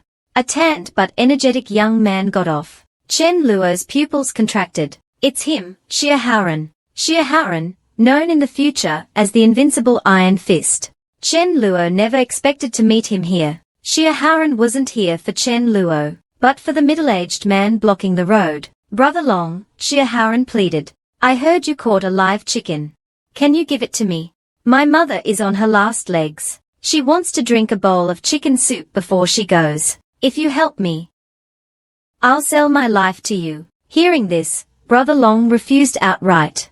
"Sorry, brother. I can't agree to that." Brother Long spoke politely, but the people behind him were less courteous. "You're really good at scheming. You want Brother Long's chicken, and you say you'll sell your life to him. More like you want him to support you for life." Seeing this, Chen Luo suddenly interjected. "I have chickens and a chef. I can fulfill your request. You'll sell your life to me, right?" Xie Haoran was stunned for a moment, then nodded. "Yes, as long as I can get a proper bowl of chicken soup, I'll sell my life to you." Chen Luo smiled. "Deal, a bowl of chicken soup for a top-tier fighter. I'd be a fool not to take that deal."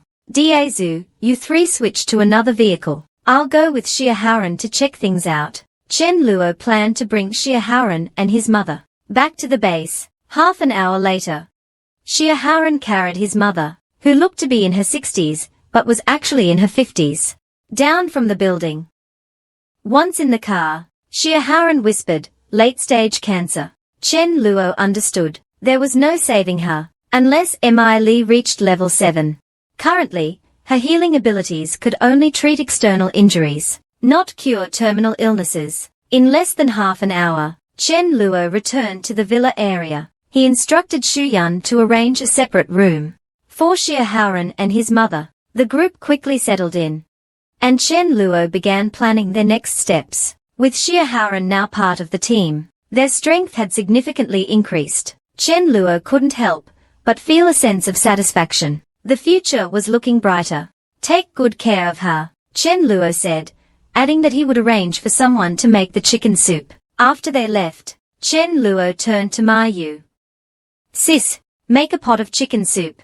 Use your best skills this time. You need to do it seriously. Let me know what ingredients and seasonings you need." Ma Yu nodded, but then frowned. "Are you saying I haven't been serious before?" Chen Luo awkwardly replied. "This time, you need to be even more serious. Hurry up, it's urgent." "All right, but good chicken soup takes at least 3 hours. Hearing this, Chen Luo thought for a moment and said, "Then make some home-cooked dishes too. 4 meat dishes and 4 vegetable dishes. We can't just have chicken soup.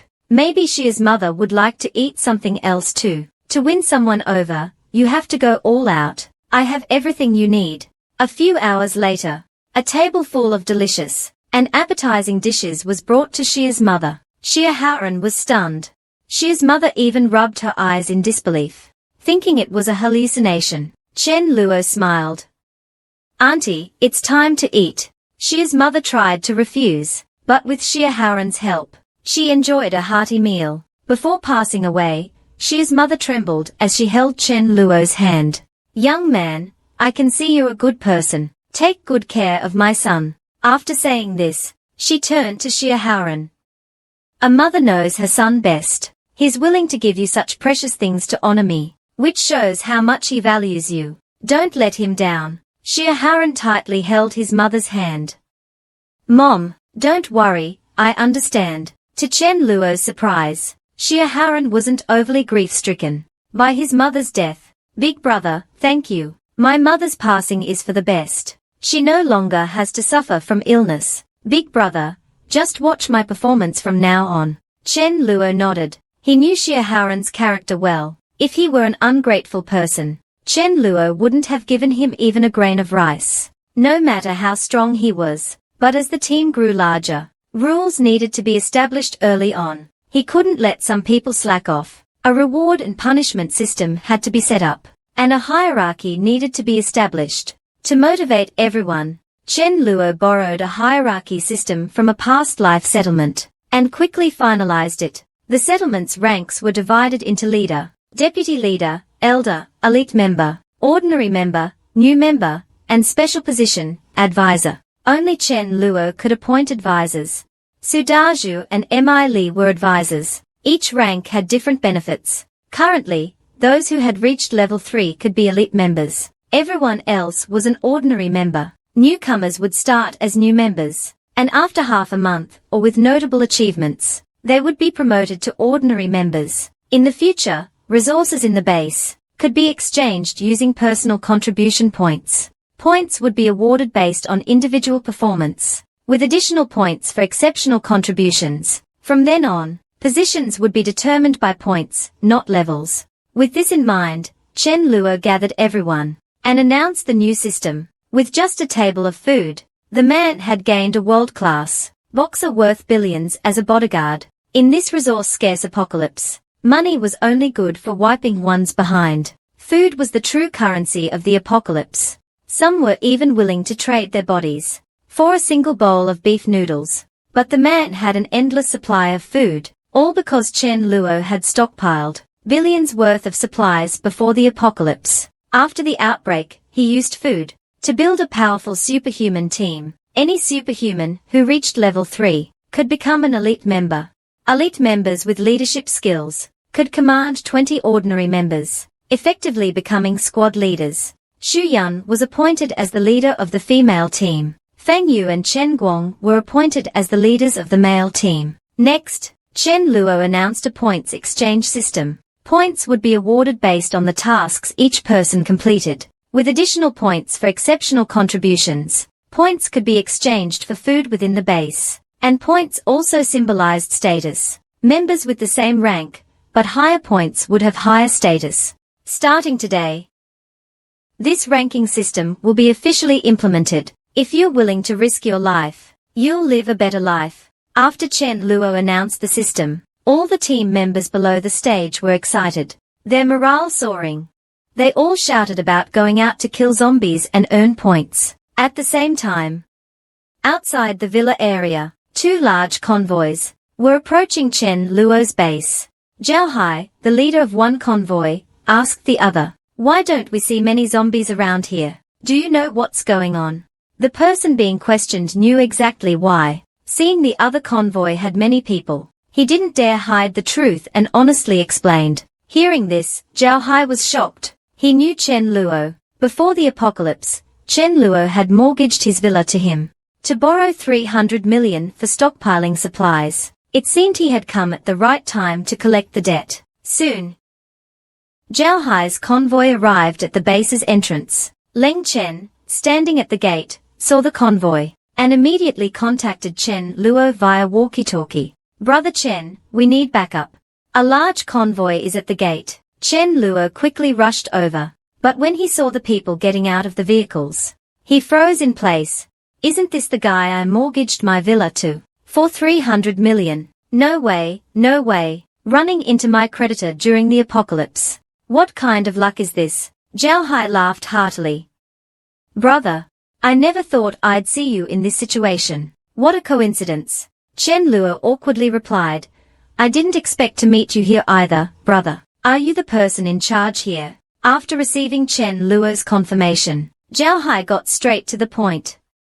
Brother, you owe me 300 million, and it's overdue. With interest, it's 330 million. It's been overdue for days, and you haven't paid. Given the special circumstances, I'll waive the penalty and interest. Just pay me the principal now. Hearing this, Chen Luo sneered. He thought to himself, this guy is too naive. Why does he think I'd pay him back? With that in mind, Chen Luo patted his chest and assured, brother, do I look like someone who would default on a debt? I actually transferred the money to your account a long time ago. Didn't you receive it?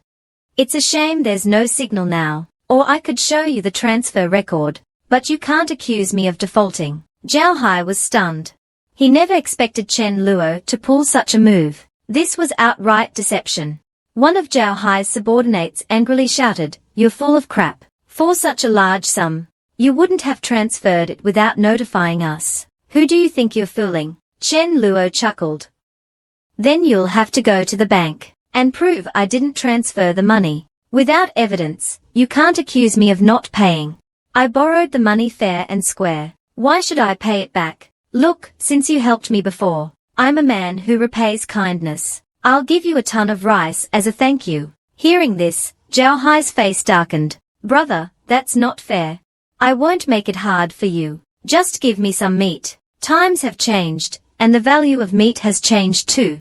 Let's say 10,000 yuan per pound of meat. 100 million would be 10,000 pounds of meat. For 300 million, give me 15 tons of meat, and we'll call it even. Jindao, standing nearby, sneered, since I'm here, I'll take 15 tons too. If you don't have meat, use the women beside you to pay the debt. Hearing Jindao's words, Chen Luo's expression turned cold. He glanced at the women beside him. His eyes filled with determination. Chen Luo's expression turned cold. Even if I had the meat, what makes you think I'd give it to you? Seeing Chen Luo's attitude, and the expressions of the people around him, Zhao Hai suddenly realized something. Chen Luo's group had cleared so many zombies. They must have formidable strength. Thinking this, Zhao Hai immediately decided to back off. It was my mistake. Chen Luo's money did arrive in my account. Hearing this, Jindao looked at Zhao Hai in disbelief. Are you crazy? Zhao Hai waved his hand. It really was my mistake. Brother Chen Luo isn't someone who would default on a debt. Chen Luo clapped. You're a smart man. Take your people and stand aside. Zhao Hai complied, waving his hand, and leading his men away immediately. Jindao, standing nearby, cursed at Zhao Hai as he left. Zhao Hai, you coward. They only have a few people here. How can you be so scared? Zhao Hai remained silent. Being cursed at wouldn't cost him any meat. Seeing this, Jindao could only snort coldly. If you want to fight me, then bring it on. Chen Luo looked at the group, and said coldly, anyone who doesn't want to die with him, stand over there with Zhao Hai. I'll give you 10 seconds. As soon as he said this, some of Jindao's people, realizing the situation was bad, began to quietly retreat. To Chen Luo's surprise, Jindao turned out to be a dark type, superhuman with a summoning ability. The same type of ability could have different directions. For example, dark type abilities could be divided into curses, summoning, necromancy, and attack types. Chen Luo had a girl in his team, Li Hui, who was also a dark type, but her first skill was a curse type, slowing down enemies. She would likely focus on curses in the future. Jindao, on the other hand, had a summoning type dark ability. 5 or 6 seconds later, 7 skeletal figures, Without flesh appeared out of thin air beside Jin Dao. Never seen this before, have you? Those killed by my skeleton soldiers will go straight to hell. Their souls will be devoured, never to reincarnate. Chen Luo chuckled.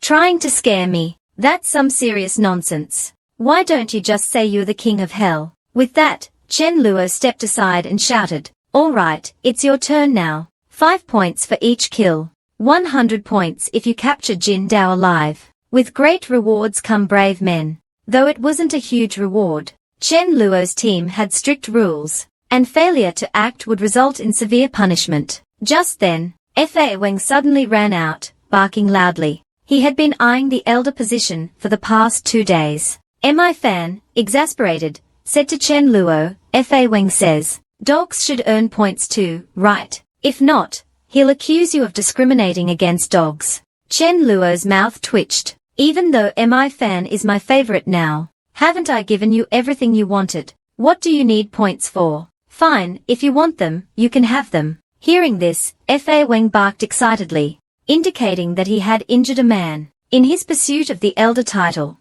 Fa Weng had even shot himself in the heart, but instead of dying, he had gained 300 million yuan. Just now, in his quest to become the dog elder, Fa Weng charged ahead of everyone, spitting out a charged lightning ball into the enemy crowd. Instantly, 4 people were killed. 20 points earned. He was 1 step closer to becoming an elder. Seeing this, Mi Lin shouted, wait for them to come to us. Prepare your spells and let them charge. Jin Dao's group had no choice but to charge, as Fa Weng was constantly attacking them. If they didn't charge, they'd soon be wiped out by Fa Weng alone. And so, Fa Weng began his endless kiting. Jin Dao was completely dumbfounded. This dog is too much. His kiting tactics are insane. In just a short time, over a dozen of his men had been killed by the dog. It was truly a case of humans being outdone by a dog. Chen Luo, standing nearby, was also speechless. He had originally wanted to train his team, but his plans were ruined by a dog.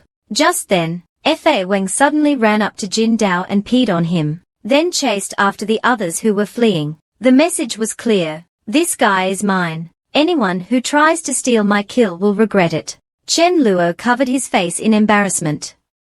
Fa Weng, is it really appropriate to pee in public like that? You're embarrassing me. It's indecent in broad daylight. Watching his men fall one by one, Jin Dao broke down in tears and clung to Chen Luo's leg, begging for mercy. Big brother, spare my life. I'll do anything. Zhao Hai, watching this scene, felt relieved that he had made the right choice, and hadn't offended Chen Luo too much. Otherwise, just the black dog's kiting tactics would have made his scalp tingle. Chen Luo glanced at Jin Dao. Don't worry, I won't kill you. He planned to test something. The undead creatures summoned by Jin Dao could also yield crystals. However, undead creatures below level 3 didn't have crystals. Only level 4 undead creatures did. Once Jin Dao reached level 3, he should be able to summon a level 4 undead creature. This would allow for infinite crystal farming. Hearing that Chen Luo wouldn't kill him, Jin Dao immediately knelt and kowtowed in gratitude. Thank you, big brother. You're clearly a man of your word. I'll obey you faithfully. Kid, your summoning talent is impressive. I have high hopes for you, but if you try anything sneaky or attempt to escape, I'll break your legs. With that, Chen Luo ordered his men, lock him up in a room, treat him as a new member. At this moment, Zhao Hai stepped forward and apologized to Chen Luo. Brother Chen, you're truly impressive. I was wrong earlier. Let me make it up to you. With that, Zhao Hai took out a sleek silver handgun and handed it to Chen Luo. Chen Luo chuckled. The gun posed no threat to him, but it could be used to intimidate Zhao Hai. With that in mind, Chen Luo, in front of everyone, fired the gun at his own chest. The bullet couldn't penetrate Chen Luo's body, instead getting stuck in his clothes before falling to the ground. This scene shocked Zhao Hai so much that he fell to the ground. Is this even human? The bullet didn't even faze him. Brother Chen's strength has completely shattered my understanding. No hard feelings, right? We can still cooperate in the future. With that, Chen Luo walked past Zhao Hai and shouted, is there anyone here with light type? Dark type, Earth type, or Nature type abilities. Other special support abilities are also welcome. We offer good benefits here. Anyone interested can consider joining. Leng Chen, standing nearby, quickly added, "We provide 3 meals a day, occasionally with meat. Our conditions are excellent. Our strength is evident for all to see. What are you waiting for?" As soon as he finished speaking, the crowd erupted in cheers, with many expressing their desire to join Chen Luo's team. "Brother Zhao, you don't mind, do you?" Zhao Hai smiled bitterly, as he watched his elites being poached by Chen Luo. "How could I dare to object?" Chen Luo then shouted to the crowd, "Everyone, quiet down. To join my team, you need to kill 10 zombies, and collect 10 crystals as proof." As soon as he finished speaking, groups began forming to hunt zombies. Zhao Hai, watching his men leave, didn't dare to stay any longer, afraid that if I stay any longer, everyone else will run away. "Brother Chen, if you ever need anything in the future, you can find me at Golden Dragon Garden. I live there. If I ever face trouble in the future, I hope Brother Chen, as a friend, can help if possible." Chen Luo nodded, indicating no problem. At night, Mila lay in Chen Luo's arms and asked, "Brother Chen Luo, I see the new team members are performing quite well, but why don't you let them clear out the nearby zombies sooner? Even if not everyone is united, if each person kills 100, it should be enough. Zombies evolve, so it's even more important to clear them out before they finish evolving." Hearing this, Chen Luo explained, "That's just your perspective. Even now, there are survivors who are too scared to fight zombies. Besides, if everyone gathers together, and we encounter a slightly stronger mutant, we are all done for." Mila let out an "oh," feeling a bit tired, and slowly fell asleep in Chen Luo's arms. But Chen Luo couldn't sleep. What he told Mila was only part of the reason. Chen Luo, who understood the future progression, knew that the zombies had to evolve. If all the zombies were cleared out, there wouldn't be enough high-level crystals, and humans wouldn't be able to evolve quickly. When those powerful monsters arrive, we'll only be waiting for death. The next morning, Chen Luo, as usual, held a mobilization meeting. "Be careful when you go out. The zombies are getting stronger." But after they left, Rice suddenly seemed to sense something, and said worriedly to Chen Luo, "I have a bad feeling. I feel like Mi Lin might get hurt, but there's no life-threatening danger." This made Chen Luo's expression turn serious. Mi Lin, Meili, and Sudaju were all acting together, with Dharma King as their bodyguard. Under normal circumstances, there was no way he could be in danger. Thinking this, Chen Luo confirmed, "So he'll just get hurt, but there's no life-threatening danger." Rice nodded. Chen Luo hesitated for a long time, took a deep breath, and ultimately chose not to follow. How can they grow without experiencing some tough battles? If they are kept like canaries in a cage, even if they eventually reach the king level, they won't be as strong as in the previous life. Can the combat power of those raised in a greenhouse compare to those in the wild? Chen Luo patted Rice. "This cat of yours is truly amazing. At least a level 10 psychic ability user can only sense a bit of danger when it's about to happen, and it only works for themselves. But Rice can sense danger for others, and detect it so far in advance. It seems I should gather higher level crystals to strengthen Rice." Meanwhile, Mi Lin, Meili, and Sudaju, working together, quickly cleared out some nearby zombies. Along the way, they didn't encounter any zombies above level 2. At first, everything went smoothly, but they didn't know that a mutated zombie was secretly watching them. A level 4 zombie's intelligence isn't very low. It observed Mi Lin's group, but didn't recklessly charge at them. Instead, it thought about it, and realized that going alone wasn't a sure bet, so it called other zombies for help. Coincidentally, Dharma King saw 3 zombies in an alley, and ran straight toward them. But once Dharma King was a bit away from Mi Lin and the others, a group of zombies suddenly attacked. The level 4 zombie hid among the horde. Not planning to lead the charge, it let the lower level zombies act as cannon fodder. Mi Lin didn't run immediately. Instead, he released an explosive fireball, killing a few zombies, and planned to slowly whittle down the horde. After casting the spell, Mi Lin and the other 2 turned and ran, but there was no trace of panic on their faces. Just then, the level 4 zombie suddenly attacked, using the power of wind to create a strong gust. With the wind's assistance, all the zombies were practically blown forward, increasing their speed dramatically. They were about to catch up to Mi Ling and the others. The wind also reached Mi Ling and the others. Mi Ling turned around and saw, his face instantly turning pale. He knew there must be a high-level zombie in the horde, although he wasn't sure what level it was. He realized they couldn't keep running. They had to turn and fight. Sudaju stood at the front, swinging his rod at the approaching zombies. Mi Lee also unleashed a fiery explosion, reducing the horde from over 20 to just over a dozen. But this gave the level 4 zombie an opportunity. It launched a sharp wind blade at Mi Lee. Mi Lee had no time to dodge. Mi Ling saw it coming, and instinctively shielded Mi Lee with his body. Instantly, the wind blade slashed Mi Ling's shoulder, and bright red blood quickly stained his clothes. If Mi Ling weren't level 3, and hadn't been enhanced by Mi Lee's defensive abilities, his shoulder might have been completely torn off by the level 4 zombie's wind blade. A look of pain flashed across Mi Ling's face, but his uninjured right hand immediately released a fireball without hesitation. But what shocked Mi Ling was that the fireball was narrowly dodged by the level 4 zombie. After the apocalypse began, a man had actually used a small fish to tame a kitten with precognitive abilities as a pet. Just moments ago, Rice had sensed that Mi Ling would be injured. Sure enough, shortly after Mi Ling went out to train, he was injured by a zombie's wind blade. A look of pain flashed across Mi Ling's face, but his uninjured right hand immediately released a fireball without hesitation. But what shocked Mi Ling was that the fireball was narrowly dodged by the level 4 zombie. Sudaju quickly stepped in front of them. Mi Ling, you deal with the regular zombies. I'll hold off this zombie, and then we'll take it down together. Mi Ling nodded in agreement. After Mi Lee cast a healing spell on Mi Ling, she pulled out the pistol Chen Luo had given her, and fired at the level 4 zombie. The level 4 zombie didn't understand what a pistol was, but it dodged anyway.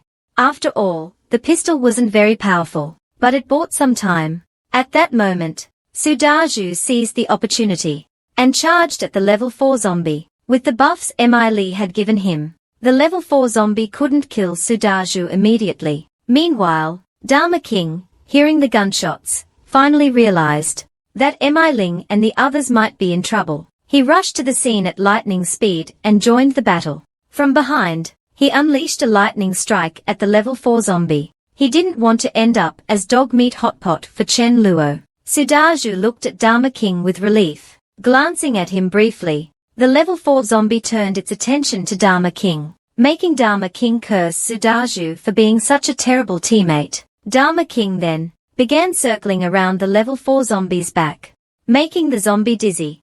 What kind of tactic is this? Sudaju seized the opportunity and swung his iron rod at the level 4 zombie, but the zombie blocked it with its arm. Just then, Mi Lee cast a buff on Dharma King, and Dharma King took the chance to launch a lightning ball at the level 4 zombie's back, but the zombie jumped aside and dodged it. Realizing it was outmatched, the level 4 zombie decided to retreat and started to run. But Dharma King wasn't about to let such a big source of points escape. He swung his lightning tail at the level 4 zombie's back, causing it to stumble. Then he pounced heavily onto its back. The level 4 zombie was knocked to the ground, and Sudaju immediately pinned it down, preventing it from getting up. Immediately, the group started beating the zombie relentlessly. Then, Mi Lee turned to Mi Ling and Sudaju, continuously casting healing spells. Only then did the three of them breathe a sigh of relief. Fortunately, it was a close call. Meanwhile, Dharma King retrieved the crystal from the level 4 zombie. Looking at the sizable crystal, Dharma King's dog eyes gleamed with excitement. After returning to the base, Dharma King was the first to get out of the vehicle. He eagerly handed a bag of crystals to Chen Luo. This stinky dog wants to know how many points these crystals are worth. Chen Luo thought for a moment, then decided to give Dharma King 100 points for the level 4 crystal. Hearing this, Dharma King was ecstatic. Chen Luo washed the crystal and prepared to give it to Rice to help him reach level 4 faster. Dharma King was immediately dumbfounded. I worked so hard to get that crystal. And you're giving it to Rice. Shouldn't it be mine? Is this fair? Is this reasonable? Rice translated Dharma King's words with a smirk. Chen Luo handed the level 4 crystal back to Dharma King, but said, you handed in the crystal, and I gave you points. But if you use it yourself, I can't give you points for it. That wouldn't make sense. If you use it yourself, why should I give you points? Do you think I'm a charity? Dharma King thought this made sense, and handed the crystal back to Chen Luo. Crystals are nothing compared to points. Chen Luo hugged Rice tightly, realizing that Rice had been right. Mi Li had been in danger, but it wasn't life-threatening. When Mi Li had been in danger before, Rice had also warned him in advance, allowing him to rush in and save her. But Su Daju had also been injured. Why hadn't Rice sensed that? Was the injury too minor to detect? Or could Rice only sense the safety of those close to him? In any case, this incredible ability needed to be nurtured and upgraded carefully. At dinner, Dharma King excitedly ran over, urging everyone to take a look at him. Chen Luo and the others immediately gathered around Dharma King, examining him closely. Is it just me, or has Dharma King gotten bigger? He has gotten bigger. Is it because the food here is too good? Hearing their strange comments, Dharma King was furious. He immediately asked Rice to translate for him. Dharma King says he just successfully advanced to level 4, and his size has changed dramatically. This left Mi Ling puzzled. When I first met Chen Luo, he said I couldn't even beat his dog. I was really unconvinced back then, but now it seems he wasn't exaggerating. I really can't even compare to a dog. Then, Rice translated for Dharma King again. Chen Luo, Dharma King is asking how many points he gets for being the first to reach level 4. Chen Luo asked curiously, what do you need points for? Dharma King raised his head proudly and said, I have a dream. I want to be the dog elder. And then the deputy leader. Eventually, everyone will call me dog leader. Chen Luo was stunned for a moment. Then his face darkened. He lightly kicked Dharma King. Dog leader, I feel like you're mocking me. With Dharma King reaching level 4, the success rate of the dog assassin missions would greatly improve, but Chen Luo was even more excited about Rice reaching level 4.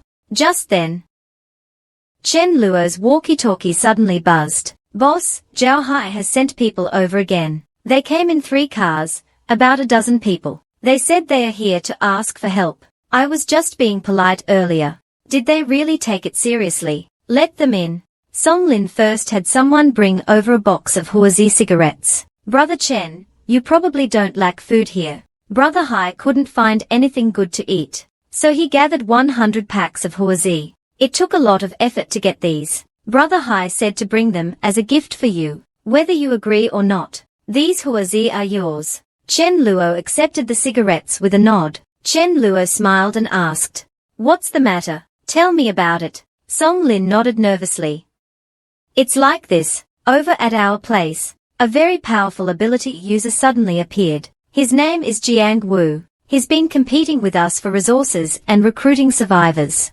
That's not all. Brother Hai didn't want to conflict with him, but this guy is insane. He's too arrogant, saying that one mountain can't have 2 tigers. He even threatened that if Brother Hai doesn't become his subordinate, he'll wipe us out. And this guy is really powerful. Alone, he easily killed over a dozen of our people who were separated. Many of them were level 2 ability users. Brother Hai can't handle him, so we had no choice but to ask for your help. Hearing this, Chen Luo pondered. A single person taking on over a dozen people, many of whom were level 2, definitely couldn't be level 3. The gap between level 2 and level 3 isn't that big. He must be at least level 4, but it's unlikely he's level 5, unless, from the very beginning of the apocalypse, he had a steady supply of high-level crystals. An exceptional talent. He might have reached level 5 like Chen Luo. It seems this guy, like Leng Chen, got lucky and obtained a high-level crystal, at least a level 6 or 7 crystal. This deal is worth taking, but out of caution, Chen Luo asked, what type of ability user is this guy? How did he kill those dozen people? Song Lin replied, he's probably a physical type ability user. He relied on brute strength and killed our people without much technique. Chen Luo thought for a moment, then nodded. All right, I'll go with you and take a look. Song Lin was thrilled to hear this. He clasped his hands in gratitude. Thank you so much, Brother Chen. Let's not waste any time. We won't stay for lunch. Let's go now. With that, Chen Luo went back inside, picked up Rice, and asked, Rice, do you think I'll be in danger on this trip? If Rice says there's danger, Chen Luo won't go no matter what. Rice thought for a moment and said, probably not. I don't sense anything. What do you mean, probably? Is there danger or not? Rice carefully sensed again.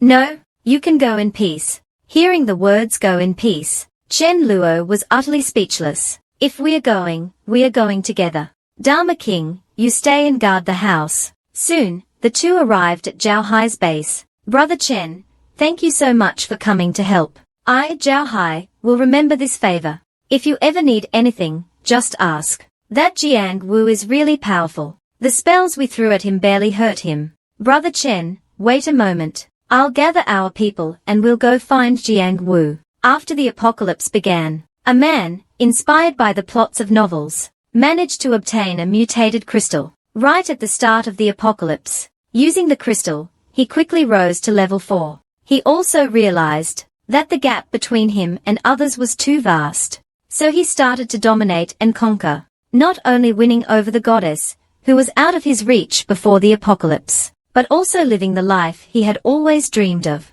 Just as he was about to communicate with the beauty in his arms, a subordinate burst in, shouting, Boss!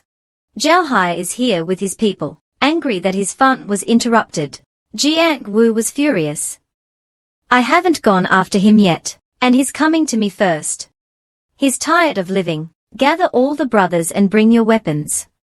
Let's go. After all, there's strength in numbers, and it would also prevent Zhao Hai from ambushing them. Soon, Jiang Wu and his men arrived at the entrance of the community. The two groups stood facing each other at the gate. Meanwhile, Chen Luo observed Jiang Wu from behind the crowd. Although he couldn't tell Jiang Wu's exact level, he could sense his strength, but it didn't matter. As long as he wasn't level 7, there was nothing Chen Luo couldn't kill with a single strike. Just then, Jiang Wu pointed at Zhao Hai's nose and started cursing. I thought you were someone worth respecting, so I gave you a chance. But you don't know how to appreciate it. I wanted to take you in, but you're asking for death. This made Zhao Hai's expression turn ugly. Before the apocalypse, a guy like this wouldn't even have had the chance to interact with him, let alone dare to curse at him. Jiang Wu, aren't you so tough? I'll bring a dozen more people. Do you dare to take them on? If you can handle them, I'll submit to you. I'll become your subordinate. Faced with Zhao Hai's provocation, Jiang Wu agreed without hesitation. Seeing this, Zhao Hai sneered inwardly. He's just a kid after all. Can't resist a challenge. Who dares to step forward and take on Jiang Wu? One person, one reward. As expected, under the lure of rewards, brave men emerged. A group of people armed with iron rods charged at Jiang Wu, swinging wildly. But Jiang Wu's body was as hard as iron, completely unharmed. Seeing this, Chen Luo knew it was time for him to step in. So, he placed Rice in the Bentley he had brought along, locked the doors, and quietly made his way behind Zhao Hai. While everyone was focused on Zhao Hai, Chen Luo secretly placed his hand behind his back, forming a spatial blade. With a series of loud bangs, the iron rods clashed against Jiang Wu's body. Even though the rods bent, Jiang Wu remained completely unharmed. Chen Luo shook his head, then flung the spatial blade he had formed at Jiang Wu. Instantly, Jiang Wu was split in two. In disbelief, he looked down, but saw nothing. Only then did Jiang Wu realize he had been ambushed. Ignoring the shocked expressions of the others, Chen Luo first searched Jiang Wu's body for any possible crystals. But after rummaging through his pockets, he found nothing. Could it be hidden in his bedroom? After recovering from his shock, Song Lin had an idea. He reached into Jiang Wu's underwear and started feeling around. Watching Song Lin pull out a crystal from Jiang Wu's underwear pocket, Chen Luo was stunned. He really knows how to hide things. Wasn't that uncomfortable? What if his little brother absorbed the crystal and mutated? Song Lin carefully examined the crystal in his hand. It was the largest crystal he had ever seen. comparing it to level 1 and level 2 crystals. It was obvious that the larger the crystal, the better the effects. If he could obtain this crystal, the benefits would be immense. But before Song Lin could savor it, Chen Luo reached out his hand. Although Song Lin knew how valuable the crystal was, he didn't dare refuse. He didn't want to end up like Jiang Wu, split in two. Chen Luo reluctantly took the crystal, finding it even more disgusting than pulling it from a zombie's head. But after checking the crystal's quality and remaining energy, Chen Luo was disappointed. It was only a level 6 crystal, and most of its energy had already been used. Only about a quarter remained. At least it's a psychic-type crystal, so it should be suitable for Rice to absorb. Chen Luo then took out Jiang Wu's crystal, leaving Zhao Hai to watch helplessly. He knew how valuable the crystal was, but he didn't dare say anything. They hadn't discussed who would get the crystal if they succeeded, but Zhao Hai didn't dare challenge Chen Luo. He knew he couldn't handle Jiang Wu, yet Chen Luo had killed him in one move. What he had expected to be a fierce battle ended in an instant, and Jiang Wu's death was bizarre. His body was split in two, yet not a drop of blood was spilled. Thinking this, Zhao Hai turned to the crowd and said, "Everyone, don't be afraid. I won't make things difficult for you." Jiang Wu was an idiot. At a time like this, we should all unite and work together to clear out the zombies. Zhao Hai assured everyone, "Following me will definitely not be a loss. Those willing to join, come over." Chen Luo checked the time and said, "It's time to go. The house can't be left unattended." Zhao Hai breathed a sigh of relief. "Brother Chen, thank you again for your help. You've done me a great favor. If you ever need help, just come to me. Do you want me to send some people to escort you back?" Chen Luo waved his hand.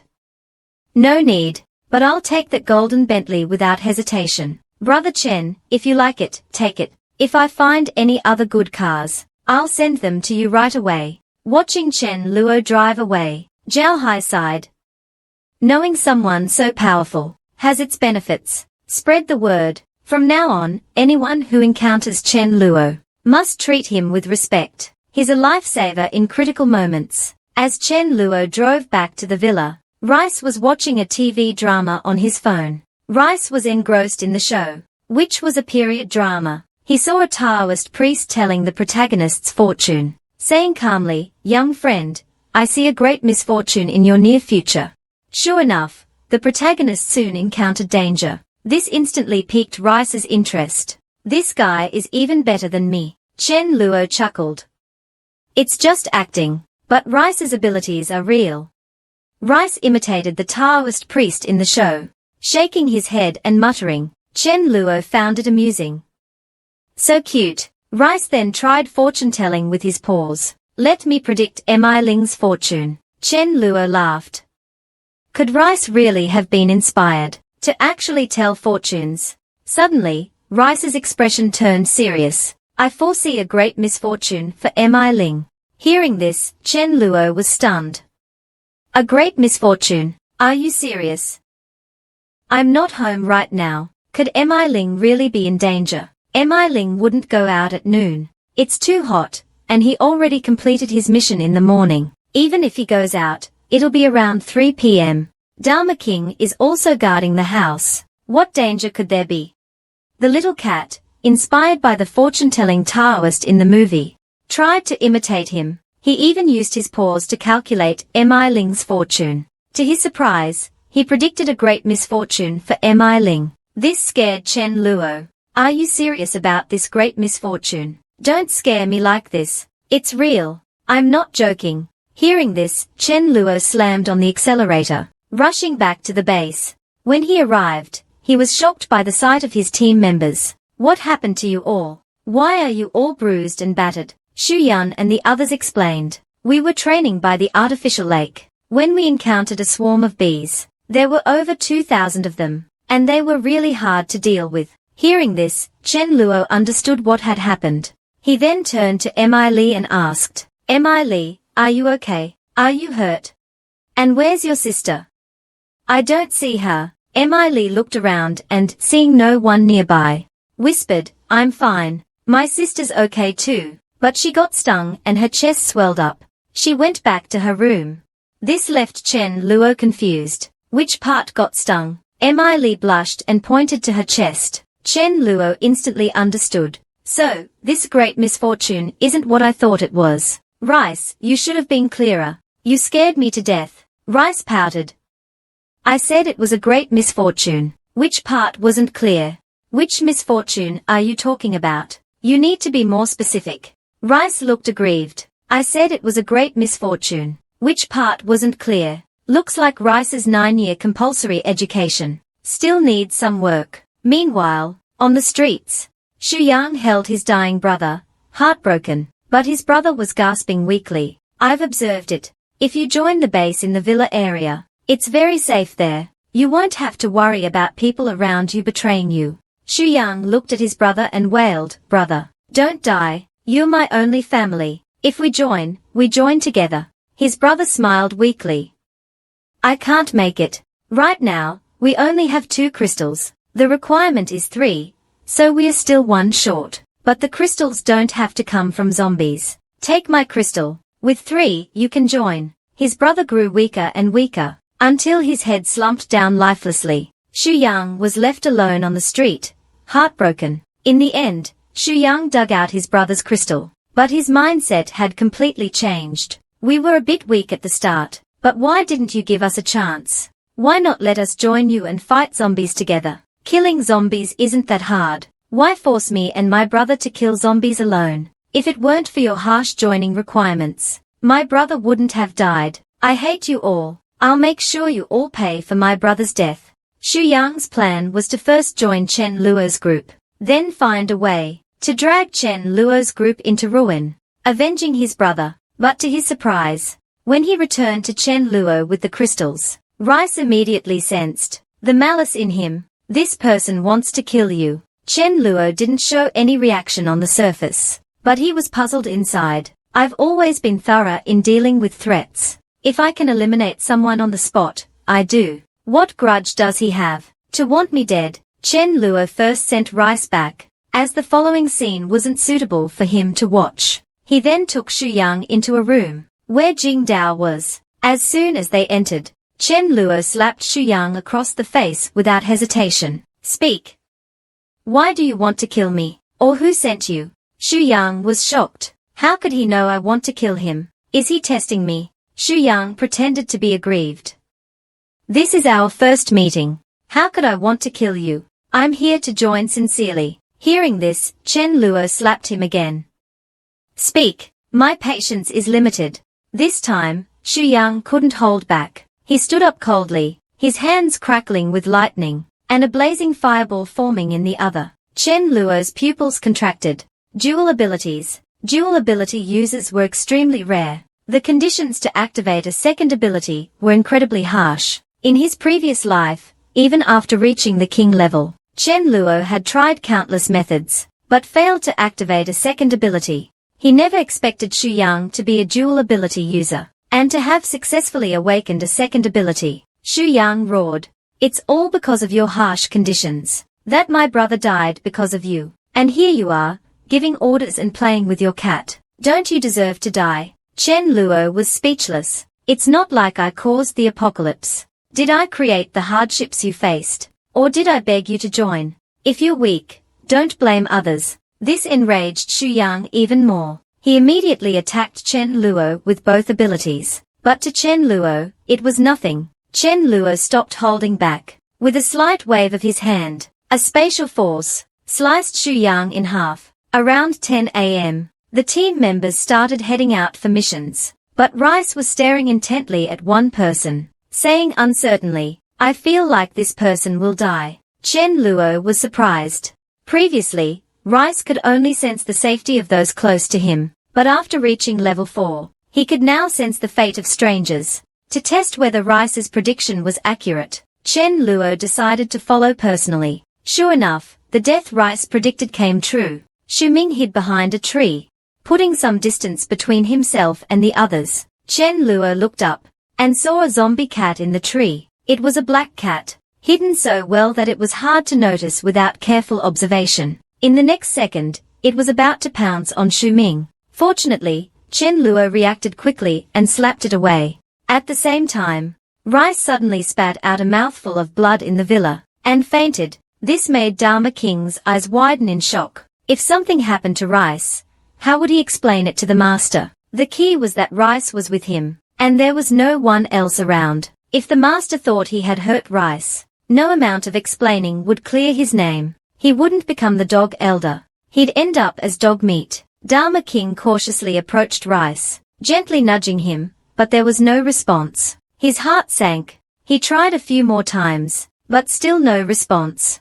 I need to tell the master immediately. Dharma King grabbed the loose skin on Rice's neck, and placed him on a chair, then turned and ran out. Soon, Dharma King found Chen Luo, crying, barking twice at him before turning to run back. Dharma King knew Chen Luo would understand. Sure enough, Chen Luo's expression changed, and he followed Dharma King at full speed back to the base. In less than a minute, Chen Luo arrived at the base. Dharma King led him to the rocking chair, whining, "It's really not my fault." Chen Luo was genuinely panicked. He rushed to Rice's side, picking him up to check his condition. His heart was still beating. His body was still warm. He was still alive. Chen Luo breathed a slight sigh of relief.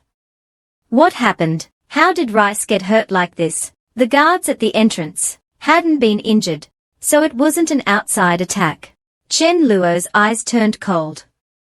Who did this? Dharma King trembled, quickly shaking his head to indicate he had no idea. The world had been struck by a zombie virus, turning 80% of humanity into zombies. The remaining humans awakened various abilities, such as the ability to heal all injuries with light, or the ability to control lightning. But only one special little cat awakened the ability to foresee the future. However, it had a fatal flaw. If someone not close enough to him forced a change in the future, Rice would suffer backlash. Looking at the injured Rice in his arms, Chen Luo's eyes turned cold as he asked Dharma King who had done this.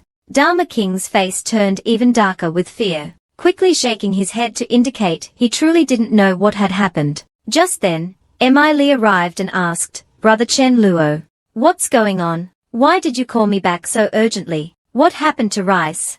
"We'll talk later. Heal him first." Li nodded, quickly using her healing ability to treat Rice. Meanwhile, Chen Luo pondered. Why did Rice get hurt? Was it because I saved Xu Ming, causing Rice to suffer a backlash from the prophecy? But Rice has made prophesies before, and Li and Ling intervened without any issues. After the healing spell took effect, Rice groggily opened his eyes, but he looked completely drained. "Don't worry, I'm fine.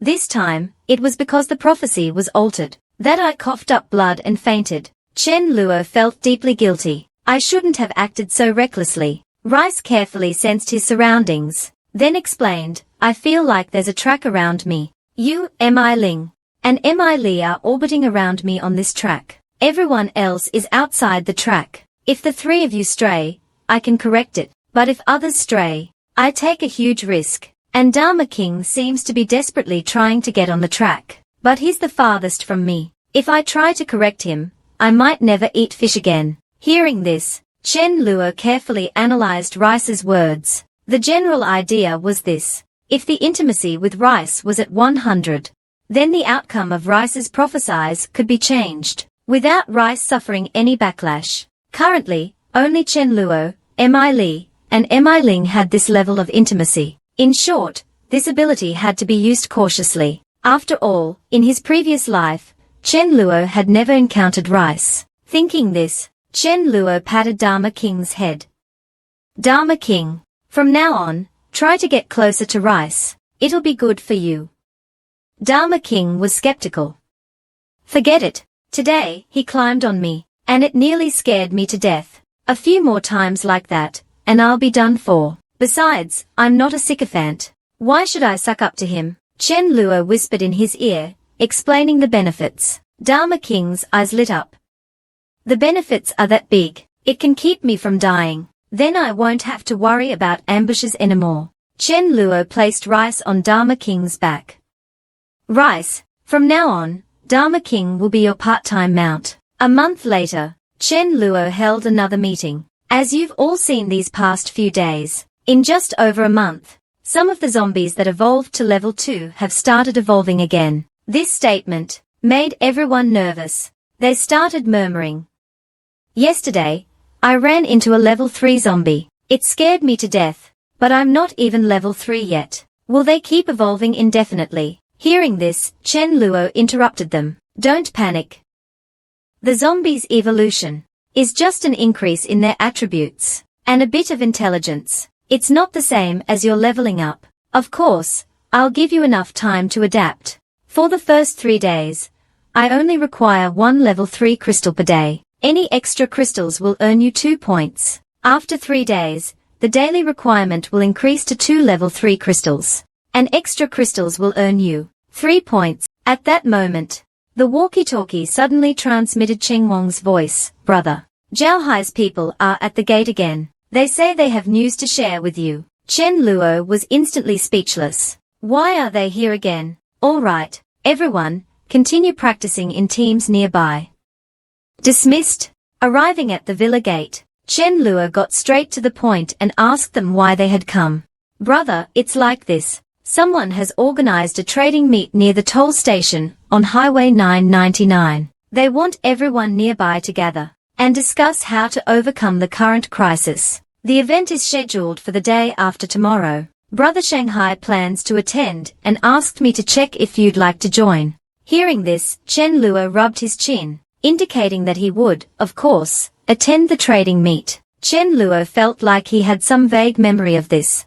In his previous life, he hadn't participated, but now, Reborn, his goal was to gather and recruit elites, to create an incredibly strong community, to survive this nightmare-level apocalypse together. Such a social occasion was perfect for networking. In the blink of an eye, the day arrived. Chen Luo brought his team to the trading meet. As soon as they stepped onto the highway, a voice called out, "Hey, handsome, want to have some fun? Brothers, how about it? Our shop offers all kinds of entertainment. Fair prices, guaranteed satisfaction. Just 10 kilograms of rice, or a level 2 crystal." Chen Luo looked at the sleazy man with disgust. Even in the apocalypse, you're still leeching off women.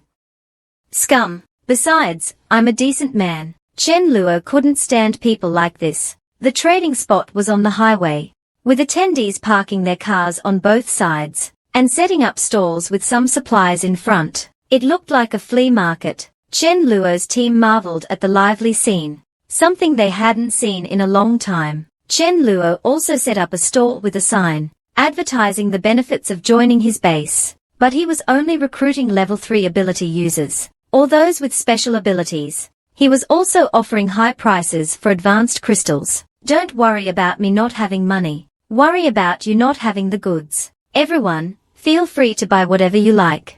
Play whatever you want. And let me know if you see anything good. After giving instructions, Chen Luo took Chen Guangfang, Yuxia Haoran, and Sudaju to look around. As Chen Luo was about to finish his round, he noticed a crowd gathered around a stall. He walked over and politely pushed through the crowd. The stall owner looked familiar. Isn't this Brother Long, the guy we ran into after collecting supplies at the market? And isn't that the chicken Haoran begged for back then? You still haven't eaten it. At that moment, Zhu Mingliang sneered at Jiang Long. Jiang Long, your damn chicken burned my brother's hair, and you still want money. Do you think I'm easy to bully? 100 kilograms of rice, no more. Otherwise, let's settle this elsewhere. Jiang Long looked miserable and unwilling. After all, this chicken had the potential to become a fire phoenix. It was worth at least 10 tons of rice, or dozens of level 2 crystals. Chen Luo's eyes lit up at the sight of the chicken. Chickens with abilities, but no mutations, were known to be exceptionally delicious. As for fire phoenixes, forget it. In his previous life, Chen Luo had seen many fire-breathing birds, but never a legendary fire phoenix. Brother Long, right? I'll give you 20 level 2 crystals for this chicken. I want it. Zhu Mingliang glared at Chen Luo. Are you trying to pick a fight? This chicken hurt my brother, so it's mine to buy. Chen Luo ignored him. Seeing Chen Luo disregard him, Zhu Mingliang's expression darkened. Chen Luo, however, remained unfazed. He was focused on the chicken. This was an opportunity he couldn't miss. Brother Long, deal. Jiang Long hesitated but eventually nodded. The deal was done. Chen Luo walked away with the chicken. Ignoring Zhu Mingliang's furious glare, he had bigger plans, and this chicken was just the beginning. The trading meet was far from over, and Chen Luo was ready for whatever came next. Zhu Mingliang was furious and lunged at Chen Luo, but Xia Haoran punched him away. Zhu Mingliang was now completely enraged. Get out of my way if you don't want to die. I, Zhu Mingliang, have always been the one to bully others.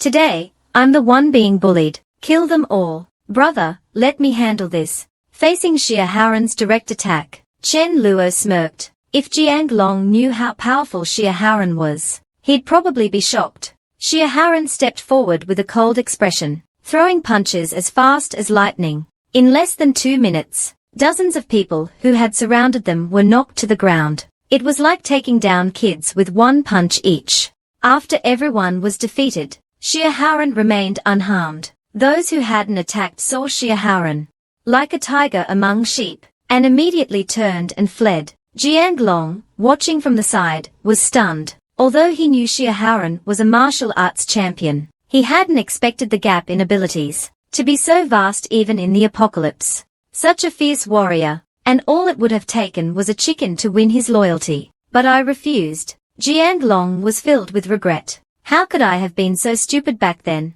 Just 2 months after the apocalypse began, Chen Luo had already encountered a team of 3 level 4 ability users. It was worth noting that most people were only at level 2 or 3. Chen Luo, relying on his memories from his past life, was ahead of everyone else. Even so, aside from himself being at level 5, only Fa Wang and Mi Fan had reached level 4, and this was after he had allocated all his resources to them. It seemed that, unsurprisingly, this team must have access to high-level crystals. Not long ago, Chen Luo had been invited by Zhao Hai to a trading meet, where he had purchased a fire-breathing chicken. Brother Long, let them fight. We'll continue our trade. Jiang Long was reluctant, as the price was far below what he had expected. But after Chen Luo forcefully took the chicken, Jiang Long didn't dare say anything. He didn't want to end up like the others, beaten to a pulp by Xia Haoran. My chicken is gone. Chen Luo, on the other hand, smiled as he grabbed the hen, thinking it would be a good way to nourish Mi Li later. But the chicken, ungrateful, pecked Chen Luo's arm hard, although its beak was sharp. Its level was too low to cause any real damage. Instead, Chen Luo yanked out one of its feathers. The hen squawked in pain, and Chen Luo glared at it, threatening, peck me again, and I'll pluck all your feathers right now. You'll be on my dinner table tonight. Don't test me. The hen immediately cowered and behaved. Chen Luo then stuffed the hen into a fertilizer bag. At that moment, a broadcast sounded. All leaders, please gather. At the toll station to the east, space is limited, so each leader may bring only 2 people. Hearing this, Chen Luo immediately returned to his team's stall. It seems the organizer is finally showing up. Haoran, Dazhu, you 2 come with me. The rest of you, do as you please. After giving instructions, Chen Luo took the 2 to the toll station. As soon as they arrived, Zhao Hai waved Chen Luo over and introduced him to the organizer of the trading meet. Brother Chen, this is Yi Gaofei, the heir of the Yi Group. He's in the import-export business. I've heard he's quite resourceful, and not to be underestimated. Chen Luo nodded slightly, but his gaze wasn't on Yi Gaofei. Instead, it was fixed on a young man in a grey t-shirt beside him. He recognized this person, Rong Yu, a metal lizard ability user. He could transform into various forms and serve as a weapon to assist others. It was worth noting that metal-based ability users were extremely rare, even rarer than light or dark ability users. Moreover, in his past life, aside from Mi Li, he was another top-tier support powerhouse.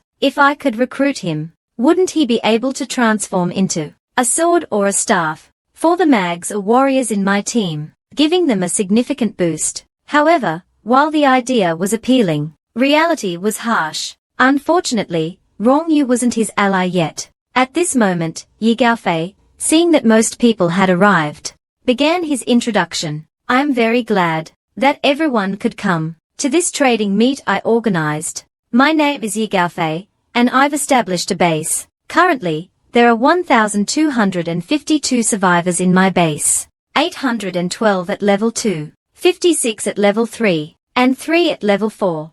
Everyone except Chen Luo was shocked. There are actually level 4 ability users. Chen Luo, on the other hand, counted how many level 4 members were in his own base. Aside from himself at level 5, there were only 4 humans, 1 cat, and 1 dog. It seemed this guy must have a large supply of high-level crystals. Yi Gaofei smiled, observing the shocked expressions below. They probably didn't realize how big the gap between level 3 and level 4 was. If they knew, they'd be even more shocked. Now, I'll share 2 pieces of good news with everyone. First, once you reach level 4, you no longer need to fear water contamination. Even level 3 physical ability users can handle it. Water is the source of life, and this means humanity can survive. Chen Luo chuckled softly. While this wasn't entirely false, contaminated water would permanently reduce human potential. Anyone who drank it would suffer. Second, the secret of crystals. With that, Yi Gaofei pulled out a level 6 crystal from his pocket. Chen Luo narrowed his eyes, but then sighed in disappointment. Unfortunately, the level is too low. Yi Gaofei continued. Now, I'll share what I know about the secrets of crystals. We already have level 3 crystals, and those who've used them know they are far more effective than level 1 or 2. What I'm holding is an even higher level crystal. I can't determine its exact level yet, but the reason my people advanced to level 4 so quickly is because they used this high-level crystal. Zhao Hai, sitting below, widened his eyes and turned to look at Chen Luo, suddenly realizing, no wonder he's so powerful. He must have used high-level crystals. That's why he was so eager to search Jiang Wu's body after killing him. He must have known that Jiang Wu reached level 4 so quickly because he used high-level crystals. The crystal Chen Luo obtained from Jiang Wu's body must have been a high-level 1. At this point, someone couldn't help but ask. Level 2 crystals come from level 2 zombies, and level 3 crystals from level 3 zombies. So how do you obtain these high-level crystals? Are there already higher-level zombies? The moment this was asked, everyone pricked up their ears to listen carefully. At the same time, they wondered, does Yi Gaofei have the strength to kill such high-level zombies? Yi Gaofei explained, I obtained this from a high-level zombie by chance. It was wreaking havoc in my base, but it suddenly died for unknown reasons, and that's how I got it. Yi Gaofei then went on to explain why each person's daily crystal absorption rate and growth speed varied. His analysis was mostly correct. Yi Gaofei seemed to be holding nothing back, sharing all the information he had gathered about the apocalypse. Chen Luo smirked. Yi Gaofei was being unusually generous. He must have ulterior motives. Sure enough, Yi Gaofei's next words confirmed Chen Luo's suspicions. After the apocalypse began, men, in order to expand their teams, not only revealed the secrets of zombie crystals for free, but also used their strong power and abundant resources to lure members from other teams to join them. With the cooperation of others, they staged this entire act. Immediately, members from other teams started wanting to join them. Within the teams, Chen Luo looked at the flyer in his hand, deep in thought. Distributing such tempting flyers to the members of various teams would inevitably attract some who were tempted to join. Even if the leaders disagreed, many members would still defect to Yi Gaofei's side in secret. Chen Luo couldn't help but admire Yi Gaofei's tactics. However, this was essentially pushing some people to their limits. But in his past life, Chen Luo had never met this man, so it was likely that Yi Gaofei would soon bring about his own downfall. Chen Luo knew his schemes well. Not only had he offended all the leaders present, but he had also recruited some survivors with ill intentions into his team. Sure enough, some of the leaders who couldn't sit still were already preparing to unite. Although Yi Gaofei had 3 level 4 members on his side, he couldn't withstand the combined efforts of all the leaders. After all, every survivor had their own agenda, and it was impossible for everyone to unite against the zombies. After discussing plans with the other leaders, Zhao Hai turned to Chen Luo and asked if he wanted to join. Chen Luo declined, saying, "Kids' fights aren't for me." Zhao Hai nodded. After all, Chen Luo's dog alone could handle Yi Gaofei's 3 level 4 members. With Yi Gaofei's stunt, Chen Luo's displayed strength was incomparable. He had thought he wouldn't recruit anyone, but surprisingly, 3 people joined. However, when Chen Luo looked at them, he noticed their evasive gazes, and immediately realized they were likely spies planted by others to infiltrate his team. He decided to have Mi Fan investigate them later. Seeing that it was about time, Chen Luo gathered his team to head back. Chen Guang drove the lead car, while Chen Luo occasionally glanced at the scenery outside. Suddenly, he noticed a girl in the distance staring at their convoy. At first, Chen Luo didn't pay much attention, but when he recalled the girl's face, he slammed on the brakes. He opened the car door and led his team toward the girl. The girl, seeing Chen Luo and a group of men approaching, panicked and immediately turned to run. Chen Luo shouted from behind, "Don't run. I mean no harm." Even Chen Luo didn't believe his own words. If someone chased him like this, he'd panic too. Meng Yin ran for her life, refusing to respond. Seeing no other option, she transformed into a little white rabbit, significantly increasing her speed. Although Meng Yin was fast, she was no match for Chen Luo. Watching her transform into a rabbit, Chen Luo used Void Walk and grabbed her by the ears, lifting her into the air. The rabbit's eyes widened in fear as she kicked her legs wildly. "Is this guy part dog? How is he so fast?"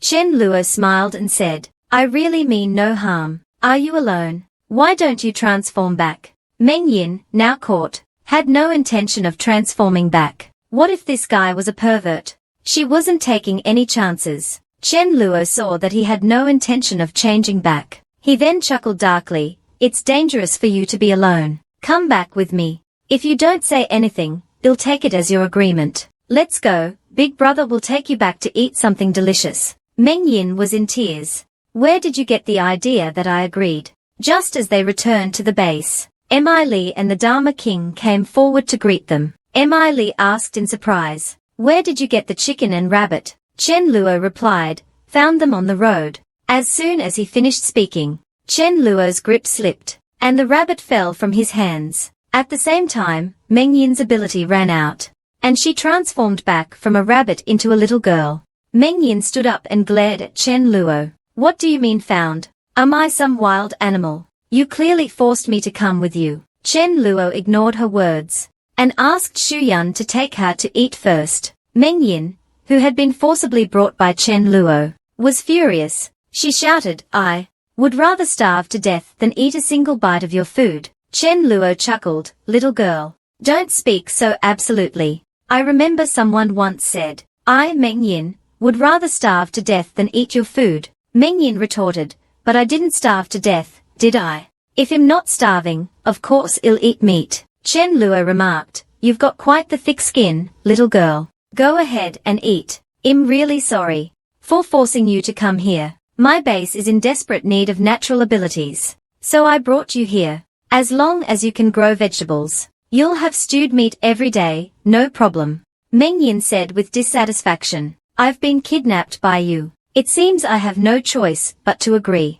Besides, I'm also observing the situation. If it's really good, I'll bring Xiaoyu here too." Chen Luo then tossed a pile of potato seeds and asked Meng Yin to try improving them before reaching level 4. "Your natural abilities aren't strong enough. Quantity alone isn't enough to farm." After saying this, Chen Luo turned and left. Da Zhu then approached Chen Luo and said, "Brother, Mi Fan said that at the trading meeting, the 3 new members were all spies. I and Hao Ran just beat them up, and they confessed. 2 were sent by Yi Gaofei, and 1 was sent by Chelin." Hearing this, Chen Luo made a throat-slitting gesture and ordered, "Kill them all. Don't make a fuss about it." Well, wait and see. The man was a dominant force in the apocalypse, not only with endless food supplies, but also using large amounts of meat to recruit powerful individuals and build his own base. But now, someone with great strength was using rare meat as bait to slowly devour all the other bases. This immediately raised concerns among the leaders of other bases. Led by someone named Chelin, an alliance was formed, gathering all the nearby leaders. to devise a plan against Ye Gaofei.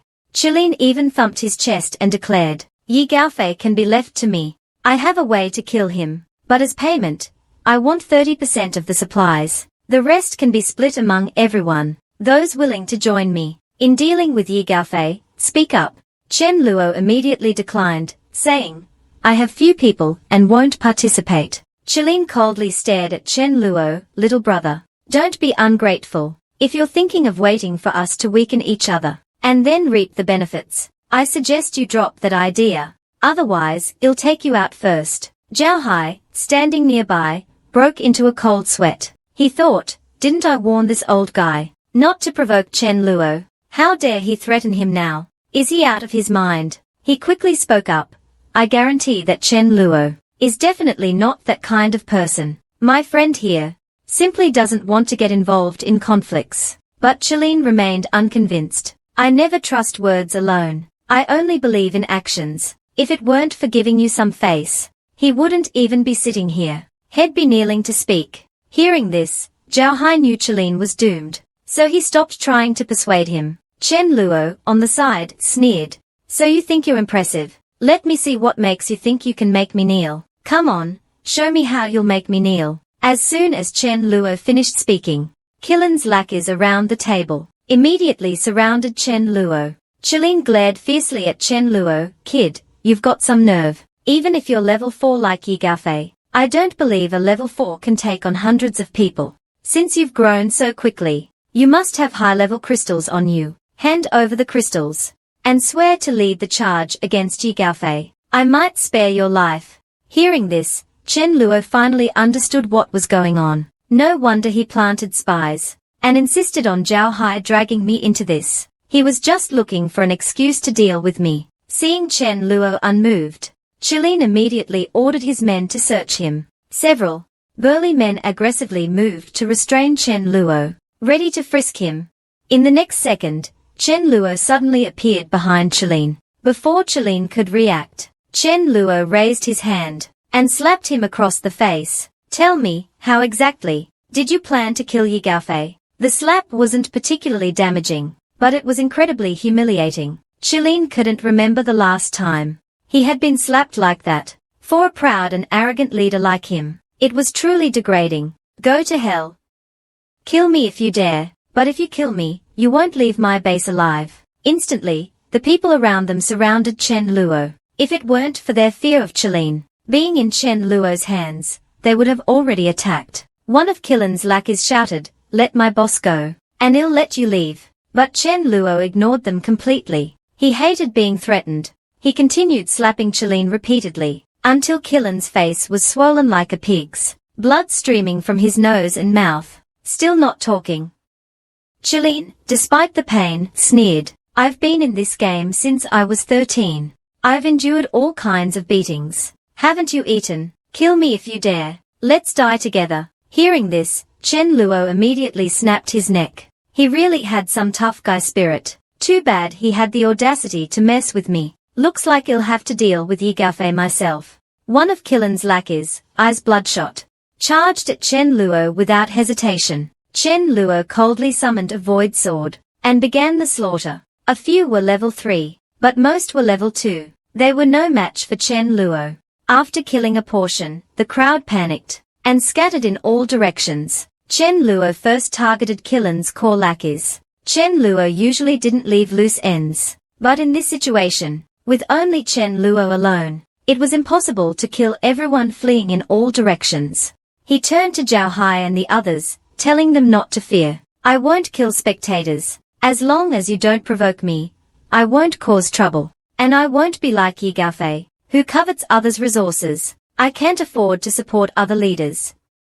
Hearing this, the others could only awkwardly nod in agreement. Meanwhile, at Ye Gaofei's base, a man wailing in grief carried a woman whose body was rotting and foul-smelling to the apartment, begging for justice. 3 days ago, I went out with you to kill zombies. When I returned, my wife was missing. Someone told me it was Yu Lingjie who took her. Enraged, Long Yu stormed toward the level 3 area to confront Yu Lingjie. As soon as he reached the door, Long Yu heard disgusting noises coming from inside. Clenching his fists, Long Yu kicked the door open and demanded answers from Yu Linjie. Yi Gaofei is here. When Yu Linjie saw Yi Gaofei, it was as if he had seen a savior. He looked at Yi Gaofei with pleading eyes. Yi Gaofei directly tried to persuade Long Yu. Although Yu Linjie made a mistake, it doesn't warrant death. His value far exceeds others. He can kill more zombies in the future. Let him redeem himself. Long Yu, upon hearing this, angrily retorted, value. Then am I more valuable than him? Right now, I just want to kill him. As soon as he said this, Yu Linjie, terrified, blurted out the truth, Brother Fei, save me. I was taking the fall for you. Hearing this, Long Yu turned his furious gaze to Yi Gaofei and demanded, is what he said true? Before Yi Gaofei could answer, Yu Linjie stepped forward and spoke first, Brother Yi, busy managing the entire base during the day. What's wrong with enjoying a few women at night? Keeping a relaxed mood helps in making clear decisions, ensuring more people survive. Instead of leading everyone to kill zombies and gather supplies, you're daydreaming about uniting the entire nation, letting everyone idle away and wait for death. And now, you're even leading the way in indulging with women. How could I have been so blind to follow you back then? Our paths are different. We cannot work together. Farewell. Long Yu finished, then turned and left. The first large-scale battle involving 1,000 people since the apocalypse began is about to unfold. Yi Gaofei, in order to devour all nearby bases, decided to target Chen Luo's base first. Leading a force of 2,000 people, he surrounded Chen Luo's base. He announced that the first 10 to surrender would be rewarded with 2 cans of Red Bull and 2 sausages. But after shouting for a while, not a single person came out to surrender. Finally, unable to wait any longer, Yi Gaofei ordered the newly joined squad to lead the charge. Zhong Hao had no intention of taking action, which left Yi Gaofei bewildered. He realized that among his 2,000 people, he couldn't find a single vanguard. Although the numbers were large, they were all useless. They were too scared to face the 200 people on the other side. Chen Luo, sitting calmly on the villa's upper floor, watched this group of clowns with amusement.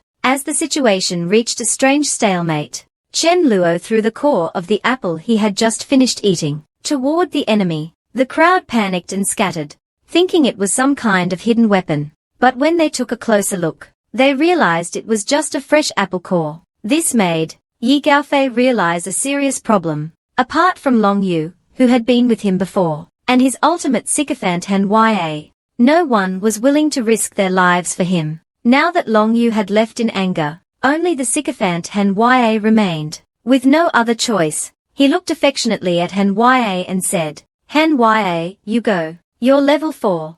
I'll have Lu Wen boost your defense. Level 3 attacks won't hurt you. If this stalemate continues, my authority will be ruined. You're my only hope now. You'll help me, right? Faced with Yi Gaofei's tenderness, Manhwa was almost moved to tears. Yi Gaofei is being so gentle with me. I can't let his authority be destroyed. I have to step up. Manhwa nodded without hesitation. Truly, sycophants never end well. They give everything and end up with nothing. As Manhwa led the charge, the others followed suit. As soon as they approached, they entered the range of the supernatural ability attacks. First, the 4 members on the high walls at the entrance unleashed their skills. All of them were level 3, but their area of effect attacks were ineffective, as they were blocked by earth shields. Manhwa kicked open the iron gate, only to find a strange copper bridge inside the entrance. Just as he was puzzled, Mi Lin and Shu Yun suddenly jumped out from behind the earth wall. Simultaneously, they launched spells directly at him. Han Ya's instinct screamed danger. He grabbed a nearby subordinate and used him as a shield, but even this couldn't block Mi Lin and Shu Yun's attacks. Instantly, over a dozen figures were sent flying into the air. The shields couldn't protect them from being blasted away. Only then did Manhwa realize, these 2 must be level 4, otherwise, they wouldn't deal such high damage. At that moment, Dharma King eagerly jumped out. Chen Luo noticed this and wanted to restrain Dharma King, but he decided to let others handle the situation. If he intervened, how would the others practice their coordination? But it was too late. Dharma King had already charged into the crowd. He bypassed the main force. and headed straight for Yi Gaofei, who, in Dharma King's eyes, was a walking source of points. Yi Gaofei also noticed something charging toward him. Looking up, he saw a dog flying toward him. This left Yi Gaofei utterly stunned. A flying dog. What the hell? Under the gaze of thousands, the dog soared through the air, a terrifying ball of lightning forming in its mouth. With a loud boom, the lightning ball exploded, sending several people near Yi Gaofei flying. Yi Gaofei didn't have many people around him to begin with, and now there were even fewer. Yi Gaofei stared in disbelief. That power, it seems stronger than my own abilities. The dog landed and stood up like a human, using a lightning palm strike to charge at Yi Gaofei. Yi Gaofei tried to dodge, but he couldn't react in time. He took a direct hit from the dog's slap, spitting out a mouthful of blood as he was sent flying. Dharma King followed up with a thunderous tail swipe, then unleashed another lightning ball, and finished with a flying kick. Yi Gaofei died on the spot. He never expected to be killed by a dog today, seeing their leader dead. The crowd scattered in panic. The priest among them knelt and begged for mercy, claiming he was a light affinity healer. Chen Luo ordered Xia Haoran to bring him over. The priest, trembling, introduced himself. Big brother, don't kill me. My name is Lu Wen. I'm a light affinity priest. Chen Luo smiled inwardly, thinking, another tool has joined the team. Having an extra priest means more security for my members. If more people get injured, they can receive more healing. Alright, I'll ask you some questions. Answer honestly. Why isn't Long Yu here? Is he staying behind at the base? Yi Gaofei had pinned the blame for the incident involving 7 men and 8 women on Long Yu, so everyone in Yi Gaofei's group knew that Long Yu had left. Lu Wen trembled as he explained what had happened to Long Yu. Chen Luo was momentarily stunned. Long Yu isn't that kind of person, is he? Lu Wen lowered his head and said, it was Yi Gaofei who framed him. Chen Luo suddenly understood. That guy brought his doom upon himself. Of the 2,000 people Yi Gaofei brought, about a fifth stayed, while the rest fled. Most of them had vehicles, so as long as they were bold enough, they could escape. Meanwhile, a female dog, upon encountering a man, raised her hindquarters provocatively. The man, without hesitation, reached out and touched the dog's rear, seemingly satisfied. He then took out a leash and led the dog away, intending to make her Dharma King's mate. Dharma King was moved to tears. Finally, I'm no longer a single dog. I'm no longer alone. But master, my size is too small. She's too big. If I try, she might not feel anything. Could you find me a smaller female dog instead? Just moments earlier, after killing Yi Gaofei, Chen Luo had learned about Long Yu's whereabouts from the priest Lu Wen. So, Chen Luo asked Zhao Hai to help clean up the battlefield, promising to treat him to a feast later. Meanwhile, Chen Luo took all his team members to Yi Gaofei's base to collect the spoils of war and search for Long Yu along the way. Such talent couldn't be overlooked. Chen Luo was determined to recruit him. He was determined to recruit him into his team. At that moment, Dharma King, with Yi Gaofei's crystal in his mouth, approached Chen Luo to exchange it for points. Seeing how obsessed the dog was with points, Chen Luo took the crystal and told him to guard the base, promising to settle the points later. Dharma King barked twice in acknowledgement. Song Ming watched Chen Luo's departing figure and sighed, Brother Hai, should we join Chen Luo too? Wouldn't it be better to follow him? After all, the world's order has collapsed. Relying on social skills alone is useless now. Without strength or intelligence, no amount of networking will help. Hearing this, Zhao Hai's other subordinates began discussing the matter. I won't go. At least with Brother Hai, I'm a high-ranking member. We get the best resources here. If I join Chen Luo, I'll just be a junior.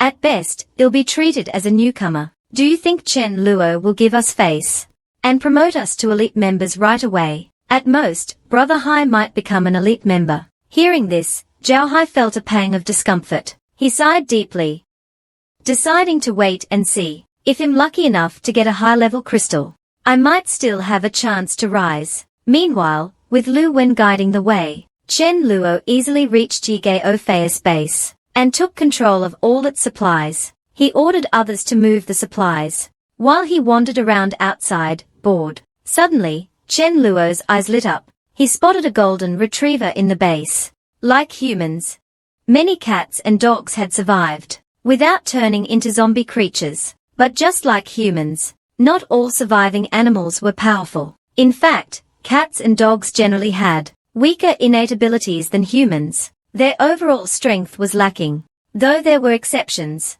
but such cases were rare. Dharma King was the most talented animal Chen Luo knew, even surpassing most humans. In a world where humans struggled to eat, cats and dogs had it even worse. Starving survivors often hunted them for food, making survival nearly impossible, even for the most talented animals.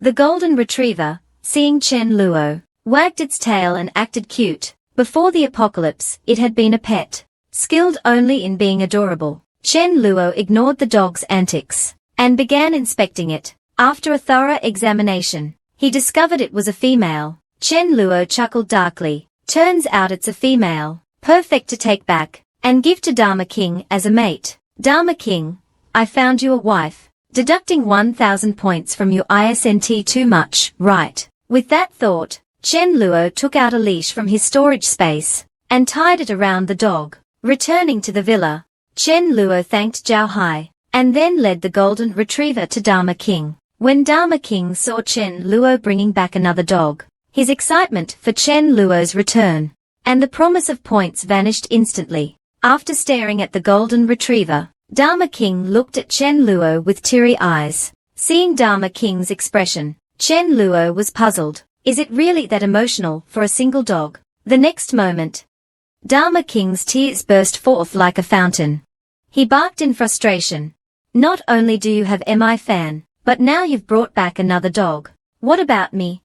Am I not good enough? I've worked so hard, been so loyal, and this is how you repay me. I didn't cry when you made me mop the floor, or when you made me do 20 test papers overnight.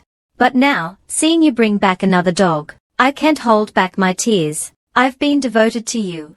Yet you've betrayed me so completely. Meanwhile, beside them, the golden retriever wagged its tail innocently, completely unaware of the drama. The golden retriever, sensing Dharma King's hostility, trembled in fear. Chen Luo, seeing Dharma King's sadness, was also a bit flustered. What's going on now? He cautiously explained. Dharma King, you've misunderstood. This is a mate I found for you, not some dog I've been keeping outside. Do you not like her? Do you prefer large dogs or small ones? I'll find one for you. Hearing this, Dharma King squinted at Chen Luo. Is this really a mate you found for me? Not some dog you've been hiding outside, but this dog isn't as fierce as me. I'm a dog killer. This dog is too timid to match my ferocity. Besides, she's too big. My size is too small.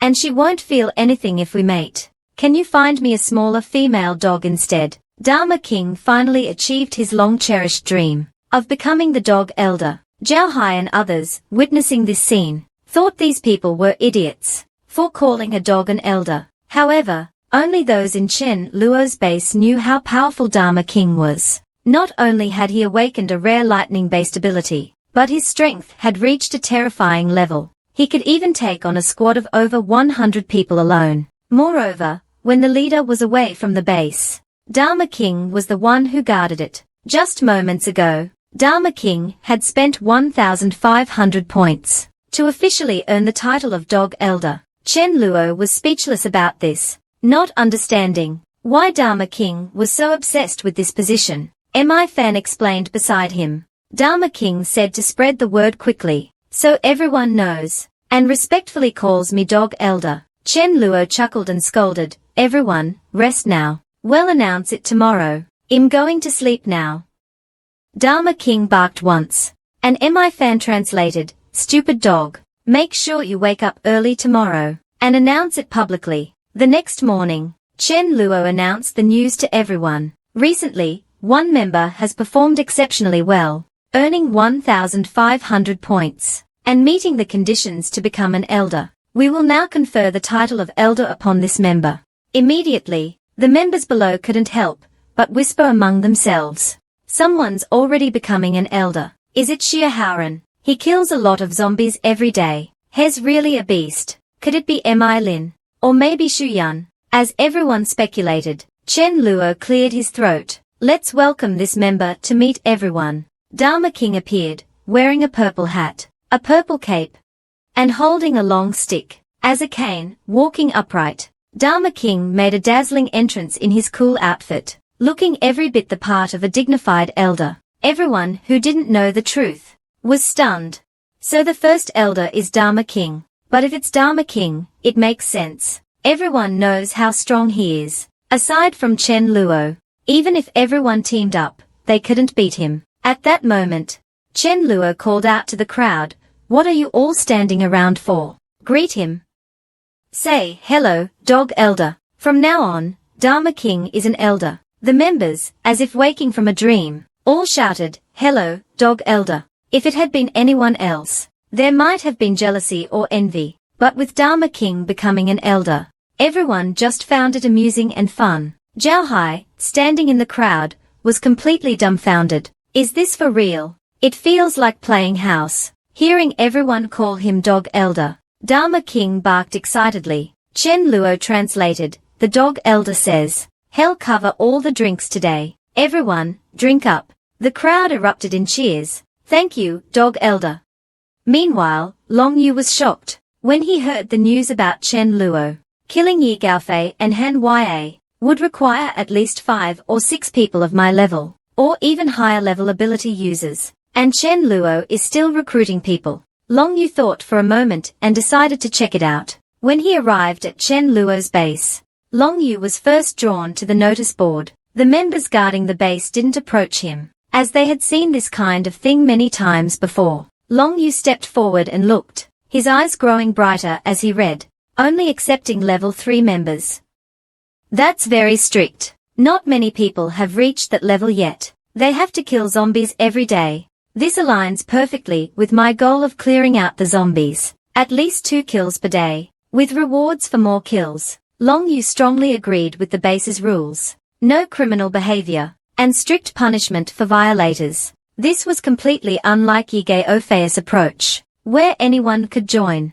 Long Yu felt this base was a good fit. He didn't have the management skills to be a leader, so he looked back at his own group. Half of them hadn't reached level 3 yet. If we join together. They've followed me this far. I can't just abandon them. After some thought, Long Yu clenched his teeth and stepped forward. "Brother, my name is Long Yu. I'm a level 4 ability user. Could you help me pass a message to your leader?" Meanwhile, Chen Luo looked at Dharma King and said, "Check the bill. Today, we drank a total of 1,568 bottles of alcohol. That means your points are now in the negative. Minus 1,568. Better start working hard." Hearing this, Dharma King was stunned. Are these people pigs? How could they drink so much? Dharma King regretted his earlier boast. "I tried to show off and ended up bankrupting myself. A whole elder's worth of points, gone in one gesture." Just then, Chen Guang suddenly spoke into the walkie-talkie. "Brother Chen, there's a group outside who want to join us. Their leader is named Long Yu, a level 4 ability user. But there are 4 level 2 members in their group. They want to talk to us." Hearing this, Chen Luo excitedly ran to the recruitment area. Truly, good news comes when you least expect it. This top-tier talent has come knocking on my door. After understanding Long Yu's request, Chen Luo agreed to his conditions, but asked, "Why do you want to join me?" "Because your management philosophy aligns with mine. I want to clear out the zombies and restore the world to normal as soon as possible." Chen Luo suddenly understood, but zombies aren't something you can just wipe out easily. Thinking this, Chen Luo asked Long Yu about his abilities. Long Yu replied, "I can control metal. My offensive power is average, but I can metalize my body, giving me strong physical defense and decent strength." Hearing this, Chen Luo chuckled. "You silly kid. Your talent isn't just about metalizing your body." Chen Luo then took out a steel pipe and explained, "Long Yu, I've seen a metal ability user before, who could melt metal, reassemble it, and transform it into various shapes, making it stronger and sharper. I've tried that. I can do it too." Chen Luo shook his head. I'm not talking about changing the shape of metal. I want you to try turning it into gold. He handed Long Yu a gold ring. Familiarize yourself with the atomic structure of gold, and give it a try. Following Chen Luo's advice, Long Yu attempted the transformation. To his surprise, he succeeded. Looking at Long Yu's shocked expression, Chen Luo continued, now you understand your true value, don't you? Long Yu nodded, realizing the immense potential of his abilities. The short duration of your metal transformation is because your level is still low. As you level up, you'll gradually be able to solidify metal, restructure it, and craft extraordinary weapons and equipment. Isn't that better than fighting on the front lines yourself? Great! Long Yu, welcome to the team. Have you had dinner yet? We're having a celebration barbecue. Come join us and enjoy the meal. Just for a bowl of braised beef noodles. A girl was willing to trade her body. In this world of scarcity, she had no choice but to satisfy the man's demands, just to fill her stomach. Meanwhile, the man willingly gave the girl endless fried chicken, just to keep her, and have her grow food for him. The girl was a rare natural ability user, who could cultivate crops. While the girl was enjoying her meal, her best friend, trying to rescue her, used her invisibility ability to sneak into Chen Luo's base. However, Meng Yin wasn't being mistreated as she had imagined. Instead, she was happily eating fried chicken. I've been starving for days trying to find you, and here you are, enjoying fried chicken. Xiao Yu looked at her with teary eyes. Meng Yin felt a bit embarrassed. At that moment, Dharma King, who was patrolling outside, heard the commotion inside, and realized someone had broken in. He hurried to inform Chen Luo. Upon hearing the news, Chen Luo rushed over, fuming internally. What are the guards doing? How did someone just sneak in? Meng Yin. That girl is my future hope for farming. She can't be harmed. He pushed open the door and roared, who are you? How did you get in?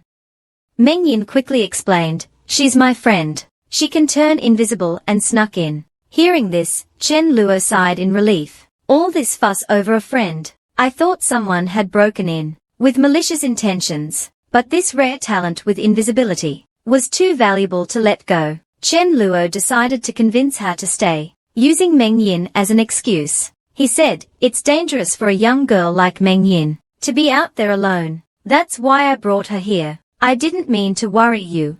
Look, she's living the good life here, eating well and enjoying herself. If you don't have a place to go, you can stay too. We have many girls here. It's nice to have company. We have water, electricity, and plenty of food. Xiao Yu was tempted by the offer. She asked Chen Luo what she would need to do if she stayed. Chen Luo replied, use your invisibility to help me find mutated zombies outside. Are you talking about those zombies with extraordinary abilities, completely different from the regular ones? Yes, exactly. Have you seen any?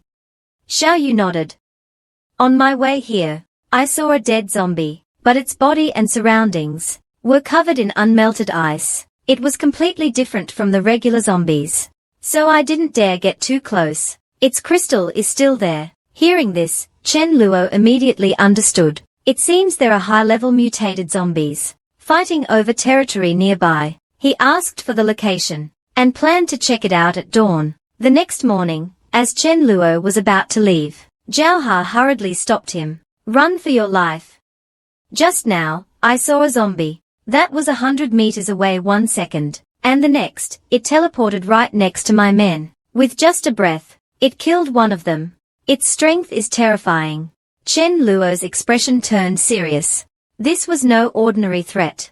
What's even scarier is its speed, and the wind blades it uses are impossible to dodge. Hearing this, Chen Luo knew this was a high-level mutated zombie. It might even be the one Xiao Yu had seen. As Chen Luo pondered whether to take his team to deal with the zombie, Mi Fan suddenly approached. He told Chen Luo that he might be in grave danger. Chen Luo was shocked. How could I, the Void Monarch, be in danger? He immediately picked up Mi Fan and walked to the side. My dear, Mi Fan, please sense carefully. After a thorough sensing, Mi Fan explained, I feel like you were almost killed. Although it's extremely dangerous, there seems to be a great opportunity. Hearing this, Chen Luo felt a wave of frustration. So, that high-level mutated zombie is coming for me.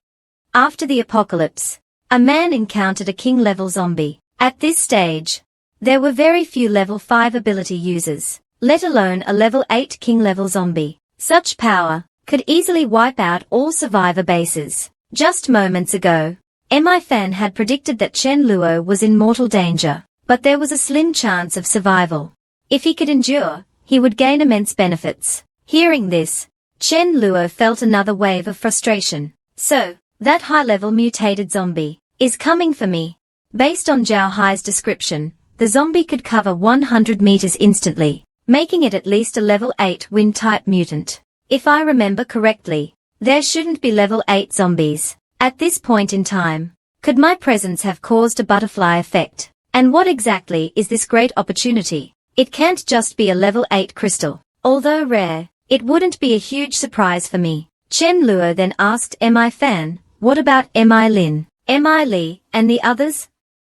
Are they in danger? Mi Fan said no. Meanwhile, Zhao Hai and Song Lin sat by the roadside, chain smoking, one misfortune after another. First, we were targeted by Yi Gaofei, and now this mutated zombie. At least we're still alive. Just then, Chen Luo appeared near the entrance. Holding Mi Fan, Zhao Hai asked, Brother Chen, should we evacuate immediately? Chen Luo shook his head.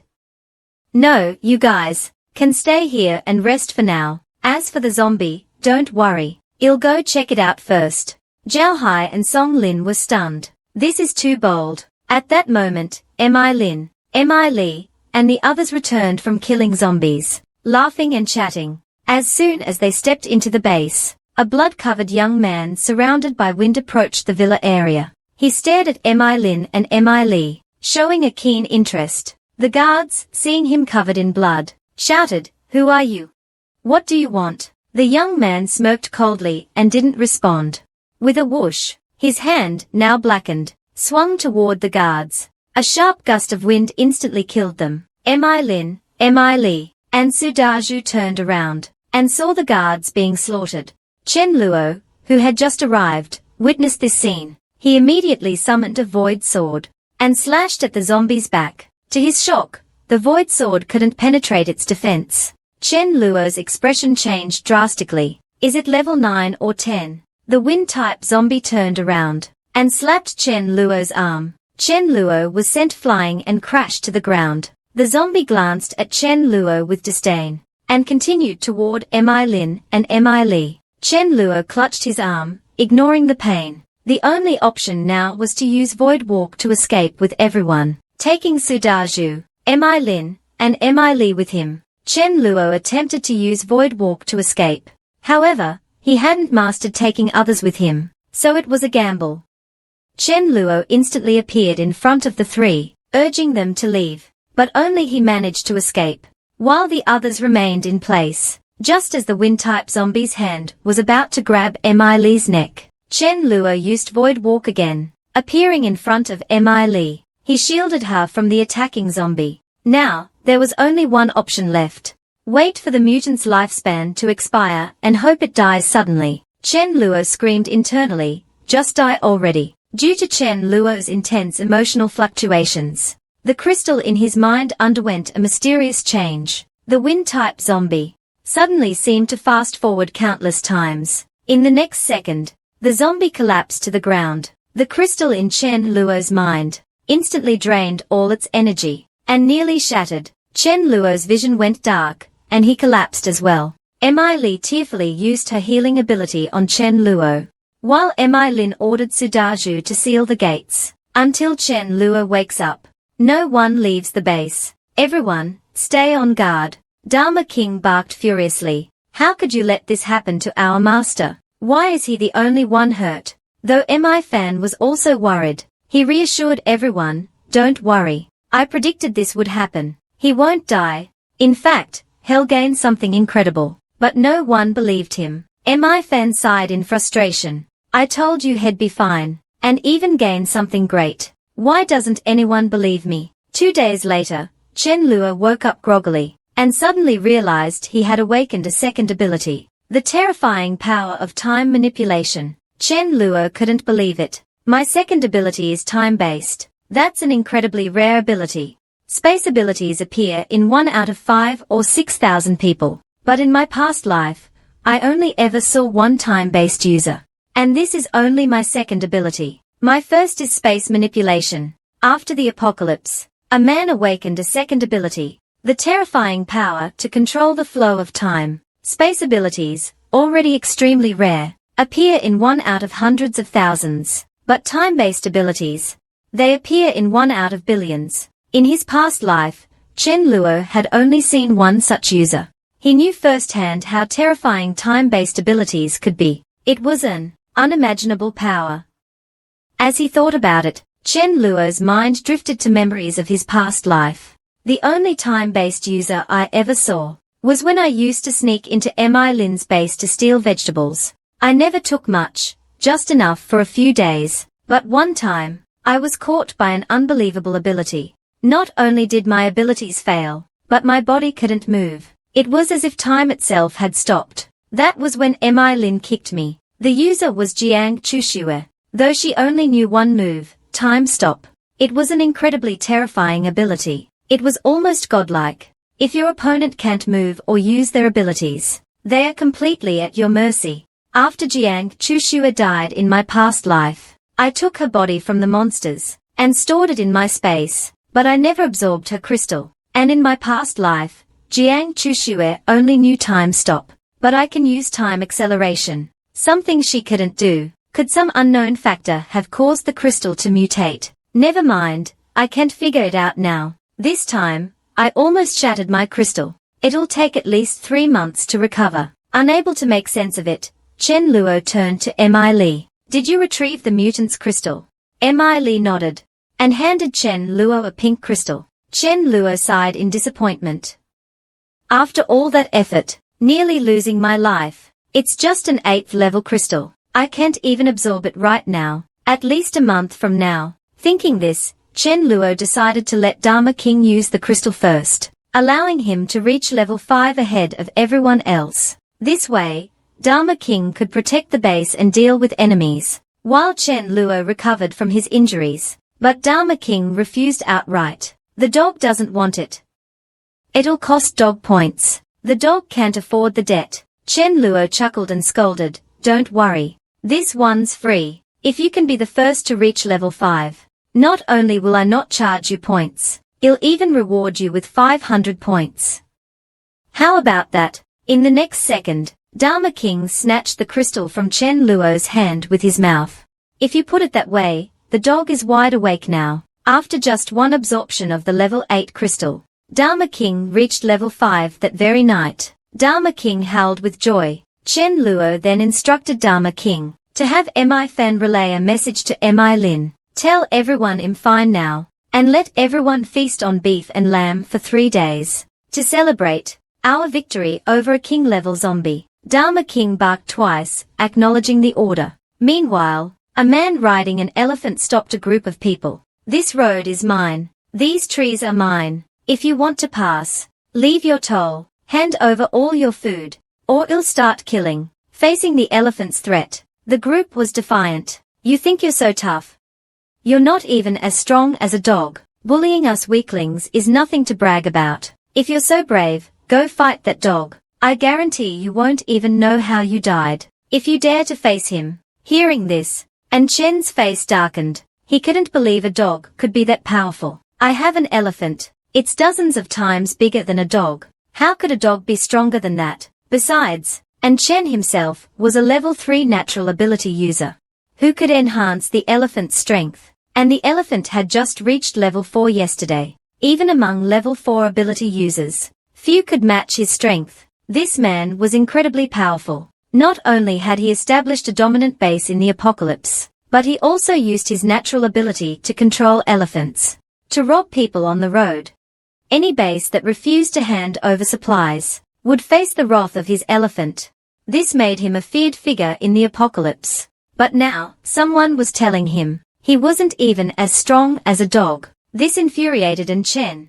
"My elephant is level 4, and with my natural ability to enhance its strength, I'm practically invincible among level 4s. Even a level 5 wouldn't be an easy match for me. With that thought, Chen led his men to Chen Luo's base, determined to prove his strength against Dharma King. After Chen left, a white wolf and a grey wolf watched him from the shadows, their eyes filled with cold hatred. Chen had killed their packmate and eaten its flesh. Wolves are creatures of vengeance, and they wouldn't forget. Soon, Chen arrived at Chen Luo's base with his elephant. The elephant's presence immediately put everyone on alert. Seeing this, Chen Luo thought to himself, "Is this the so-called prophet?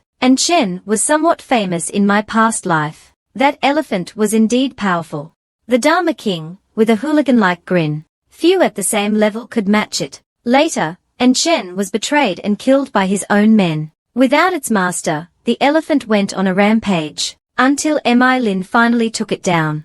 The elephant was strong, but Chen himself was more like a summoner. This made Chen Luo, who had been planning to rest, suddenly interested. It was a good way to pass the time. While recovering from his injuries, Chen, riding his elephant, appeared before everyone, with an air of superiority. "Hey, beautiful, I heard you have a really impressive dog here. It couldn't be this golden retriever in front of me, could it? Forget about strength for now, but its courage is indeed remarkable." As soon as these words were spoken, Ling and Li were left utterly stunned. It even made the Dharma King furious. "So, just because I'm small in size, you completely ignored me. You dare not take me seriously, huh? Just wait, I'll make you kneel and sing conquer." Meanwhile, the golden retriever was also stunned, wondering, who on earth leaked the news? Who's the jerk that said I'm amazing? I'll bite them to death. Watching the enormous elephant approach step by step, the already timid golden retriever immediately crouched down in fear, shivering uncontrollably. Seeing the golden retriever's cowardly display, Chen burst into laughter without restraint. Meanwhile, Lin was utterly speechless. This guy must have mistaken the dog. He's probably looking for the Dharma King, right? Are you looking for someone to challenge your elephant? How about I play with you? As soon as these words were spoken, the Dharma King immediately became anxious. He was about to rush out. This was free points delivered to him. Clearly, they are here for me. How could someone else take this opportunity? But Chen Luo held him back in his arms, saying, "Dharma King, don't go out and cause trouble. It's time to let Ling get some training. If you don't follow orders, you can forget about being the dog elder." Hearing that his elder position might be given to Luo, the Dharma King immediately calmed down. At this moment, Lin's body was engulfed in flames, and he told Chen to make the first move. Hearing this, Chen snorted coldly, showing no intention of going easy. He directly controlled the elephant to charge at Lin. At the same time, the rubber trunk was ready to strike, preparing to hit Lin hard. Just as the rubber trunk was about to touch Lin instantly gathered all his flames into his fingertip and pointed it at the trunk. Chen Luo, who was watching from the side, immediately recognized this as one of Lin's signature moves. The embryonic form of Red Lotus burst. Lin swung the Red Lotus, colliding with the descending rubber trunk. The elephant sensed danger, a flash of fear in its eyes, but it was too late. There was no way to dodge. In an instant, the elephant was burned to ashes by the Red Lotus. As for Lin, using this move drained all his energy, and he collapsed to the ground, breathing heavily. Seeing his beloved elephant in such a tragic state, Chen let out a heart-wrenching roar. "Everyone, attack together, kill him." Hearing this, Chen Luo sighed. Young people these days have no sense of honor, losing a fight and resorting to ganging up. If that's the case, don't blame us for outnumbering you.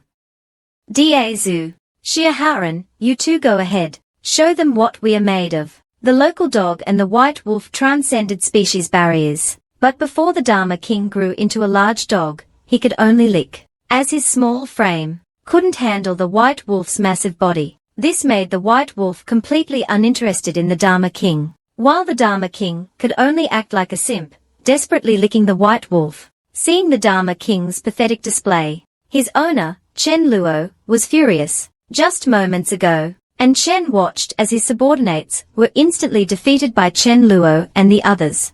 Chen was stunned, not expecting this group to be so strong. He immediately turned and fled toward the gate. Seeing this, Chen Luo told the Dharma King to chase him. The Dharma King had been itching for action, seeing the elephant's points being taken by someone else. He felt cheated.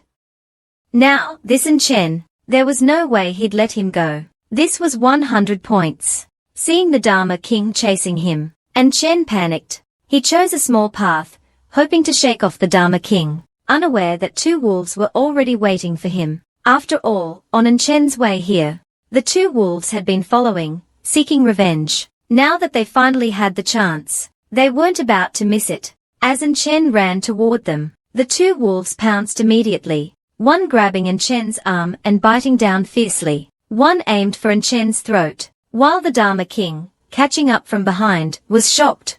This was his points. How could someone else take the kill? Besides, his master never said to keep him alive. A dog killer never leaves witnesses. So, the Dharma King leaped high, slapping Chen's head with his paw, and Chen died instantly. The terrifying scene left the two wolves stunned, staring at the Dharma King in horror. They realized this was a dog they couldn't mess with. But the Dharma King was fixated on the white wolf, his dog face showing a lecherous expression. Hey, you're quite good looking, he thought. Scared, the two wolves turned and ran. The Dharma King ignored the grey wolf and pounced, pinning the white wolf beneath him. The white wolf turned and bit, but its teeth couldn't penetrate the Dharma King's level 5 hide. The Dharma King, with a roguelike grin, began teasing the white wolf. Seeing its companion captured, the grey wolf growled menacingly from its throat. The Dharma King narrowed his eyes, instantly recognizing it was a male wolf. What, trying to steal my target, huh? At that moment, Chen Luo and the others arrived. The group was shocked to see two wolves. But when Chen Luo saw the Dharma King, his face darkened. He felt the Dharma King had embarrassed him. The Dharma King's current behavior was the epitome of a simp. Unable to bear it, Chen Luo grabbed the two wolves by their scruffs and returned to the base. The Dharma King wagged his tail, following behind Chen Luo. Seeing this, Chen Luo kicked the Dharma King a few times in frustration. Look at what you just did. You looked like a total simp. You've embarrassed me. Do you think being gentle will win them over? They respect strength. If they don't submit, fight them, beat them until they submit, or just force your way and make it happen. Hearing this, the Dharma King had an epiphany. Master is truly amazing, he thought, watching the Dharma King scamper off toward the white wolf. Chen Luo was furious. After the Dharma King left, Chen Luo began planning the future of the base, based on the current rate of zombie evolution. Within a month, all zombies would reach level 4. Level 4 zombies not only had enhanced strength, but also a degree of intelligence, and might even start targeting survivors deliberately. Although the base's current location was remote, it was still within the city limits. Eventually, it would face a massive zombie attack. Thinking this, Chen Luo pulled out a map of the area from his space and began selecting a new base location. After all, this wasn't something to leave until the last minute. By then, it would be too late. After the apocalypse began, a man encountered a zombie that could speak human language. It boasted, "I'm Iron Head. My head is unbreakable. If you don't want to die, get out of my way." It even dared the man to try and smash its iron head. Little did it know, this would lead to its eternal regret. The next second, the man kicked Ironhead's crotch with full force. One moment, Ironhead was boasting about its unbreakable head. The next, it was on its knees, begging for mercy. Ironhead was wrong. Ironhead will never be headstrong again. Earlier, Chen Luo had decided to abandon the villa area and move the base to a village over 30 miles away. There, they would build a larger, more secure base to prepare for the impending zombie horde. The village's open geography and relatively unpolluted water sources made it an ideal location. However, as soon as they entered the village, the convoy was attacked by a big-headed zombie. Several unprepared members were instantly killed. The others scattered in panic, but the big-headed zombie didn't chase the others, only killing 2 before standing its ground and declaring, "I'm Iron Head. My head is unbreakable. Come at me if you dare. Hit my head if you're not afraid to die. If you don't want to die, get out of my way." At this moment, Chen Luo walked up to him expressionlessly and kicked the big-headed zombie in the crotch. Instantly, The big-headed zombie's face twisted in pain. He struggled to say, "I said my head is unbreakable. Not this. Are you an idiot? Can't you understand what I'm saying?" Hearing this, Chen Luo kicked him a few more times. Cursing, calling me an idiot, huh? Ironhead, huh? Is your head still unbreakable now? The big-headed zombie was in so much pain that tears welled up in his eyes. He clutched his crotch. Are you crazy? Do you even know where my head is? This is my head. My head is here. Why are you kicking my crotch? Hearing this, Chen Luo decided to fulfill his request. He slapped Ironhead across the face with full force. Ironhead was sent flying, crashing into a wall. Ironhead felt his head spinning, his vision blurring. My head hurts so much. Under Chen Luo's relentless slaps, tears welled up in Ironhead's eyes. It really hurts. Stop hitting me. Ironhead was wrong. Ironhead won't be headstrong anymore. In that case, get down on the ground and cover your head, or I'll cut out your kidneys. Since Ironhead was a physical-type zombie, he could serve as a training partner for Xie Haoran, Sudaju, and Mi Lin. It wouldn't be a bad idea to keep him around for now. Although Ironhead, I don't understand what waste means. But fearing the pain of the promised slap, I obediently stood in the corner. Meanwhile, in a coastal city, led by a mutated crab, a group of small crabs was the first to reach the beach. Advancing relentlessly, the level 5 base leader, Feng Zhengqing, looked extremely grim. Half of his supplies were gone, and some of his people had been swept away. After being persuaded by his subordinates and thinking it over, he ordered everyone to prepare supplies and vehicles. We'll set off for the divine capital first thing tomorrow. A month later, Leng Chen fiercely grabbed Lei Hao by the neck. You fat bastard, you dare mess with our boss. No, brother Chen Luo, I wouldn't dare lie to you. It's just that a group of people appeared out of nowhere, led by someone named Feng Jingxing. He forced me to cooperate with him. That's why you heard that name. Chen Luo pondered thoughtfully. I remember in my past life, Feng Jingxing was a king-level ability user. My goal is to gather a group of elites to survive this apocalypse together. A king-level ability user is definitely worth trying to recruit. At this moment, Lei Hao forced a smile. Brother Chen Luo, it's my fault. I'll give you 20 tons of rice and 1 ton of oil from the supplies I got yesterday. Chen Luo was someone he really couldn't afford to offend. Even though Feng Zhengqing said he'd cover for him, he still didn't want to upset Chen Luo. As soon as he finished speaking, Chen Luo's walkie-talkie crackled to life. Boss, there's a group of people outside the villa asking to see you. Their leader says his name is Feng Zhengqing. Lei Hao, who was visiting, recognized him. Let him in. As soon as Feng Zhengqing entered, he apologized to Chen Luo and offered 600 tons of rice and other supplies as compensation. He was indeed as generous as in his past life. Full of charisma. Brother, you're generous. So I won't stand on ceremony. I'll take 300 tons. But you didn't come all this way just to deliver supplies, did you? Brother Feng, if there's something on your mind, why don't you come in and say it directly? Since you're so straightforward, I'll get right to the point. I've just come from Yancheng. To put it arrogantly, I'm the overlord of Yancheng. No base leader dares to say no to me. I practically have everything under control, but the ocean has undergone unknown changes, and the creatures in the sea have mutated. Coastal cities are no longer suitable for survival. I estimate that other coastal cities will also start relocating soon. The divine capital is the only major city nearby, and soon it will be a chaotic battleground. So, brother, I'm strong, and you're not weak either. If we join forces, no matter how rough things get, we'll stand firm. Hearing this, Chen Luo sneered inwardly. So, he wants to form an alliance with me, but a leader like Feng Zhengqing isn't someone who can be easily subdued. If he wants to ally, he'll have to follow my lead in everything. Otherwise, no deal. Brother, you're being too hasty. In an alliance, the stronger side should lead. Chen Luo chuckled. Oh, you think you're stronger than me? Feng Zhengqing smiled confidently. Brother, to be honest, I reached level 5 over half a month ago. I could kill dozens of your men in a day, and you wouldn't be able to stop me. Eventually, I'd wear you down. Chen Luo sneered. Are you threatening me? Level 5 is impressive. The Sorcerer King reached level 5 a month and a half ago. Mi Lin Su and Da Zhu also reached level 5 a month ago. Your so-called king level is nothing special. Chen Luo's face broke into a smile. Should I send an assassin on a dark and windy night to quietly eliminate Feng Zhengqing? That would make subduing his followers much easier. This method has never failed me before. But then Feng Zhengqing suddenly said, "Brother, let's talk this over." Chen Luo's thoughts were interrupted. Feng Zhengqing continued, "I'm not here to fight. I'm here to propose a partnership that benefits us both. How about we settle this with a duel? Each of us sends out 3 members. Best of 3 rounds. The winner calls the shots. How about it? Or the loser joins the winner's side."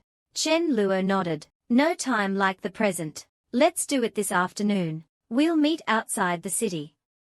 "How about that?" Feng Zhengqing agreed without hesitation. But both of them had ulterior motives, each plotting to eliminate the other during the match. After all, this was the easiest way to take over the other's territory and absorb their followers. Chen Luo was a dominant force in the apocalypse, but now he was being threatened by a self-proclaimed invincible level 5 powerhouse. Not only did this man want to take over Chen Luo's base, but he also wanted Chen Luo to become his subordinate. He even dared to say, "If you're not convinced, let's settle it with a duel."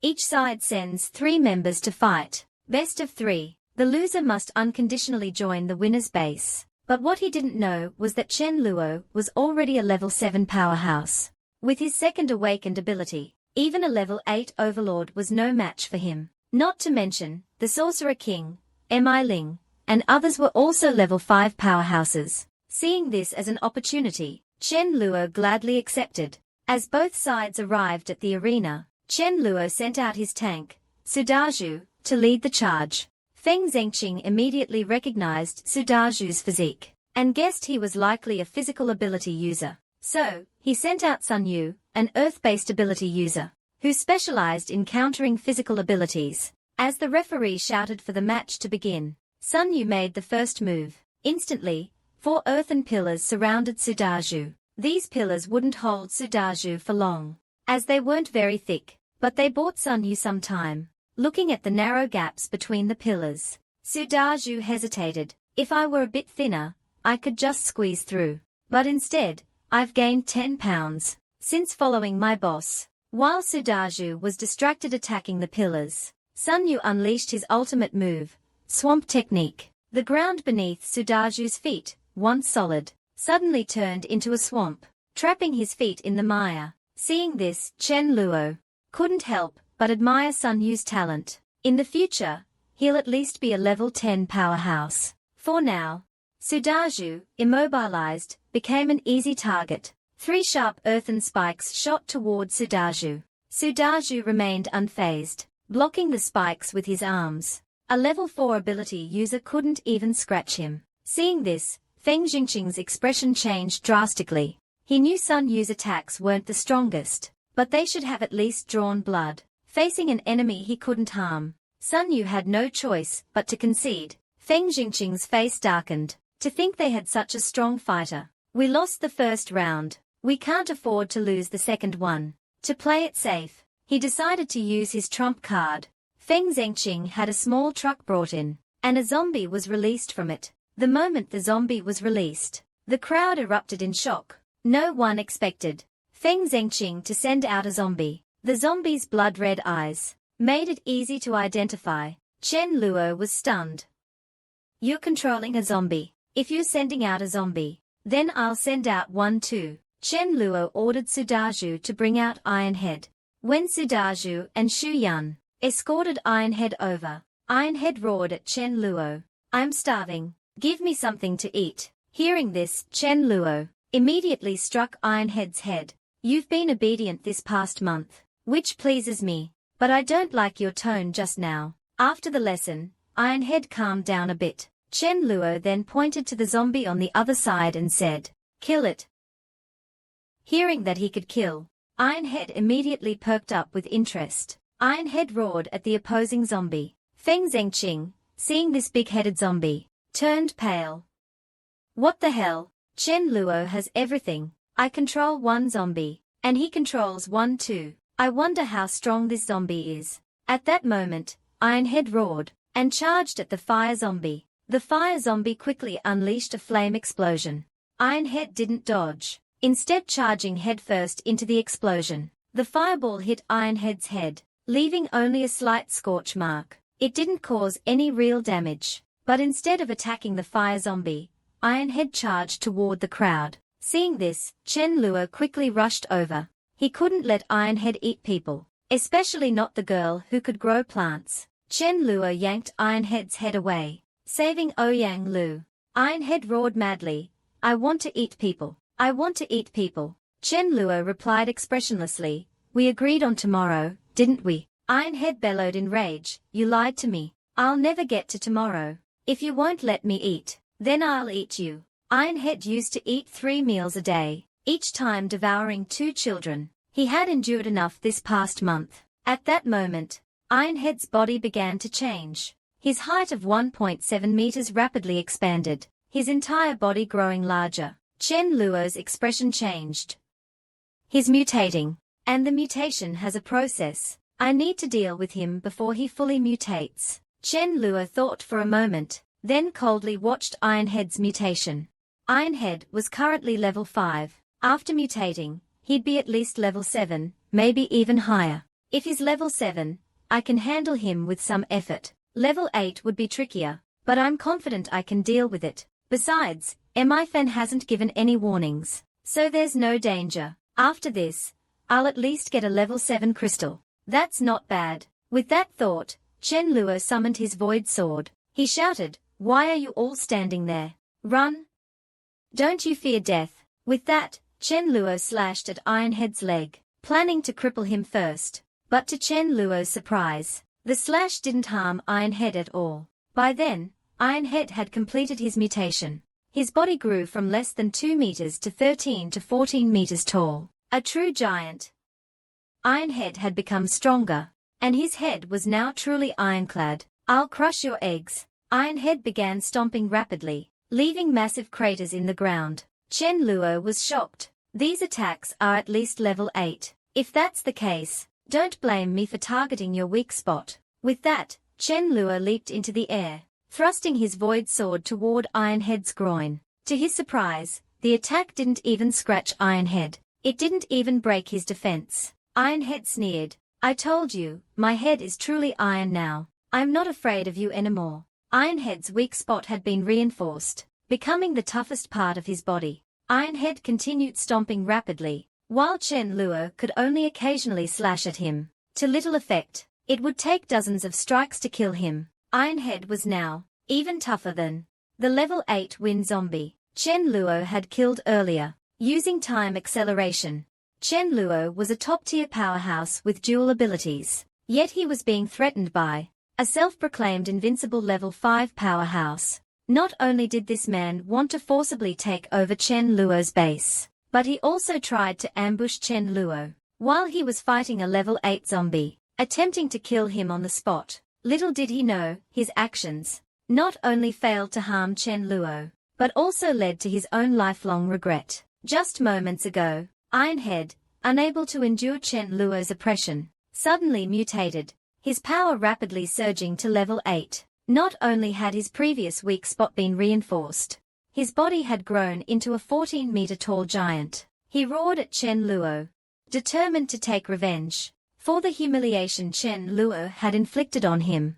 Facing the ferocious attacks, Chen Luo remained calm and composed. This was also a rare opportunity to hone his second ability. So, Chen Luo focused his energy on the space around Ironhead's waist. Ironhead suddenly stopped, feeling something tearing at his body. He concentrated his energy around his waist, resisting the tearing force.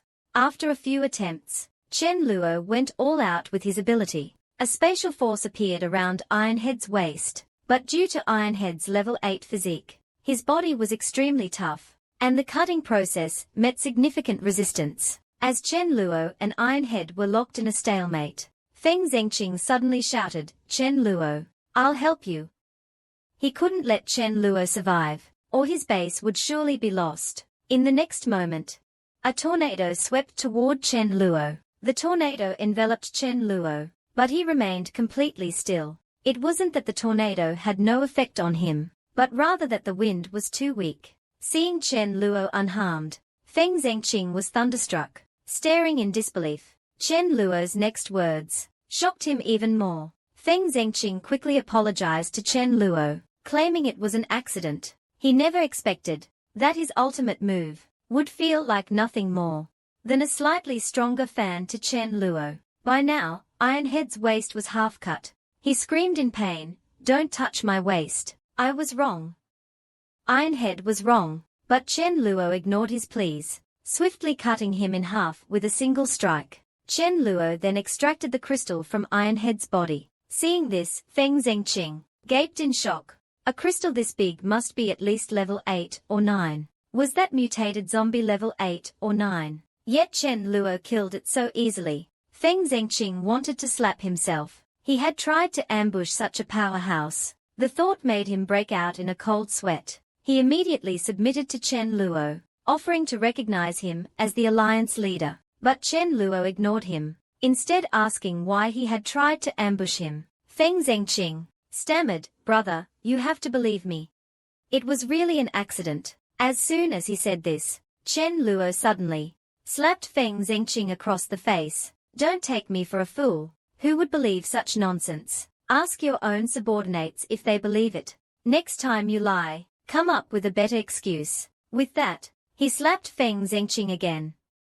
"You bastard, calling me brother this and that. Who's the real brother here?" Feng Zhengqing, now bruised and battered, lowered his head and said, "I'm the little brother. Please stop hitting me." After the apocalypse, Feng Zhengqing, who had thought himself invincible, was humbled by Chen Luo's slaps. He immediately knelt on the ground, begging for mercy. Chen Luo coldly snorted, "According to our agreement, the loser joins the winner's side. What do you say?" Ouyang Lu thought for a moment and agreed to honor the agreement, especially since Chen Luo had just saved her. From any perspective, she had no reason to refuse. "In that case, identify the talented members in your team. You should know who they are." Ouyang Lu didn't hesitate, pointing out the level 4 members, and those with light or nature-based abilities. Feng Zhengqing, seeing this, was furious, calling them traitors, but he didn't dare say anything. His priority now was to survive. As long as he was alive, he could rise again. Thinking this, Feng Zhengqing immediately proposed a deal to Chen Luo, offering to spare his life, in exchange for persuading his subordinates to join Chen Luo's base. After all, if he lost his people, he could always recruit more. With his level 5 strength, he wasn't worried about finding new followers. A deal?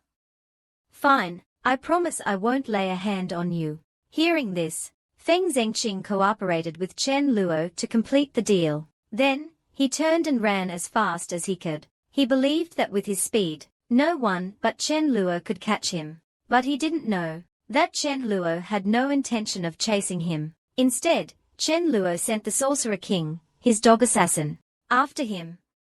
After all, it was a real dog, and Chen Luo had never said he wouldn't let the dog act. Feng Zhengqing had run 2 kilometers in a short time. Feeling relieved, "No one's chasing me." But suddenly, Feng Zhengqing sensed something, and turned to see a stray dog chasing him. Before he could react, the Sorcerer King used his newly learned move, Electric Dragon Drill. Instantly, a torrent of lightning energy surged toward Feng Zhengqing, engulfing him completely. Before dying, Feng Zhengqing let out a roar of despair. "Turns out, I'm not even a match for Chen Luo's dog." The Sorcerer King's eyes gleamed. This should be worth at least 1,000 points. After Chen Luo reviewed the information on all of Feng Zhengqing's subordinates, he realized that the new base could easily accommodate 3,000 people, but they still needed to pass a test. With that in mind, he ordered Leng Chen to explain the rules, benefits, and the test requirements to them. After Leng Chen left, the Sorcerer King returned, with Feng Zhengqing's level 5 crystal, demanding his reward points. Seeing the dog's eager expression, Chen Luo chuckled, "The crystal is worth 300 points. I'll give you 200 for the mission. That's 500 points in total. Deal? Come on, let's go check on the progress of the new base." Meanwhile, At the new base, Xiaoharan encountered a giant dung beetle, and its minions rolling dung balls. Seeing this, Xiaoharan punched the beetle, sending it flying over 10 meters away. This enraged the dung beetle. I just came to eat some dung. Why are you hitting me? Just as Xiaoharan was about to finish it off, Chen Luo arrived. Seeing the dung beetle, Chen Luo quickly stopped him. Don't kill it. This thing is great for improving the environment. We need to keep it alive. All I wanted was to eat some dung, so I brought my minions to steal some, but I was met with ruthless violence and nearly killed. This made me furious. I just wanted to eat some dung. Why did you have to kill me? Just as I was on the brink of death, a man named Chen Luo happened to save me. Trembling with fear, I pitifully explained what had just happened to him. I just brought my minions to steal some of your dung. Was it necessary to beat me so badly and try to kill me? If you want, I'll return the dung I stole. Was violence really necessary? All I wanted was to eat some dung. Is that too much to ask? Meng Yin, standing nearby, heard the dung beetle's complaint and burst out laughing. Chen Luo's eyes lit up as he looked at Meng Yin. Can you communicate with it? Meng Yin nodded and said, the dung beetle said it didn't expect to get beaten up for stealing some dung. It's crying right now. Chen Luo was thrilled. You can communicate with it. Perfect. Tell it that what happened earlier was a misunderstanding. From now on, it can come here anytime to eat as much dung as it wants. Hearing this, the dung beetle drooled with excitement, immediately claiming it could eat 200 pounds of dung a day. Chen Luo agreed without hesitation, promising an endless supply. After the deal was made, I happily returned to my base with the stolen dung. Meanwhile, Zhao Hai heard from his subordinates that Chen Luo had taken everyone to the new base, and many people from his own base were planning to defect. After some thought, Zhao Hai finally decided to disband his base. Everyone gathered their supplies and prepared to join Chen Luo. After all, in the apocalypse, strength was everything. Good management meant nothing if you didn't have the personal strength to back it up. When they arrived at the base with its towering walls, they felt a mix of emotions. The gap between them was growing wider. Even if they were given such a base, they couldn't defend it. Chen Luo received the news and personally came out to greet them. After all, they were friends. Chen Luo smiled warmly. Brother Hai, what brings you here? Zhao Hai's face lit up with a smile. Chen Luo still gave him face. How many people could make Chen Luo call them brother, even if it was just a formality? It made Zhao Hai feel honored. Zhao Hai said bitterly, just call me Da Hai, or Xiao Hai. I'm here to join you and make a living. Chen Luo accepted him without hesitation. Although Zhao Hai wasn't particularly strong, he was excellent at gathering information. Chen Luo had recently formed 2 intelligence teams, and the second team happened to need a captain. Zhao Hai was the perfect fit. Hearing this, Zhao Hai was overjoyed. This role didn't require him to fight zombies directly, and it allowed him to use his strengths. At that moment, Chen Guang brought in a man named Lin Qian, explaining that he had come from a nearby coastal city to pay his respects and bring gifts. I brought him in. Here's the list of gifts he brought. Take a look. Chen Luo glanced at the list, and his eyes turned cold. Unbelievable. My enemy from my past life has come to me on his own. He remembered this man named Lin Qian. In his past life, Lin Qian had not only stolen the supplies he and Sudaju had worked so hard to gather, but also ordered his men to kill his good brother, Sudaju. Although in this life, Lin Qian hadn't done anything yet, he still had to die. After reincarnating into the apocalypse, the man encountered a zombie who wanted to collaborate with him. The zombie demanded that the man lure humans over so it could eat them, even threatening to cut out the man's kidneys without anesthesia if he didn't obey. Little did the zombie know, this move not only earned it a beating, but also led to the man threatening it to lure high-level zombies for him. Just moments ago, the man's enemy from his past life had come to him on his own. In his past life, this person had not only stolen his supplies, but also caused the death of his good brother, Sudaju.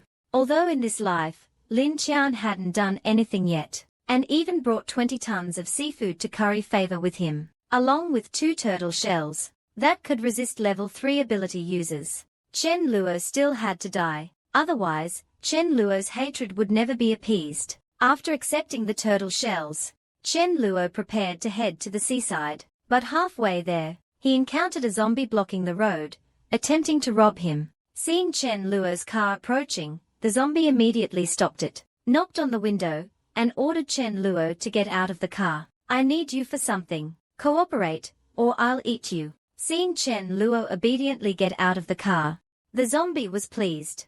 It sneered, "I've set up an ambush.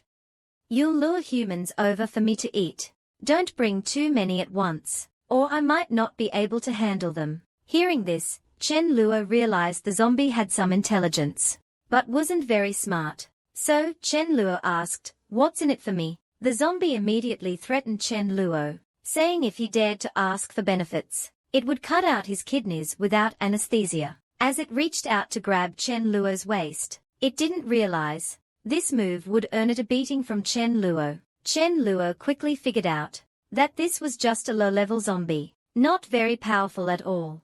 But its IQ might be higher than that of level 6 or 7 zombies. Indeed, intelligence varies from person to person. Even dogs have different levels of intelligence.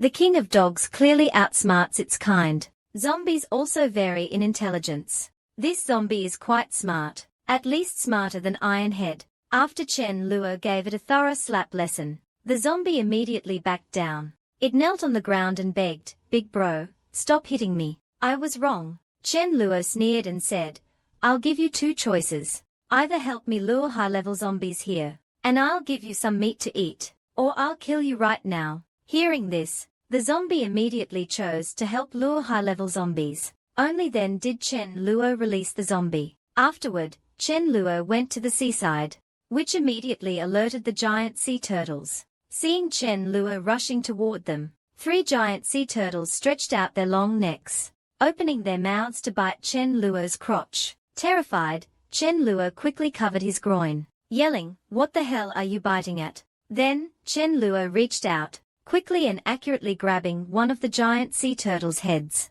He summoned a void arrow and swiftly decapitated it. Just like that, he easily killed 3 sea turtles. As soon as he collected the 3 turtle shells, a roar came from nearby. Chen Luo turned to look, and saw a giant sea turtle over 10 meters long, staring intently at him.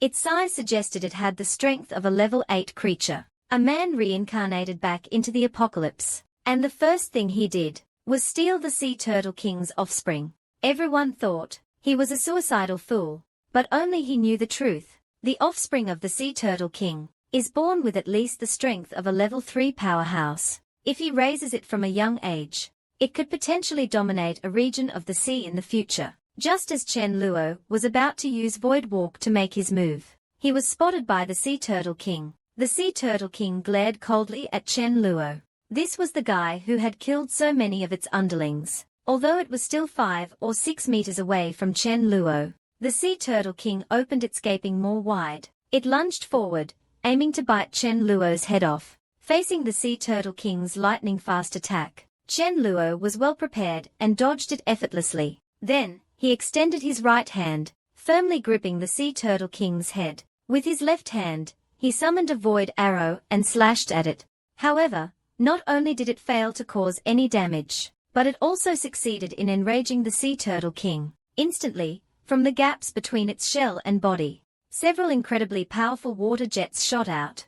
Chen Luo's pupils contracted. He quickly released the Sea Turtle King, and used Void Walk to evade. Without Void Walk, Chen Luo would have been directly hit by this attack. At this moment, Chen Luo's eyes flickered uncertainly, as he stared at the Sea Turtle King. Originally, he had planned to kill the Sea Turtle King, and steal its offspring, but he hadn't expected it to be so tough. Although he could take down the Sea Turtle King, his energy would be nearly depleted in the process. Once he lost the ability to use Void Walk, in a place as dangerous as the seaside, he might lose his life here. So, Chen Luo decided to use a diversion tactic, luring the Sea Turtle King away with a decoy. Then, he used Void Walk to return to the beach, dug into the sand, and sure enough, found 4 turtle eggs inside. Seeing the Sea Turtle King returning, Chen Luo used Void Walk again to escape. By the time the Sea Turtle King realized it had been tricked, it let out a series of furious roars. Then, it angrily swam into the depths of the sea, planning to find its companions to rescue its offspring. What the Void King sets his eyes on, he will obtain. These 4 turtle eggs already had some life force within them, so they couldn't be stored in his dimensional space. Chen Luo carried them back to the base. 2 days later, Chen Luo suddenly remembered his agreement with the zombie. He asked Rice if he sensed anything. Rice tilted its head, indicating that things were risky but manageable. Luck was on their side. If Rice had shown no reaction, Chen Luo wouldn't have gone. Clearly, that zombie had run away. Either it didn't have the guts to come back, or it didn't bring anything powerful. The zombie actually had some sensing ability. Chen Luo was determined to go. Watching Chen Luo leave, Rice was full of confusion. It didn't understand why it could no longer sense Chen Luo, but Millen and Mealy could still sense him. Could it be that my ability has a cooldown period for the same target? Arriving at the agreed location, the zombie named Waste indeed brought another zombie from afar. From a distance, Waste pointed at Chen Luo and shouted, "Boss! He's the one who beat me." Waste, the lean zombie, smirked upon hearing this, immediately launching a spatial slash aimed at Chen Luo's waist. Chen Luo's pupils shrank. He quickly used Void Walk to escape. Without Void Walk, he would have surely died. At that moment, the lean zombie charged at him at full speed. Chen Luo was startled by its speed. This speed, it must be at least level 9. If not for his level 8 reflexes, he probably wouldn't even have seen the zombie moving. Although I'm confident against level 8 zombies, I'm not so sure about level 9. If I encounter one, I can only run. Hiding behind a large rock, Chen Luo cautiously observed the zombie. It was truly terrifying, but Rice said I'd have a close call with good luck. It seems the only way to deal with it is to use time acceleration. Seeing Chen Luo disappear, the lean zombie shouted, "What ability did you just use? Is it a spatial ability? Can you teach me?" Although it was level 9, it didn't know Void Walk. The intelligence of high-level zombies is remarkable. It knew that mastering this ability would mean everything. Before Chen Luo could respond, a spatial barrier suddenly formed around him. This was a spatial cage, specifically designed to counter Void Walk. Realizing he couldn't escape, Chen Luo summoned a Void Sword and slashed at the zombie, but he couldn't even break its defense. Enraged, the zombie lashed out, scratching Chen Luo with its claws. Chen Luo didn't hesitate any longer. He immediately activated time acceleration. Although using time acceleration carried the risk of crystal shattering, it was the only way now. He trusted Rice's prophecy. He would have a close call but survive. Under the effect of time acceleration, the level 9 zombie let out a scream and collapsed to the ground. Chen Luo was ecstatic, but he didn't immediately collect the crystal. He let it lie there for a while. What if it was pretending to be dead? Though unlikely, Chen Luo was always cautious. Meanwhile, the burly zombie rubbed its eyes. Unable to believe what had just happened, it immediately turned and ran. It had failed to take Chen Luo's waist, and if caught, it would surely be killed. But it didn't get far before Chen Luo used Void Walk to block its path. "You brought someone to take my waist, huh?" The burly zombie was terrified and begged for mercy. "Big bro, I was wrong. I'll never do it again. Please don't kill me." Chen Luo chuckled. "Why would I kill you? You've done me a great service. As promised, I'll give you some meat." After all, this zombie still had value. Killing it would be pointless. It was better to let it bring more powerful zombies. Holding the egg-sized transparent crystal in his hand, Chen Luo was thrilled. With such a large crystal, his promotion to level 7 was assured. After the apocalypse began, a man encountered a mutated zombie and named it Iron Leg because of its incredibly powerful legs. After the apocalypse, a man encountered a mutated zombie and named it Iron Leg because of its incredibly powerful legs, as hard and sharp as iron, and as long as he fed Iron Leg with a few people, it would help him solve any trouble. Just as the man was about to ask Iron Leg to help him deal with his enemy, a subordinate rushed in anxiously, shouting, "Boss, something terrible has happened. Someone has invaded our base." We are no match for that guy. But as soon as he finished speaking, he was sliced in half by an arrow. A man holding a void blade appeared, arrogantly shouting, "You're the boss here, right? Should I do it myself, or will you end it yourself?" Hearing this, the zombie immediately stood up, coldly saying, "This is Iron Leg's territory. You're looking for trouble here. Are you tired of living, kid?" With that, Iron Leg rushed toward Moning. Then, it unleashed a Shaolin Iron Leg kick at him. Unexpectedly, the man vanished into thin air. Before the two could figure out what was happening, Moning suddenly appeared behind the man, decapitating him with a single slash. In just 2.5 seconds, both the man and the zombie became victims of his blade. A woman watched Moning with admiration, saying, "Boss, you must be the strongest in the world, right? Not only are you level 6, but you also have the rare spatial ability. You've even mastered the divine spatial sword. Even mutants are no match for you." Moning, "Look at this. We found this in their base." Taking the note, he realized it was a flyer from Chen Luo's shelter. After reading its contents, Moning sneered, "This guy has quite the mouth, but I love putting people like that in their place. Since I have nothing better to do, let's gather the others and teach him a lesson about boasting. Let's make him behave." Meanwhile, Chen Luo was unaware of this. At that moment, he was cheering on the turtle eggs about to hatch. 3 minutes later, 4 little turtle hatchlings emerged from their shells. Chen Luo was overjoyed, picking up one of the baby turtles. He tried to check its gender, but the little turtle sprayed him in the face with a water jet. Chen Luo's face darkened. The sour taste was unbearable.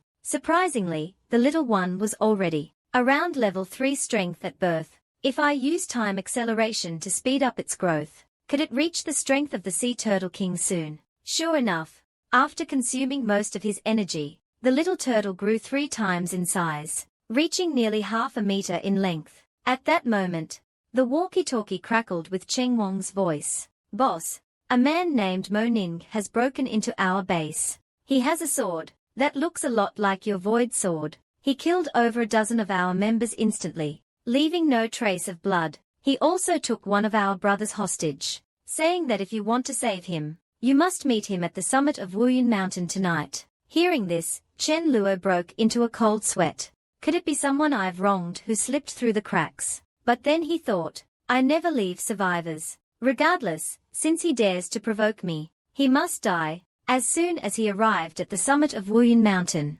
Liu Benjia, who had been captured by Moning, shouted excitedly, "Big bro, I'm here.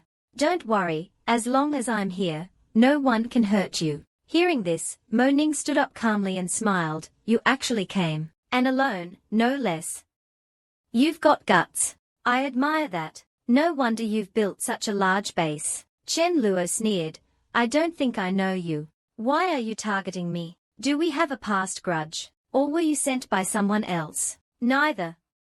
I just think you're too arrogant, and wanted some fun." Hearing this, Chen Luo suddenly understood. This guy was just tired of living. Moning smiled faintly and summoned his void sword. Seeing this, Chen Luo looked at him with pity. It's rare to find someone with such talent in spatial abilities, but unfortunately, you're seeking your own death. Hearing this, Moning was about to sneer, but the next second, his eyes filled with disbelief. In Chen Luo's hand, a void sword also appeared. The woman behind him screamed in shock, "Impossible. Only Moning can wield the spatial sword. How could someone else have it? I don't believe it." With that, she summoned a 2-meter-tall skeletal horse, ridden by a dark knight. This caught Chen Luo's attention. "Another tool for me to use." With a single slash, he cut the dark knight in half, then charged into the crowd, slaughtering Moning's subordinates. Moning himself was dismembered by Chen Luo. His limbs hung up at the base to intimidate surrounding forces. The woman was locked in a dark room, becoming another tool for Chen Luo. Her fate would be the same as Jin Dao's, forced to summon level 7 undead, to farm crystals until she died from the backlash. But just then, Zhao Hai suddenly approached Chen Luo, bringing him 2 pieces of good news. The first was that a pair of siblings had joined the base. A brother named Zhao Zichen, a level 5 wind ability user, and his sister, Zhao Zi, who possessed a rare mental ability. She could interfere with zombies' minds. causing them to fall into chaos, and had the ability to telepathically communicate with those she connected with. Hearing this, Chen Luo smirked. Brother Hai, you're always reliable. What's the second good news? Zhao Hai took a puff of his cigarette and said, Song Ming, who we sent to approach Jing Yuanjiang, brought back news. Jing Yuanjiang is being isolated and suppressed in his team, so the persuasion went smoothly. Plus, his wife is pregnant, so Jing Yuanjiang is willing to join us. But he has a condition. He needs 30 cans of powdered milk, and a regular supply of vegetables.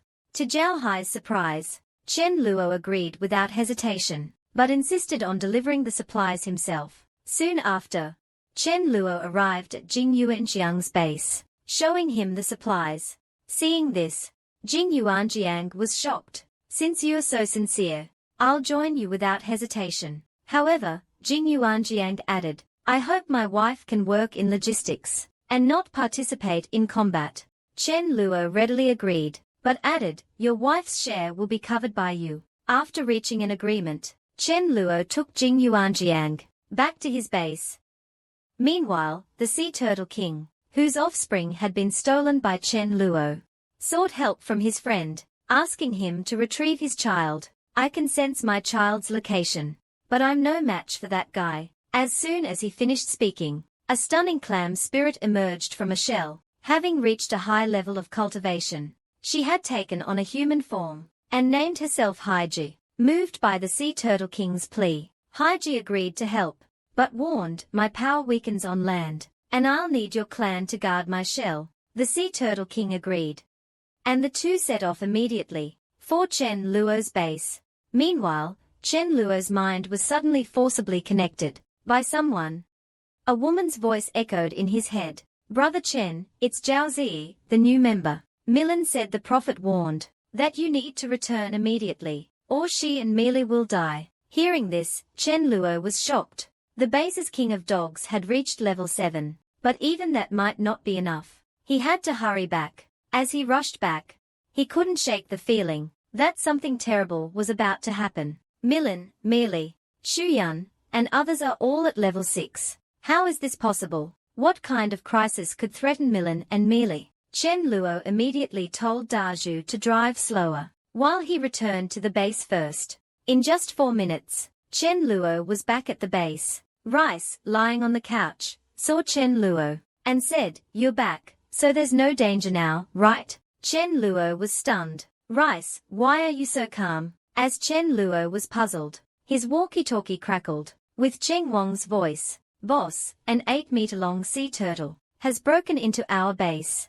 Chen Luo was shocked. A giant sea turtle. Did I just steal 4 turtle eggs? And now I'm being hunted by a king-level powerhouse. Not only was he completely outmatched, but even his proud sneak attack skill, Void Walk, was easily anticipated and dodged. He was almost killed by the Sea Turtle King's bite. Chen Luo had to use Void Walk again, followed by a spatial slash aimed at Haiji. Feeling the strange sensation in her body, Haiji sneered, summoning a giant hand made of dark energy that seemed to extend infinitely toward Chen Luo. Chen Luo had to cancel the spatial slash and dodge. Haiji sneered, I don't believe you can use that ability infinitely. Hearing this, Chen Luo grew anxious. Ordinary spatial skills were ineffective against Haiji, and Void Walk could only be used about 100 times. If he could use Time Stop to freeze Haiji for half a minute, he could definitely kill her. Thinking this, Chen Luo decisively used Time Stop, but nothing happened. Haiji continued to attack Chen Luo, while the Sea Turtle King, unable to harm Chen Luo, turned its attention to the base. Seeing this, Millen, the base's leader, quickly ordered everyone to scatter.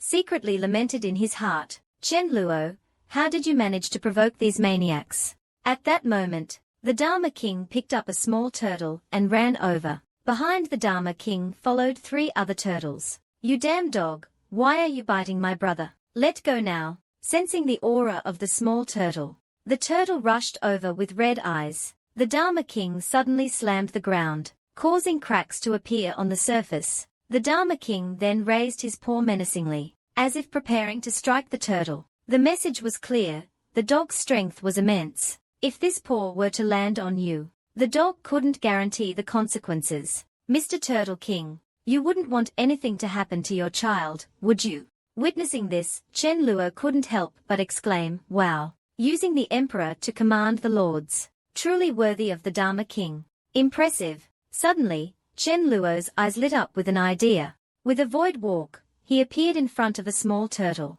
Lifting it to chest level, he grinned and said, hey, you two, if you dare attack me again, who dies first might not be who you expect. The little turtle, oblivious to the villain's evil intentions, remained clueless. Instead, it seemed somewhat excited. Yeah, if you want to hit my mom, you'll have to kill me first. Turtle King's eyes filled with tears. Child, how can you side with the enemy? The nearby sea chicken suggested to him. Just abandon these kids. You can always have more. But this human in front of us will become a great threat in the future. He must be killed. After saying this, he turned to Chen Luo, threatening, if you can run so well, then I'll start with this dog first. The sea chicken charged rapidly toward the Dharma King. The Dharma King had previously used the small turtle as a threat. The Dharma King was furious.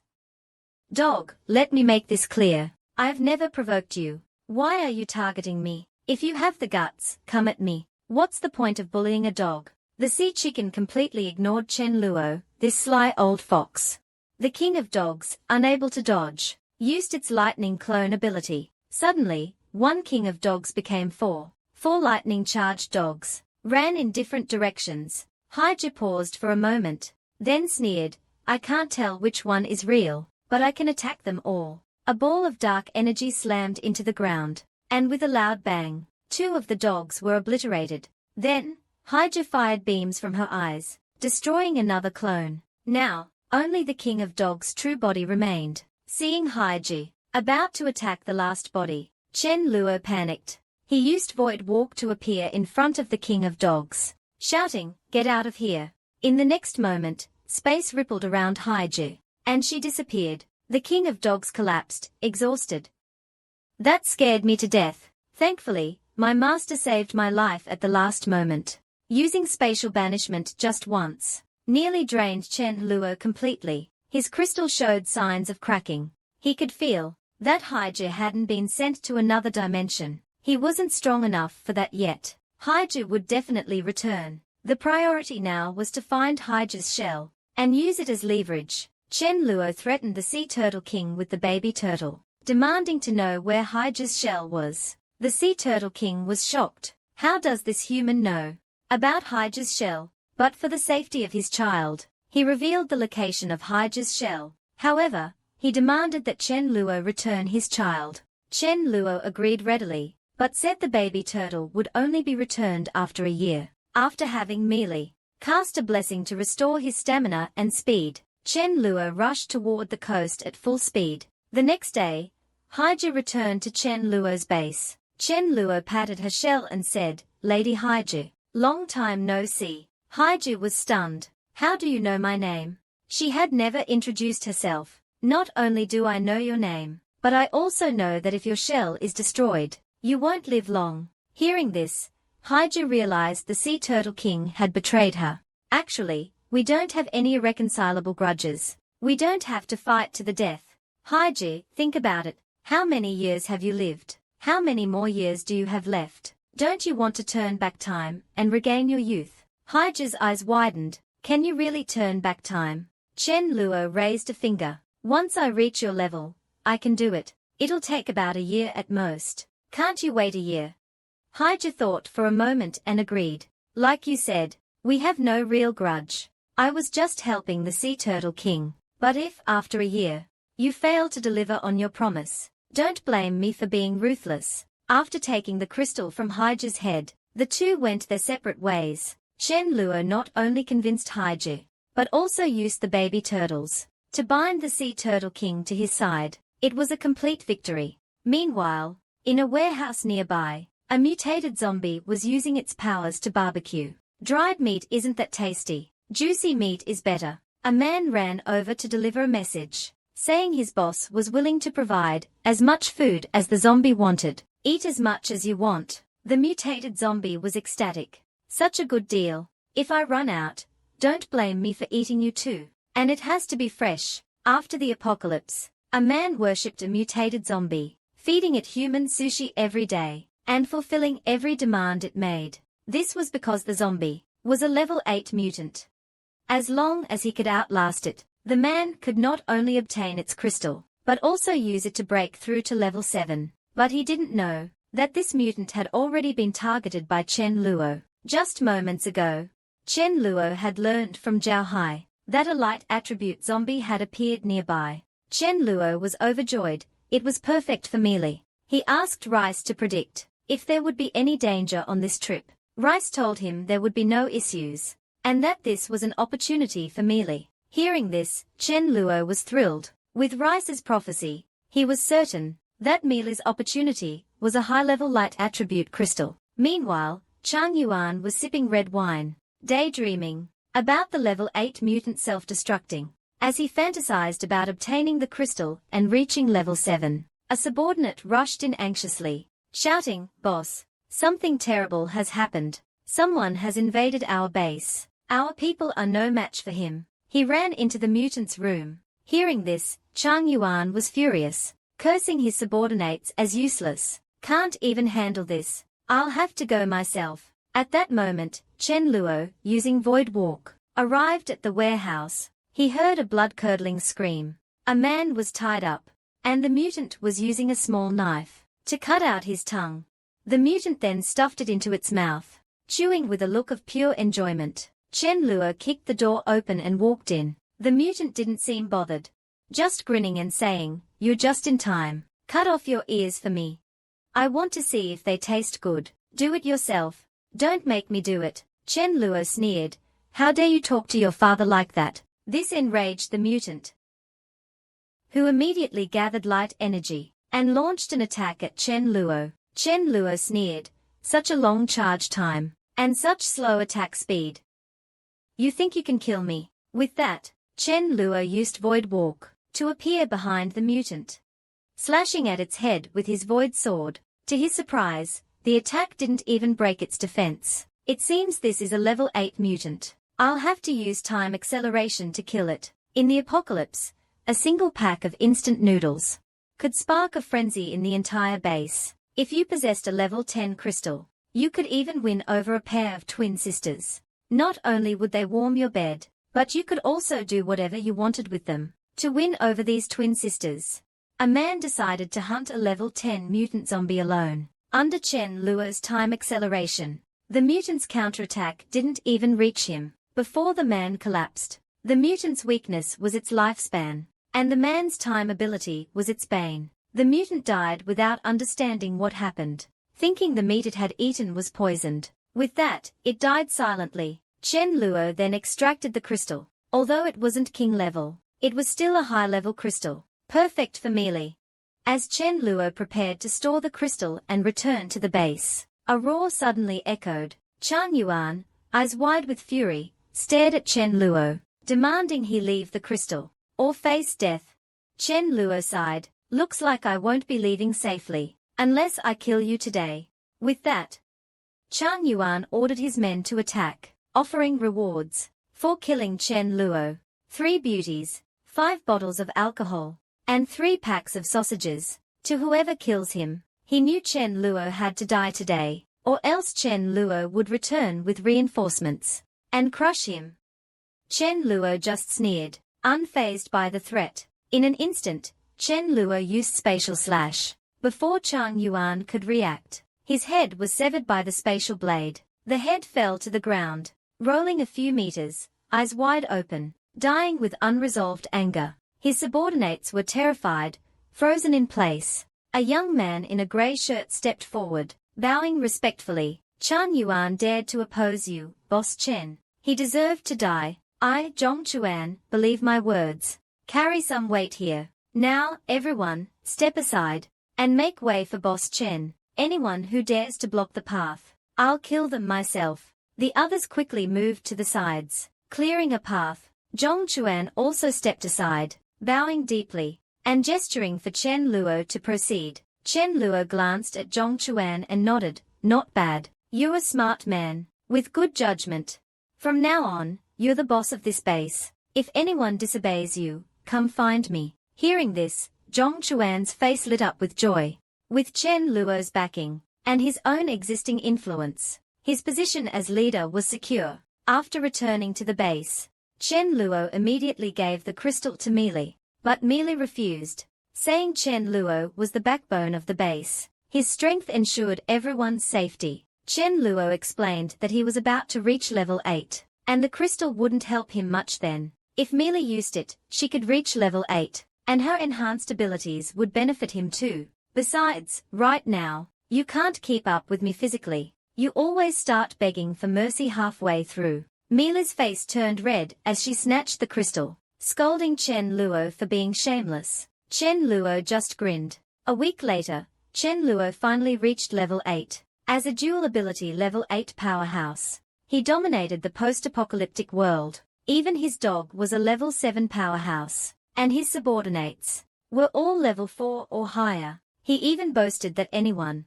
who could offer valuable treasures could hire him to solve any problem. As soon as he finished speaking, someone approached with a level 7 crystal, asking Chen Luo to kill someone. Chen Luo accepted the job without hesitation.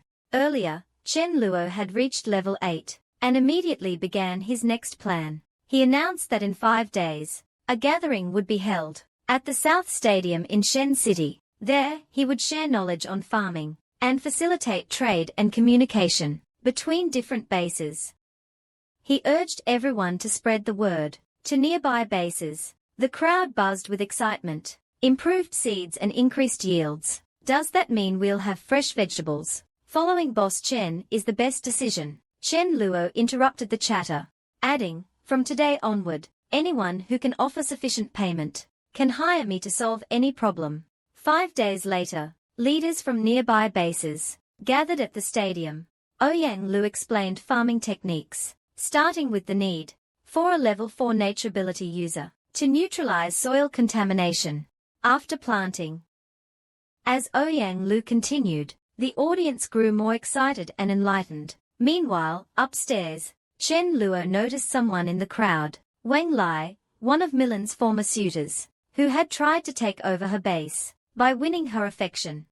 Chen Luo remembered that Wang Lai had orchestrated a crisis to play the hero and save Milan, but it backfired, leading to her death. Meili had later resurrected Milan. Chen Luo's eyes narrowed as he watched Wang Lai, determined to prevent history from repeating itself. He would deal with Wang Lai before it was too late. Later, Wang Lai was killed by Milan. Should I kill him directly, or let him be a stepping stone for Milan? As Chen Luo pondered, Ouyang Lu continued speaking on stage. Our seeds can increase yields by half. You can compare them with regular seeds. As for the price, we'll take 20% of the increased yield. We can provide the seeds upfront and collect payment after the potatoes are harvested. While you consider this, let me introduce our next topic, the peace plan. If you can offer something of sufficient value, we can handle any task for you. As soon as she finished speaking, a man in the audience stepped forward with a level 7 crystal, asking Chen Luo to kill someone named Feng Long, a cannibal. He ate my brother, the man said, causing an uproar in the crowd. This is taboo. Crossing the line. Times aren't that desperate yet. Beside Wang Lai, a burly man named Feng Long cursed. Damn it, he escaped last time. I didn't expect him to show up here. Boss, let's ambush him outside and kill him. I'll eat him myself. Although a level 7 crystal wasn't much help to Chen Luo now, it was a perfect example to showcase his services. So, Chen Luo accepted the job without hesitation. With Chen Luo's approval, Qingguang pointed at Wang Lai and declared, cannibals deserve death.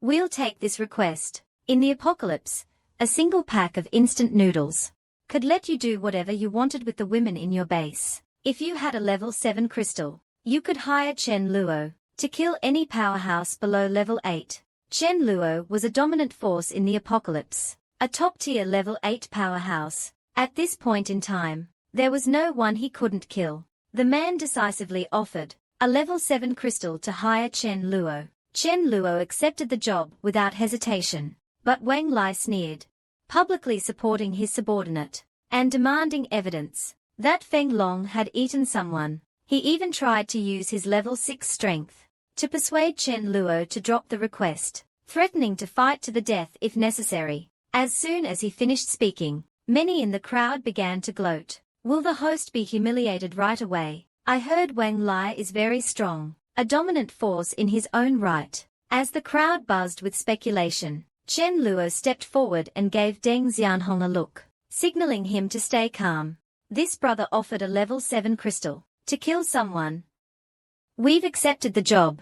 As for whether Feng Long ate someone, I don't care. I don't need evidence. Once we accept a job, the target must die. As soon as he finished speaking, Wang Lai and his men stared in disbelief, thinking, this guy is too domineering. Wang Lai tried to persuade Chen Luo again, but Chen Luo didn't give him the chance. He bluntly asked, will you hand him over yourself, or do I have to take him by force? At that moment, the crowd's attention focused entirely on Wang Lai. Chen Luo is ruthless. He didn't leave any face at all. Wang Lai quickly weighed his options. Outside, Su Dazhu, who could transform into a bear, was level 6. On his side, apart from himself being level 6, the rest were only level 3, completely outmatched. Although Feng Long is one of my top fighters, it's not worth risking everything for him. With that, Wang Lai agreed to hand Feng Long over. As soon as he spoke, Feng Long realized his fate and tried to flee, but Xia Haoran blocked his path. Feng Long's face twisted into a crazed grin. If you dare stop me, I'll kill you first. Xia Haoran remained expressionless. Xia Haoran threw a heavy punch at Feng Long's face, followed by a one-sided beatdown. In just a minute and a half, Feng Long's limbs were broken, and he was thrown at Deng Xianhong's feet. Wang Lai stared in disbelief at Xia Haoran. Feng Long was one of the strongest at level 5, rarely matched in combat. He was my second in command, and he was taken down with a single punch. Seizing the opportunity, Chen Luo promoted his base. Everyone has seen it now. Our base is truly powerful. If you offer enough, we can do anything for you. But to let you experience our strength more deeply, I'll stop holding back. I, Chen Luo, am level 8. Almost no one could believe that Chen Luo had reached level 8. Level 5 was already elite among elites, and level 6 was considered a dominant force. But level 8, that was 2 levels above. A dominant force, like a king compared to a duke. No wonder he was so confident and bold. At that moment, a man stepped forward, asking Chen Luo to demonstrate his level 8 strength. To satisfy everyone's curiosity, they were all eager to see how powerful a level 8 could be. Since you're all curious, I'll indulge you. Xiao Deng, how much do you hate Wang Lai? Deng Xianhong blurted out.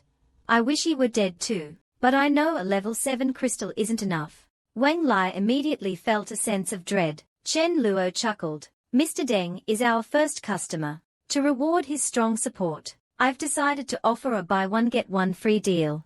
So, I'll give Mr. Wang Lai as a bonus. To Mr. Deng Xianhong, Wang Lai jumped to his feet in shock. Is he coming after me now? After the apocalypse? How terrifying were intelligent zombies. Not only did they keep humans as livestock, but they also gathered low-level zombies as cannon fodder to launch a wave of attacks on Chen Luo's base. Fortunately, there was a traitor among the zombies who leaked information about the attack, allowing Chen Luo to prepare in advance. Just moments ago, Chen Luo had demonstrated his level 8 strength by killing a dominant level powerhouse with a single move. His spatial slash, combined with Void Banishment's telekinesis, left all the leaders pale and trembling. They looked at Chen Luo with a mix of awe and fear. Seeing this, Qingguang tried to reassure them, saying Wang Lai had shielded a cannibal and deserved to die. He tried to cast Chen Luo's actions in a righteous light, but Chen Luo immediately shut him down. He told the crowd, I always eliminate threats completely. So, let this be a warning. Don't cross me unless you have 9 lives. Otherwise, Wang Lai's fate will be yours. Hearing this, all the leaders nodded vigorously, afraid that any hesitation would anger Chen Luo and cost them their lives. Then, Chen Luo's tone softened, smiling like a friendly young man. Don't worry, I'm actually quite easygoing. If you don't provoke me, I won't harm you. If you have any trouble, remember to call me. Now that everything's been said, come and register. We'll distribute seeds based on your abilities. With my strength, I doubt anyone would dare to cheat me, right? The leaders quickly assured him that no one would dare to default on their payments. If anyone tries, we'll handle it ourselves. Before Chen Luo even needs to step in. Just then, Sudaju approached Chen Luo with bad news. He had received a message from the zombie Da Zhuang about a zombie named Bin Lin, has formed a zombie army, and plans to launch a sneak attack on their base tonight. Hearing this, Chen Luo nodded. Let's return to the base immediately. He quickly issued orders for all members to stay inside and prepare for battle. As he was about to leave, a large crowd stopped him, clamoring to join his base. It seemed his earlier display of power had made a strong impression. Chen Luo decided to use them to help fend off the zombie wave that night. He told them directly, "Tonight, our base will face a zombie wave. I won't intervene, but if you survive, you can become full members of the base. Of course, you can leave now if you want. I won't force you, and I won't hold it against you. But if you join and then desert during the battle, don't blame me for being ruthless." That night, the zombie named Bin Lin gathered a horde of about 5,000 zombies. He ordered Da Zhuang to lead the charge, and then retreat after reaching the target. Da Zhuang had no choice but to agree, though he felt deeply conflicted. Leading an attack against boss Chen Luo, being a spy is tough. After the apocalypse, Chen Luo's safe zone was hit by a massive zombie wave. The zombies surged toward the safe zone, moving so fast that they reached the first line of defense in the blink of an eye. Chen Luo, the commander defending against the zombies, gave the order to attack. In the next moment, giant fireballs appeared on the city walls, exploding. In the midst of the approaching zombies, those closest to the explosions were instantly reduced to ash by the intense heat and shock waves. But as the first wave of attacks ended, the defenders on the walls were shocked to discover the zombies are actually using their dead companions as shields, and continue to charge forward. At that moment, a fire dragon over 10 meters long appears, directly charging into the zombie horde. Any zombie touched by the fire dragon is quickly burned to a crisp. At this moment, the zombie horde is dense, and the wide-range sea of fire technique shows its might, killing nearly 1,000 zombies. By now, Milan and the elemental team's special abilities are nearly depleted. Seeing this, Chen Luo leads the physical enhancement team out of the city to engage in close combat with the zombies. Soon, under Daju's leadership, waves of zombies are slaughtered like chickens. The number of zombies is rapidly decreasing. Meanwhile, Bing Lin and his group watch from afar. Their faces dark. They really have some skills. Hei Lei says bitterly. They have the city walls, but they are almost collapsing. If we attract another, larger wave of zombies, they won't be able to hold out. But Bing Lin says with a meaningful tone, "There's a traitor among us." This shocks Daju, who immediately relays the information to Chen Luo. "Boss, it's bad news." Daju reports back. "It seems my role as a mole is about to be exposed." And from what Daju says, Bing Lin plans to kill him first, then organize a new wave of zombies. Hearing Cheng Wang's report, Chen Luo begins to think. He still hopes to groom Daju to become the leader of this zombie base. He can't let Bing Lin kill him. Perhaps it's better to just eliminate Bing Lin directly. With this in mind, Chen Luo instructs Cheng Wang to let Milan and Mila take charge of the battle. He then uses a void walk, appearing behind Bing Lin. "Kid, I heard you're the boss of this base. You dare to cause trouble for me? You've got some nerve." Hearing this, Bing Lin immediately attacks, sending several ice blades flying toward Chen Luo. Chen Luo sneers, dodging the attacks with another void walk, and reappearing behind Bing Lin. With a single slash, he beheads Bing Lin. He then orders Daju to attack him, to clear his name as a mole. Reacting quickly, Daju roars in anger, charging madly toward Chen Luo. "You killed my boss. I'll fight you to the death." In the apocalypse, a single pack of instant noodles can make the girls in the base throw themselves at you. If you possess an 8th level crystal, you can even hire a zombie to act as a mole. Without hesitation, Chen Luo takes out a crystal to bribe an intelligent zombie. Not only does this allow him to anticipate the zombie horde's movements, but it also enables him to kill the leader of the zombie horde in one strike. Now, to protect the mole zombie, Chen Luo even lets Dazhu punch him. Chen Luo falls to the ground, clutching his injured face. He glares at Dazhu and says, "Just you wait." With that, Chen Luo pretends to be exhausted and runs off with Binglin's head. Only after Chen Luo is far away do the other zombies snap out of it, unable to believe that this human killed their boss in one move. "Dazhu, you're so brave. Aren't you afraid he could kill you with one move too?" Dazhu ignores their comments, kneeling sorrowfully beside Binglin's corpse. At this moment, Lei suddenly speaks up. "We can't afford to provoke Chen Luo for now, but the Binglin faction needs a new leader. From now on, it will be called the Lei faction, and I will be the boss." As soon as he finishes speaking, Dazhu stands up and grabs Lei by the throat. Taken by surprise, Lei doesn't react in time. "The boss just died, and you're already eager to take his place. I'll clean up this mess for the boss." With that, a flurry of punches rains down on Lei's head. Beaten black and blue, Lei quickly apologizes. "Boss, stop hitting me. Why don't you take the leader's position instead?" But Dazhu has no intention of letting him off. He plans to make an example of Lei for the other zombies. With that thought, he delivers a final punch, ending Lei's life. He loudly declares that Lei's attempt to seize power was a crime deserving death. From now on, everyone, before he can finish, the other zombies interrupt him. "From now on, Dazhu, you are our boss. We'll call ourselves the Dazhu faction." But Dazhu shakes his head, saying, "We are all brothers here. There's no boss or underlings. We share the meat together. From now on, we'll be called the Brotherhood Alliance. Wait for me for a moment. I'll go change my clothes and be right back." Soon, he finds Chen Luo, who hadn't gone far. Seeing Chen Luo, Dazhu immediately adopts a submissive demeanor. Chen Luo glances at him, tossing him an 8th level crystal. "I'll do my best to train you from now on, to enhance your strength. Continue Binglin's mission. Recruit other high intelligence, high talent zombies under your command. If there are any obstacles, contact me, and I'll help you eliminate them." Dazhu nods repeatedly, thinking he has successfully deceived Chen Luo. Little does he know, Chen Luo only sees him as a tool. If he becomes useless in the future, Chen Luo will kill him and take his crystal.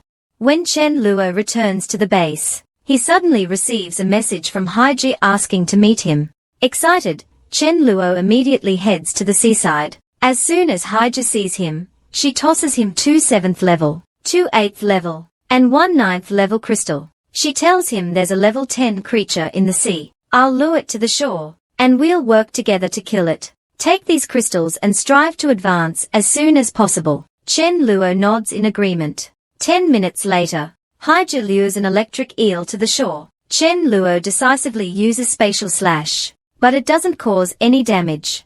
Enraged, the electric eel spits a bolt of lightning directly at Chen Luo. Knowing he can't dodge the lightning-fast attack, Chen Luo braces himself. This piece of meat, worth its weight in gold, is something even a level 7 sea clam spirit dares not eat lightly.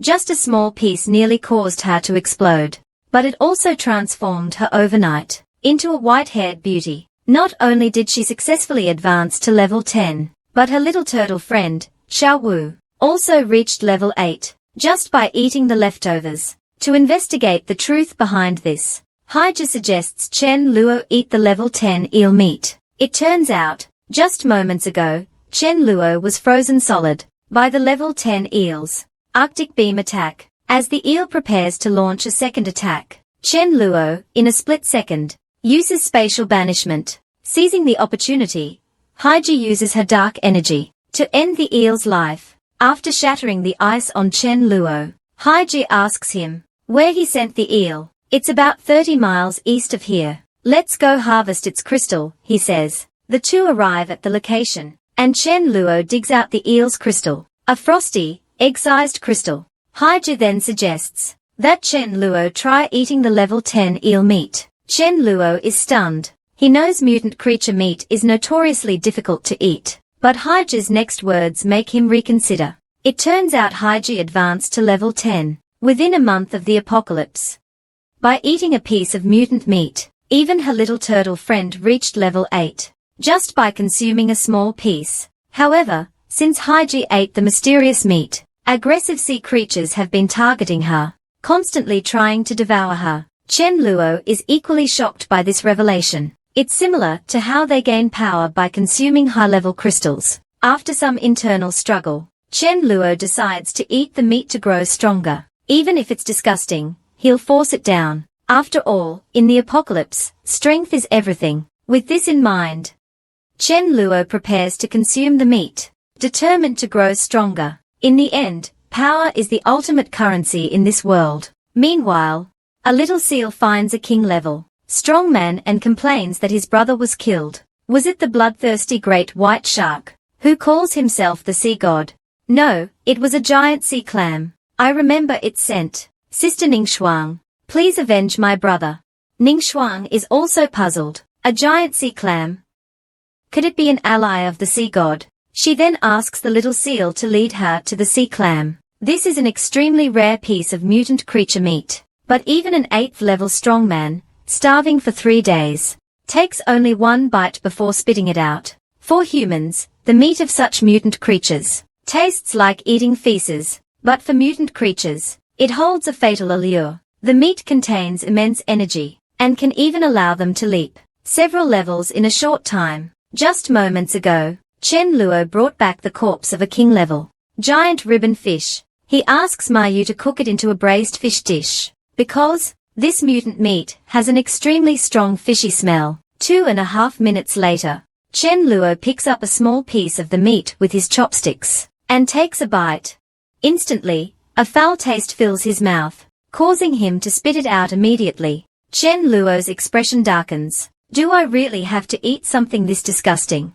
At that moment, Fu Wang, attracted by the smell, dashes into the kitchen, standing in front of Chen Luo. Fu Wang takes a deep sniff of the foul odor. Chen Luo is stunned. So Fu Wang likes this kind of thing too. Chen Luo immediately fills a large bowl for Fu Wang. Mayu thoughtfully separates the fish meat from the bones. Fu Wang doesn't find it disgusting at all, and quickly finishes the meal. Then, he lies down comfortably to rest. As the old saying goes, wolves travel thousands of miles for meat, dogs travel thousands of miles for feces. Let Fu Wang test it out first. If it really works, no matter how disgusting, I'll eat it. At that moment, Cheng Wang's voice comes through the walkie-talkie. Boss, something bad has happened. Sister Haiji is in trouble. Someone sent a message, saying she's waiting for you on a small island east of the coast. If you don't show up within 3 days, Haiji will die. Chen Luo is shocked. Whoever can restrain Haiji must be at least a level 10 psychic-type creature. He hurriedly finds Mi Fan, and asks him to predict whether his upcoming journey will be dangerous. Mi Fan replies indifferently, within 3 hours. You'll be fine. This makes Chen Luo uneasy. After all, the distance is so far, that it will take him 3 hours just to get there.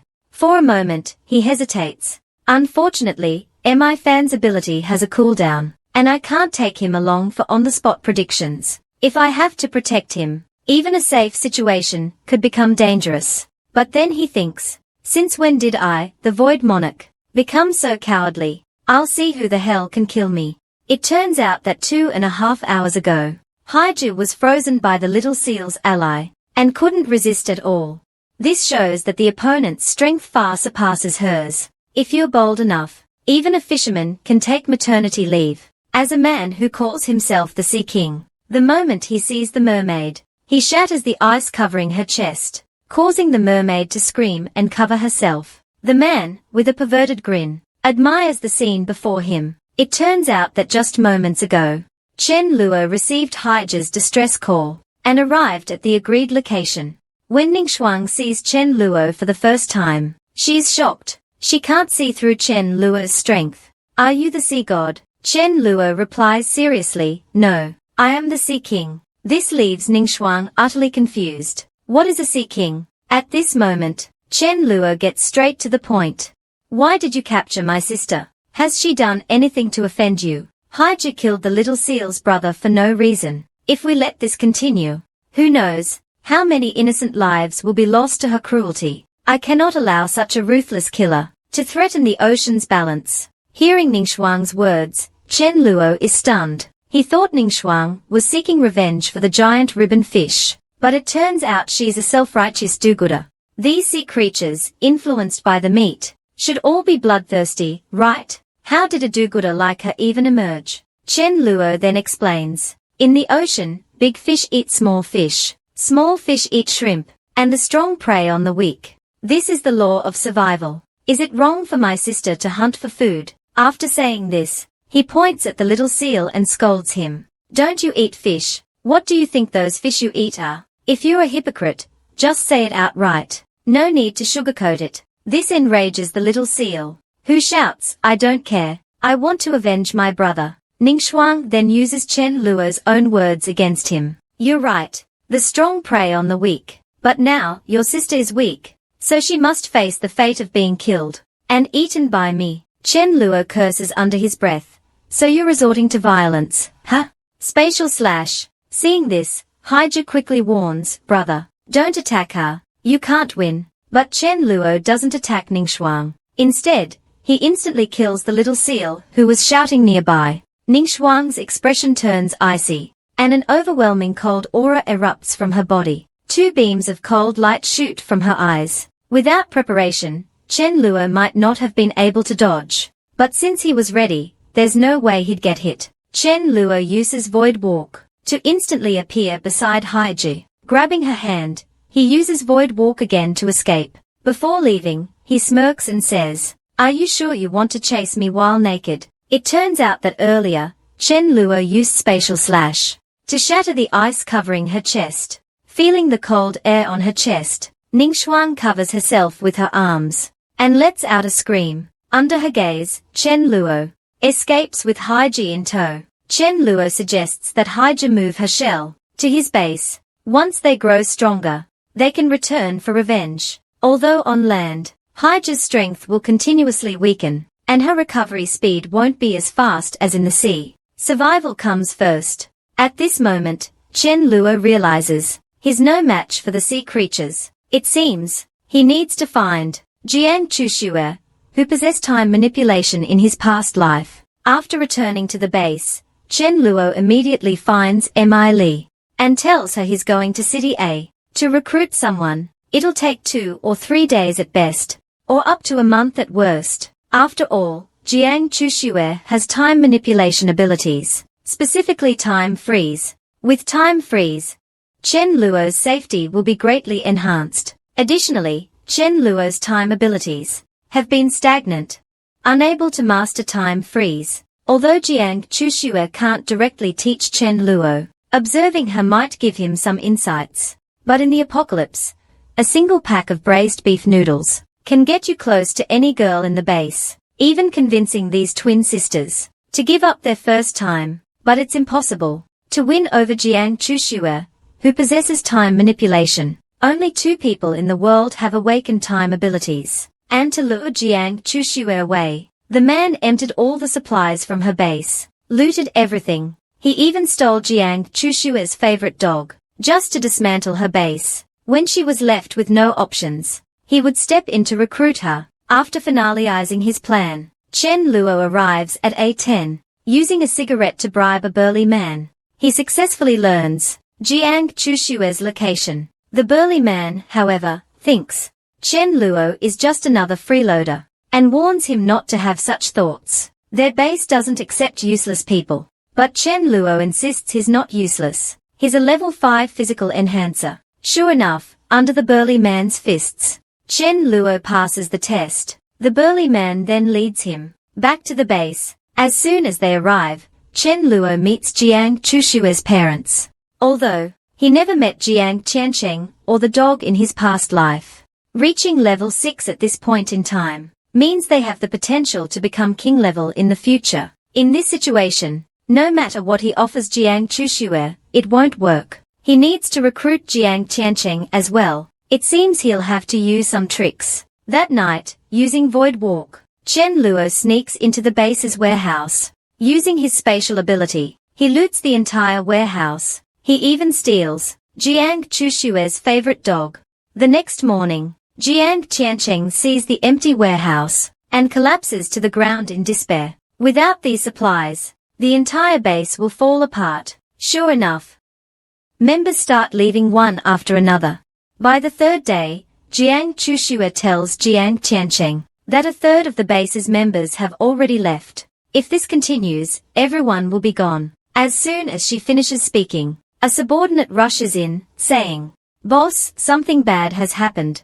The neighboring pickle country, which is resource poor, is coming to cause trouble in our city again. Didn't we already deal with them when they tried to steal our supplies by uniting all the bases in H City? Why are they still daring to come back? I heard their leader, Kim Haoyu, has grown stronger and has reached level 7. Hearing this conversation, Jiang Tiancheng's face darkens. No matter what, we will not yield an inch of our land. We will fight to the last drop of blood.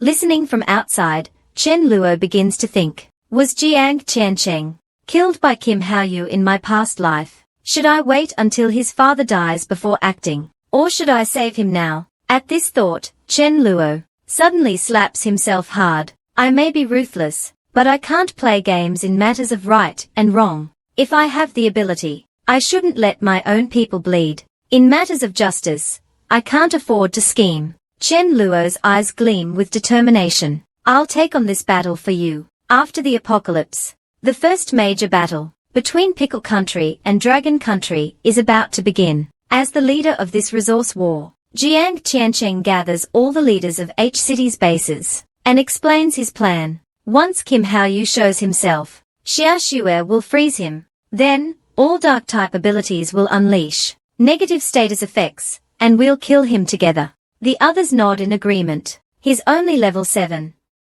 It's not hopeless. Although none of them can defeat a level 7 alone, they might stand a chance in a group fight. At that moment, someone rushes in to report. Kim Haoyu has entered our territory. Jiang Tiancheng nods and orders everyone to prepare for battle. Suddenly, a young man in the hall starts laughing maniacally. His face twisted with madness. His body begins to swell irregularly. As he shouts, "For the glory of Pickle Country!" There was a direct explosion with a bang. His flesh and blood splattered across almost the entire hall. Instantly, the hall was filled with waves of wailing. A poisonous gas began to rise in the hall. Jiang Tiancheng was in disbelief. Fang Qi was the traitor. He had been with him for over half a year. Fang Qi had sacrificed himself in such a way that he severely injured everyone. He was a level 5 poison-type user.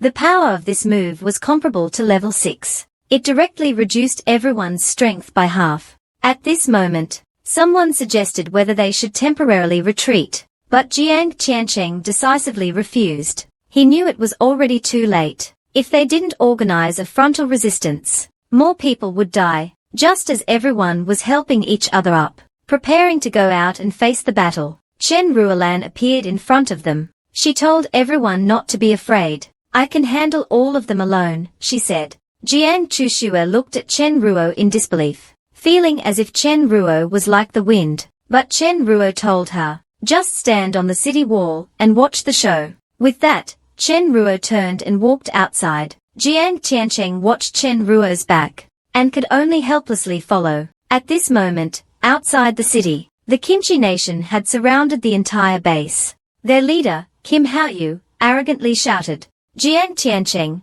come out and face your death. If you hand over your daughter, I might spare your life. But before he could finish his sentence, Chen Ruo floated in the air, looking at him. So you Kim Haoyu, Chen Ruo said. Kim Haoyu was so shocked he couldn't speak.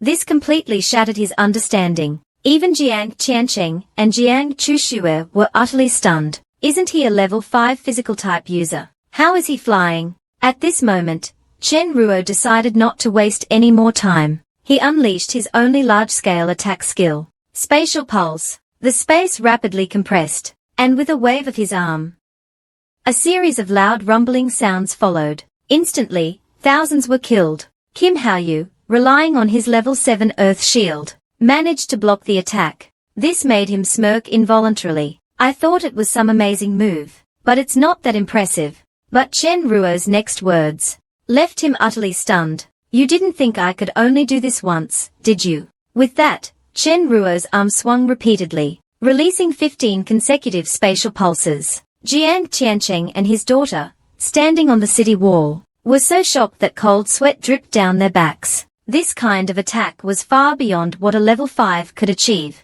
It required at least level 7 or higher to perform. This event was like a god descending to earth, one person suppressing an entire army. All of this was for a single bucket of braised beef noodles. The neighboring Kimchi nation dared to invade China on a large scale, because this was a world overrun by zombies. The Kimchi nation, severely lacking resources, in order to seize China's supplies, sent a poison gas-wielding superhuman to self-destruct, severely injuring all the leaders of the H-base. Just as Kim Hao-yu thought he could easily take the entire city, Chen Ruo's appearance shattered his illusions. With just one move, he annihilated the 10,000-strong Kimchi Nation army. This scene left Kim Hao-yu utterly dumbfounded. Terrified, he quickly used his earth manipulation, trying to slow Chen Ruo down, and buy time for others to escape. But this only limited Chen Ruo's spatial movement by a mere 5 meters. In the next second,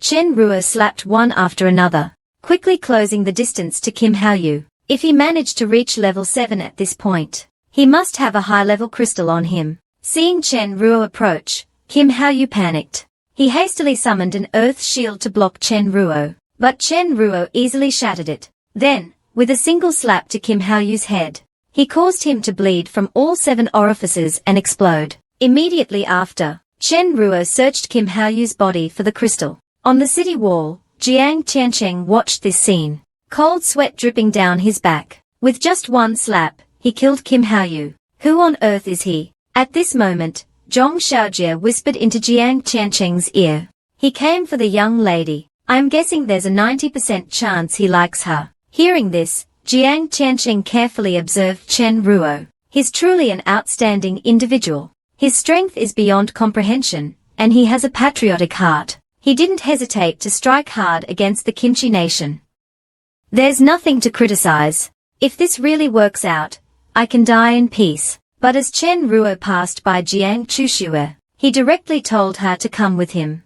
Jiang Chushue felt her heart racing, her face slightly flushed. She stammered, unable to speak. The scene of Chen Ruo taking on thousands alone was simply too cool. At this moment, Jiang Tiancheng smiled and pulled Chen Ruo aside. You came to my base for Xiaoxue, right? How about you become the second-in-command here? Or even the leader? I'll help you two get closer. What do you think? Chen Ruo shook his head, but insisted on taking her away. This left Jiang Tiancheng dumbfounded. I wanted you to be my son-in-law, but you want to leave me as a lonely old man. That's impossible. I don't want to be a lonely old man. So, Jiang Tiancheng got straight to the point. All right then, you can be the son-in-law. No dowry required. I'll even give you all my assets. But if my daughter marries out, you'll have to provide a dowry. Bring me 200 pigs, and I'll agree. Jiang Tiancheng was deliberately making it difficult for Chen Ruo, hoping to dissuade him. Chen Ruo was stunned.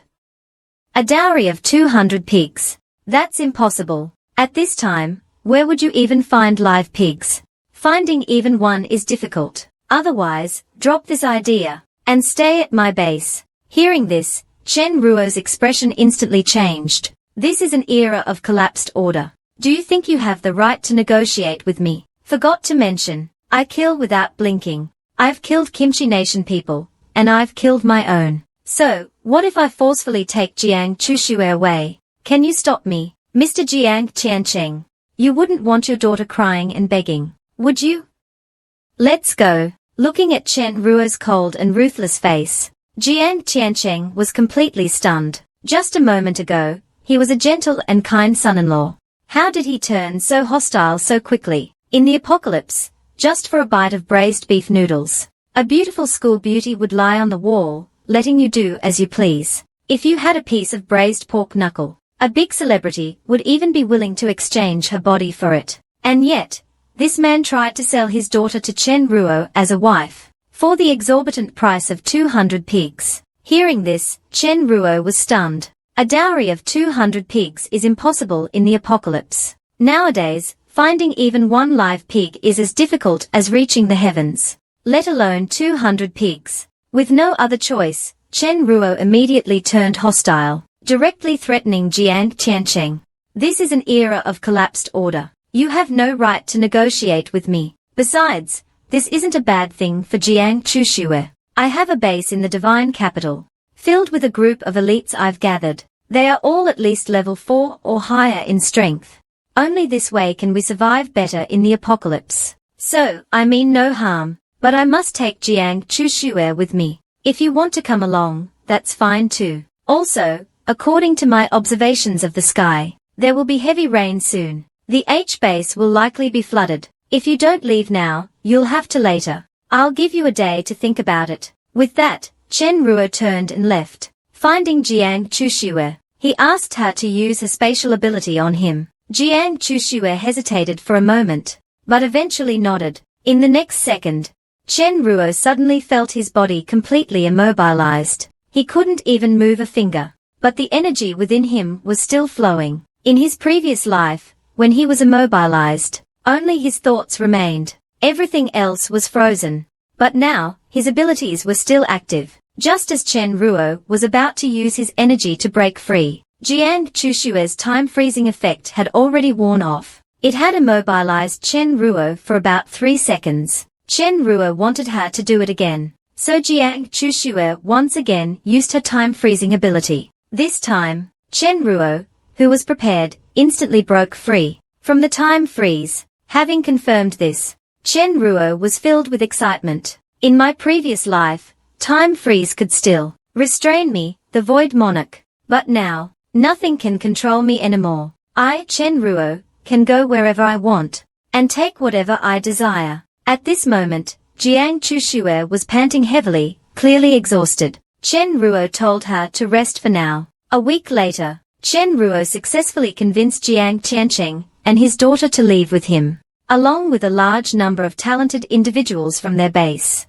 As soon as they returned to the base, Chen Ruo was surrounded by everyone. The base members eagerly asked about his well-being, and informed him that, a few days ago, a woman had forged an elder's badge, and impersonated one of their elders. She used this to manipulate others into destroying her base. Chen Ruo was shocked to hear this. I remember that before I left, I officially renamed the base Dawn City. Has our reputation spread so quickly? Moreover, the elder badges of the base were all meticulously crafted by Rongyu, with anti-counterfeiting measures. How did that woman manage to forge one? As Chen Ruo pondered this question, Meili excitedly threw herself into his arms. Seeing this, Jiang Chushue felt a pang of jealousy. So, Chen Ruo wasn't just brushing me off. He really does have someone. And she's so beautiful. The woman, in order to avenge her brother, risked her life to forge a Dawn City Elder's badge. Not only did she successfully deceive the leaders of other bases, but she also used the badge to destroy an entire base. Avenging her brother's deep-seated hatred, the leader of that base had taken a liking to her, and tried to forcibly take her away, even killing her brother as a threat. That's why she risked her life to forge the badge. After hearing her story, Chen Ruo sympathized with her, but no matter the reason, impersonating one of their elders and issuing false orders was a capital offense.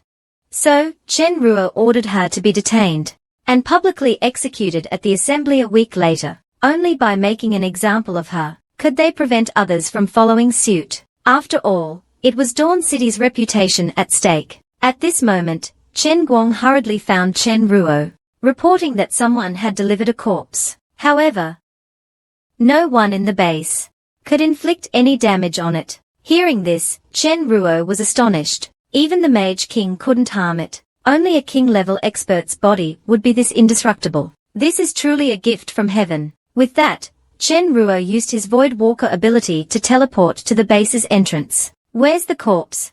Let me see it quickly. Zhao Jing lowered his head respectfully and said, Greetings, Leader Chen. The corpse is right here. Chen Ruo crouched down and extended a finger, exerting all his strength to press against the corpse's head. Indeed, it's the body of a king-level expert. With this level of attack, even a level 9 expert would be injured, but it couldn't harm this corpse in the slightest. A normal level 10 ability user, after absorbing a king-level crystal, could directly advance to the king level. Although my dual abilities make advancement difficult, absorbing this will still bring a qualitative leap. So, Chen Ruo straightforwardly asked Zhao Jing, "What do you need?" Although I don't know why this corpse is so unusual, it must be extraordinary. I wish to offer it to Leader Chen, in exchange for your protection, so that my brothers and I can live a better life. Hearing this, Chen Ruo immediately agreed to take Zhao Jing under his wing. He then instructed Chen Guang to give Zhao Jing 20 tons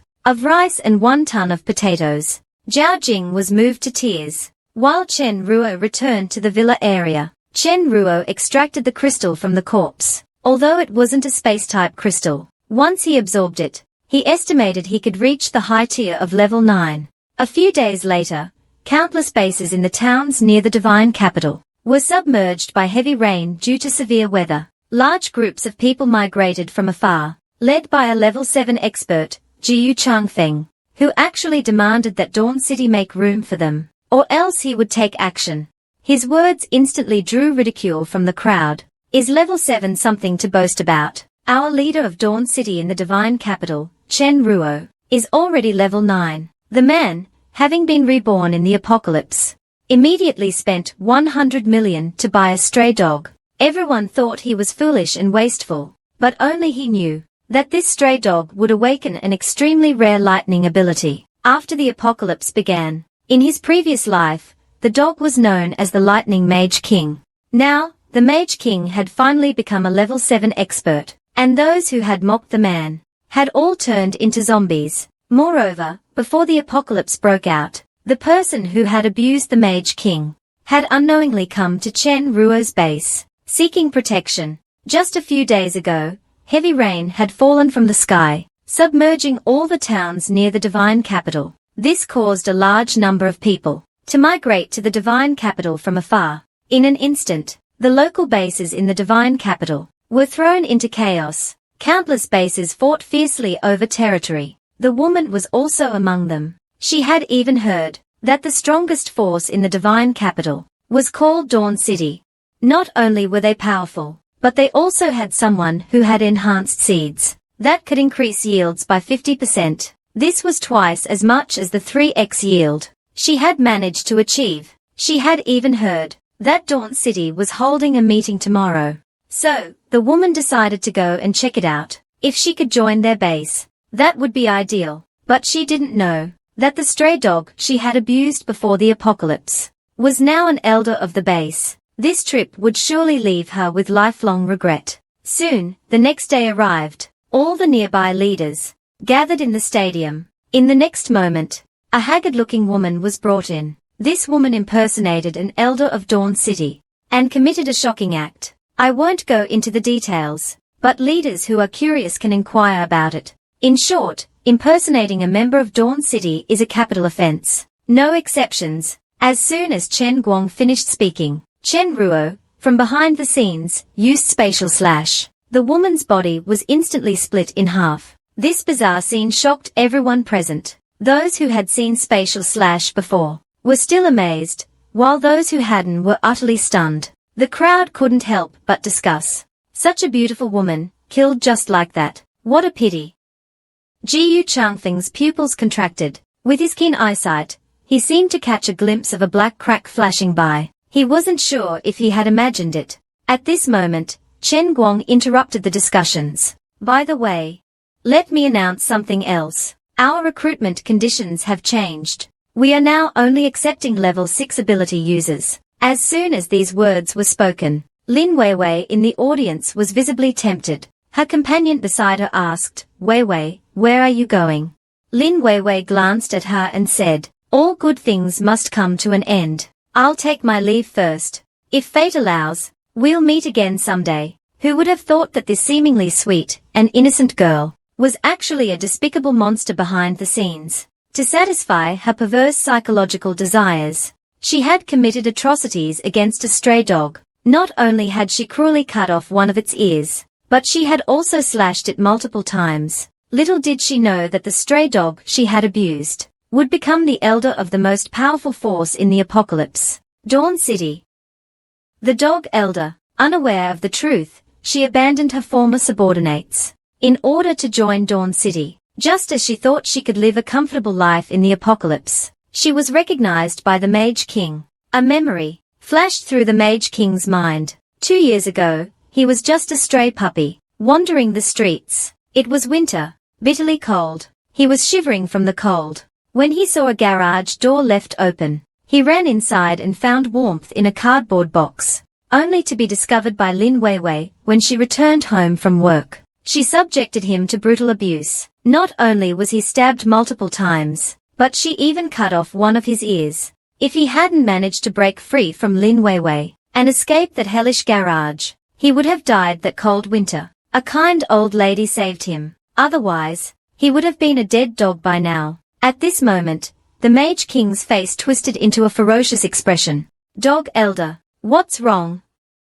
The Mage King's face looks terrifying. This was something they had never seen before. The members beside him noticed his expression and immediately called out. The Mage King ignored them, and instead, step by step, approached Lin Weiwei. Chen Ruo was puzzled, not understanding why the Mage King wanted to kill her. At this moment, Mi Fan, who was beside him, explained. She's the one who cut off the Mage King's ear and stabbed him multiple times. The Mage King asked if you would help him take revenge on his enemy. Is that promise still valid? The girl had two faces. When she was in a good mood, she was a cold and aloof queen. But when she was in a bad mood, she became a cruel monster. To satisfy her twisted desires, she had abused a stray dog, enjoying the process.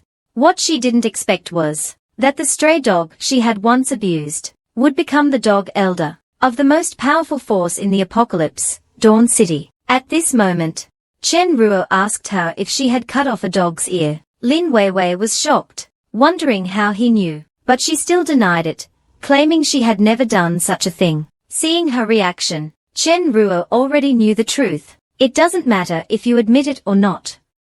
I don't need evidence. If the dog elder believes it's you, that's enough. Mage King, do you want to handle this, or should I? As soon as he finished speaking, Lin Weiwei had no choice but to admit it. She explained that she had been mentally unstable at the time and had acted out of control. She begged for their forgiveness. Mi Fan coldly replied, forgiveness is God's job. The Mage King's job is to send you to meet God. Lin Weiwei was too shocked to react. She turned to Chen Ruo, pleading, Leader Chen, I'm human, he's a dog. You'll side with me and forgive me, right? Besides, I'm joining your base first. If you treat me like this, who would dare join you in the future? But Chen Ruo ignored her, simply asking the Mage King, do you need my help?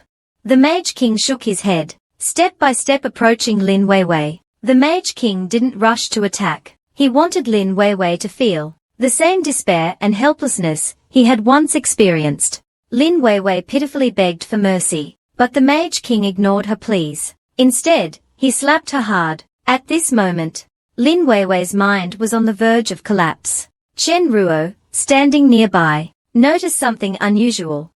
This was a sign of awakening a dual ability, but the enraged Mage King didn't care. This would make it more fun to play with her. Otherwise, as a level 8, bullying a level 6 wouldn't bring him any satisfaction. Sure enough, in the next moment, Lin Weiwei let out a roar and suddenly transformed into a pitch-black monster. Chen Ruo was shocked.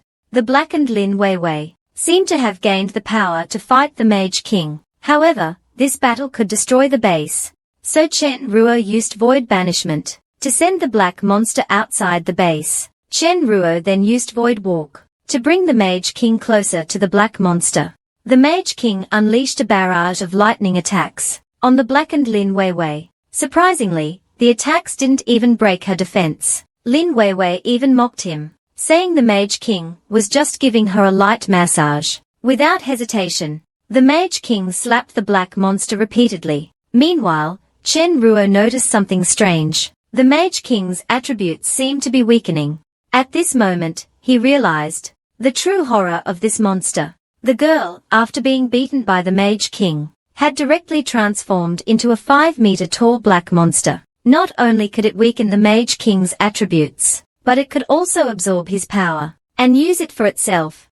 As the battle between the two intensified, the Mage King was eventually knocked back due to exhaustion. The Mage King quickly stood up, ignoring the blood at the corner of his mouth, and coldly stared at the monster. "I'm not the helpless puppy I used to be," he declared. "I am the Lightning Mage King. Other dogs might choose to hide, but this dog will face you head-on." Chen Ruo, standing nearby, noticed that the black monster was deliberately provoking the Mage King to attack it. "The despair and pain you experienced as a puppy," the black monster taunted, "will happen again. No one can help you." The black monster continued to attack, its speed now even surpassing the Mage King's. The Mage King was repeatedly struck by the black monster. "Is this all you've got? Pathetic," the black monster sneered, before kicking the Mage King away. "Useless creature," it mocked. "A stray puppy like you dares to challenge me, calling yourself the dog elder. You're nothing but a worthless mutt. You can't insult dogs like that." The Mage King growled, his anger boiling over. The old hatred and new humiliation pushed the Mage King into a rage. "Dogs never wronged you, yet you cut off my ear." In an instant, a bolt of purple lightning struck the black monster. With a deafening explosion, the black monster was torn to pieces. Chen Ruo was stunned, realizing that even he couldn't withstand such terrifying lightning. The sheer power of the attack was overwhelming. Exhausted, the Mage King collapsed to the ground. Chen Ruo rushed over to him. The Mage King weakly barked, "I didn't ask for your help. Don't deduct my points. If you must, just deduct 1,000, okay?" Chen Ruo couldn't help but laugh. "I won't deduct your points," he assured. "By the way, Mage King, what was that purple lightning? I've never seen it before." The Mage King thought for a moment, unsure how to explain. So he simply said, "Let me show you." With that, he took a deep breath and exhaled a blast of energy forward. Chen Ruo was left speechless. The Mage King had also awakened a dual ability. It seemed Lin Weiwei had inadvertently done them a favor. But Lin Weiwei's transformation was strange. She had originally possessed a natural ability, so why had she turned into a black monster? Could it be that her natural ability had fused with a dark ability? If such a fusion was possible, then awakening a dual ability would be even more advantageous. After extracting the crystal from Lin Weiwei's body, Chen Ruo glanced at the Mage King, feeling that if he didn't work harder, he might be surpassed by a dog. The thought of being outdone by a dog was unsettling.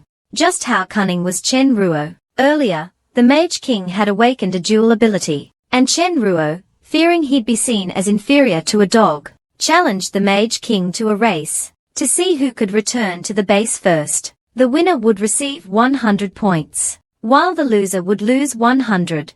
Chen Ruo also promised not to use Void Walk. The Mage King immediately agreed, confident he could win without Chen Ruo's spatial ability. The race was on. "I'm definitely going to win," the Mage King barked confidently. Sure enough, in the next moment, Chen Ruo was left in the dust as the Mage King sprinted ahead by dozens of meters. Chen Ruo was stunned. "I can't believe I'm actually being outrun by a dog. No way, I can't lose to a dog." So, Chen Ruo immediately used Void Banishment. The Mage King was left utterly confused. By the time he returned to the base, he saw Chen Ruo grinning at him. "Mage King, you lost." The Mage King was furious. "You cheated, you used Void Banishment on me." Chen Ruo shamelessly patted the Mage King's head, comforting him. "I said I wouldn't use Void Walk, but I never said anything about Void Banishment." The Mage King's eyes welled up with tears. He never expected his master to cheat, just to win 100 points. This round, I was just too naive, the Mage King thought. Later, Chen Ruo returned to the inner courtyard, where Mi Fan informed him that a beautiful flower had bloomed there. "It wasn't there yesterday," Mi Fan said. Chen Ruo examined it carefully and shook his head. "Mi Fan, this flower is poisonous. It smells sweet when it blooms, but the scent can make you nauseous. It's better to get rid of it." Hearing this, Ma Yu suddenly asked Chen Ruo for the flower. He wanted to conduct an experiment to see if it could solve the problem of food tasting bad. Chen Ruo nodded in agreement. I'll have the members keep an eye out for various plants and bring some back for you. That night, Chen Ruo began absorbing the crystal. He felt that today, he would definitely reach level 9. Sure enough, 4 minutes later, Chen Ruo's head throbbed with intense pain. But the pain came and went quickly. After catching his breath, Chen Ruo smiled. He had actually reached level 9. Finally, I'm not on the same level as a dog, he thought with relief. Now I can try fusing my abilities. After all, Lin Weiwei fused darkness and nature to transform into a dark monster. And the Mage King can use Wind Thunder Flash. What would happen if I fuse time and space? Maybe, I should have Mi Fan predict whether it will succeed. With that thought, Chen Ruo called Mi Fan in and asked what would happen if he tried to fuse his abilities. Mi Fan looked at him in horror and begged him not to attempt it because it would kill him. Chen Ruo was stunned. He was relieved he hadn't tried it earlier. Thank goodness I asked Mi Fan to predict it, he thought. Otherwise, I might have really tried it. It seems I can't attempt it anytime soon. I'll have to wait for the right time and ask Mi Fan to predict again.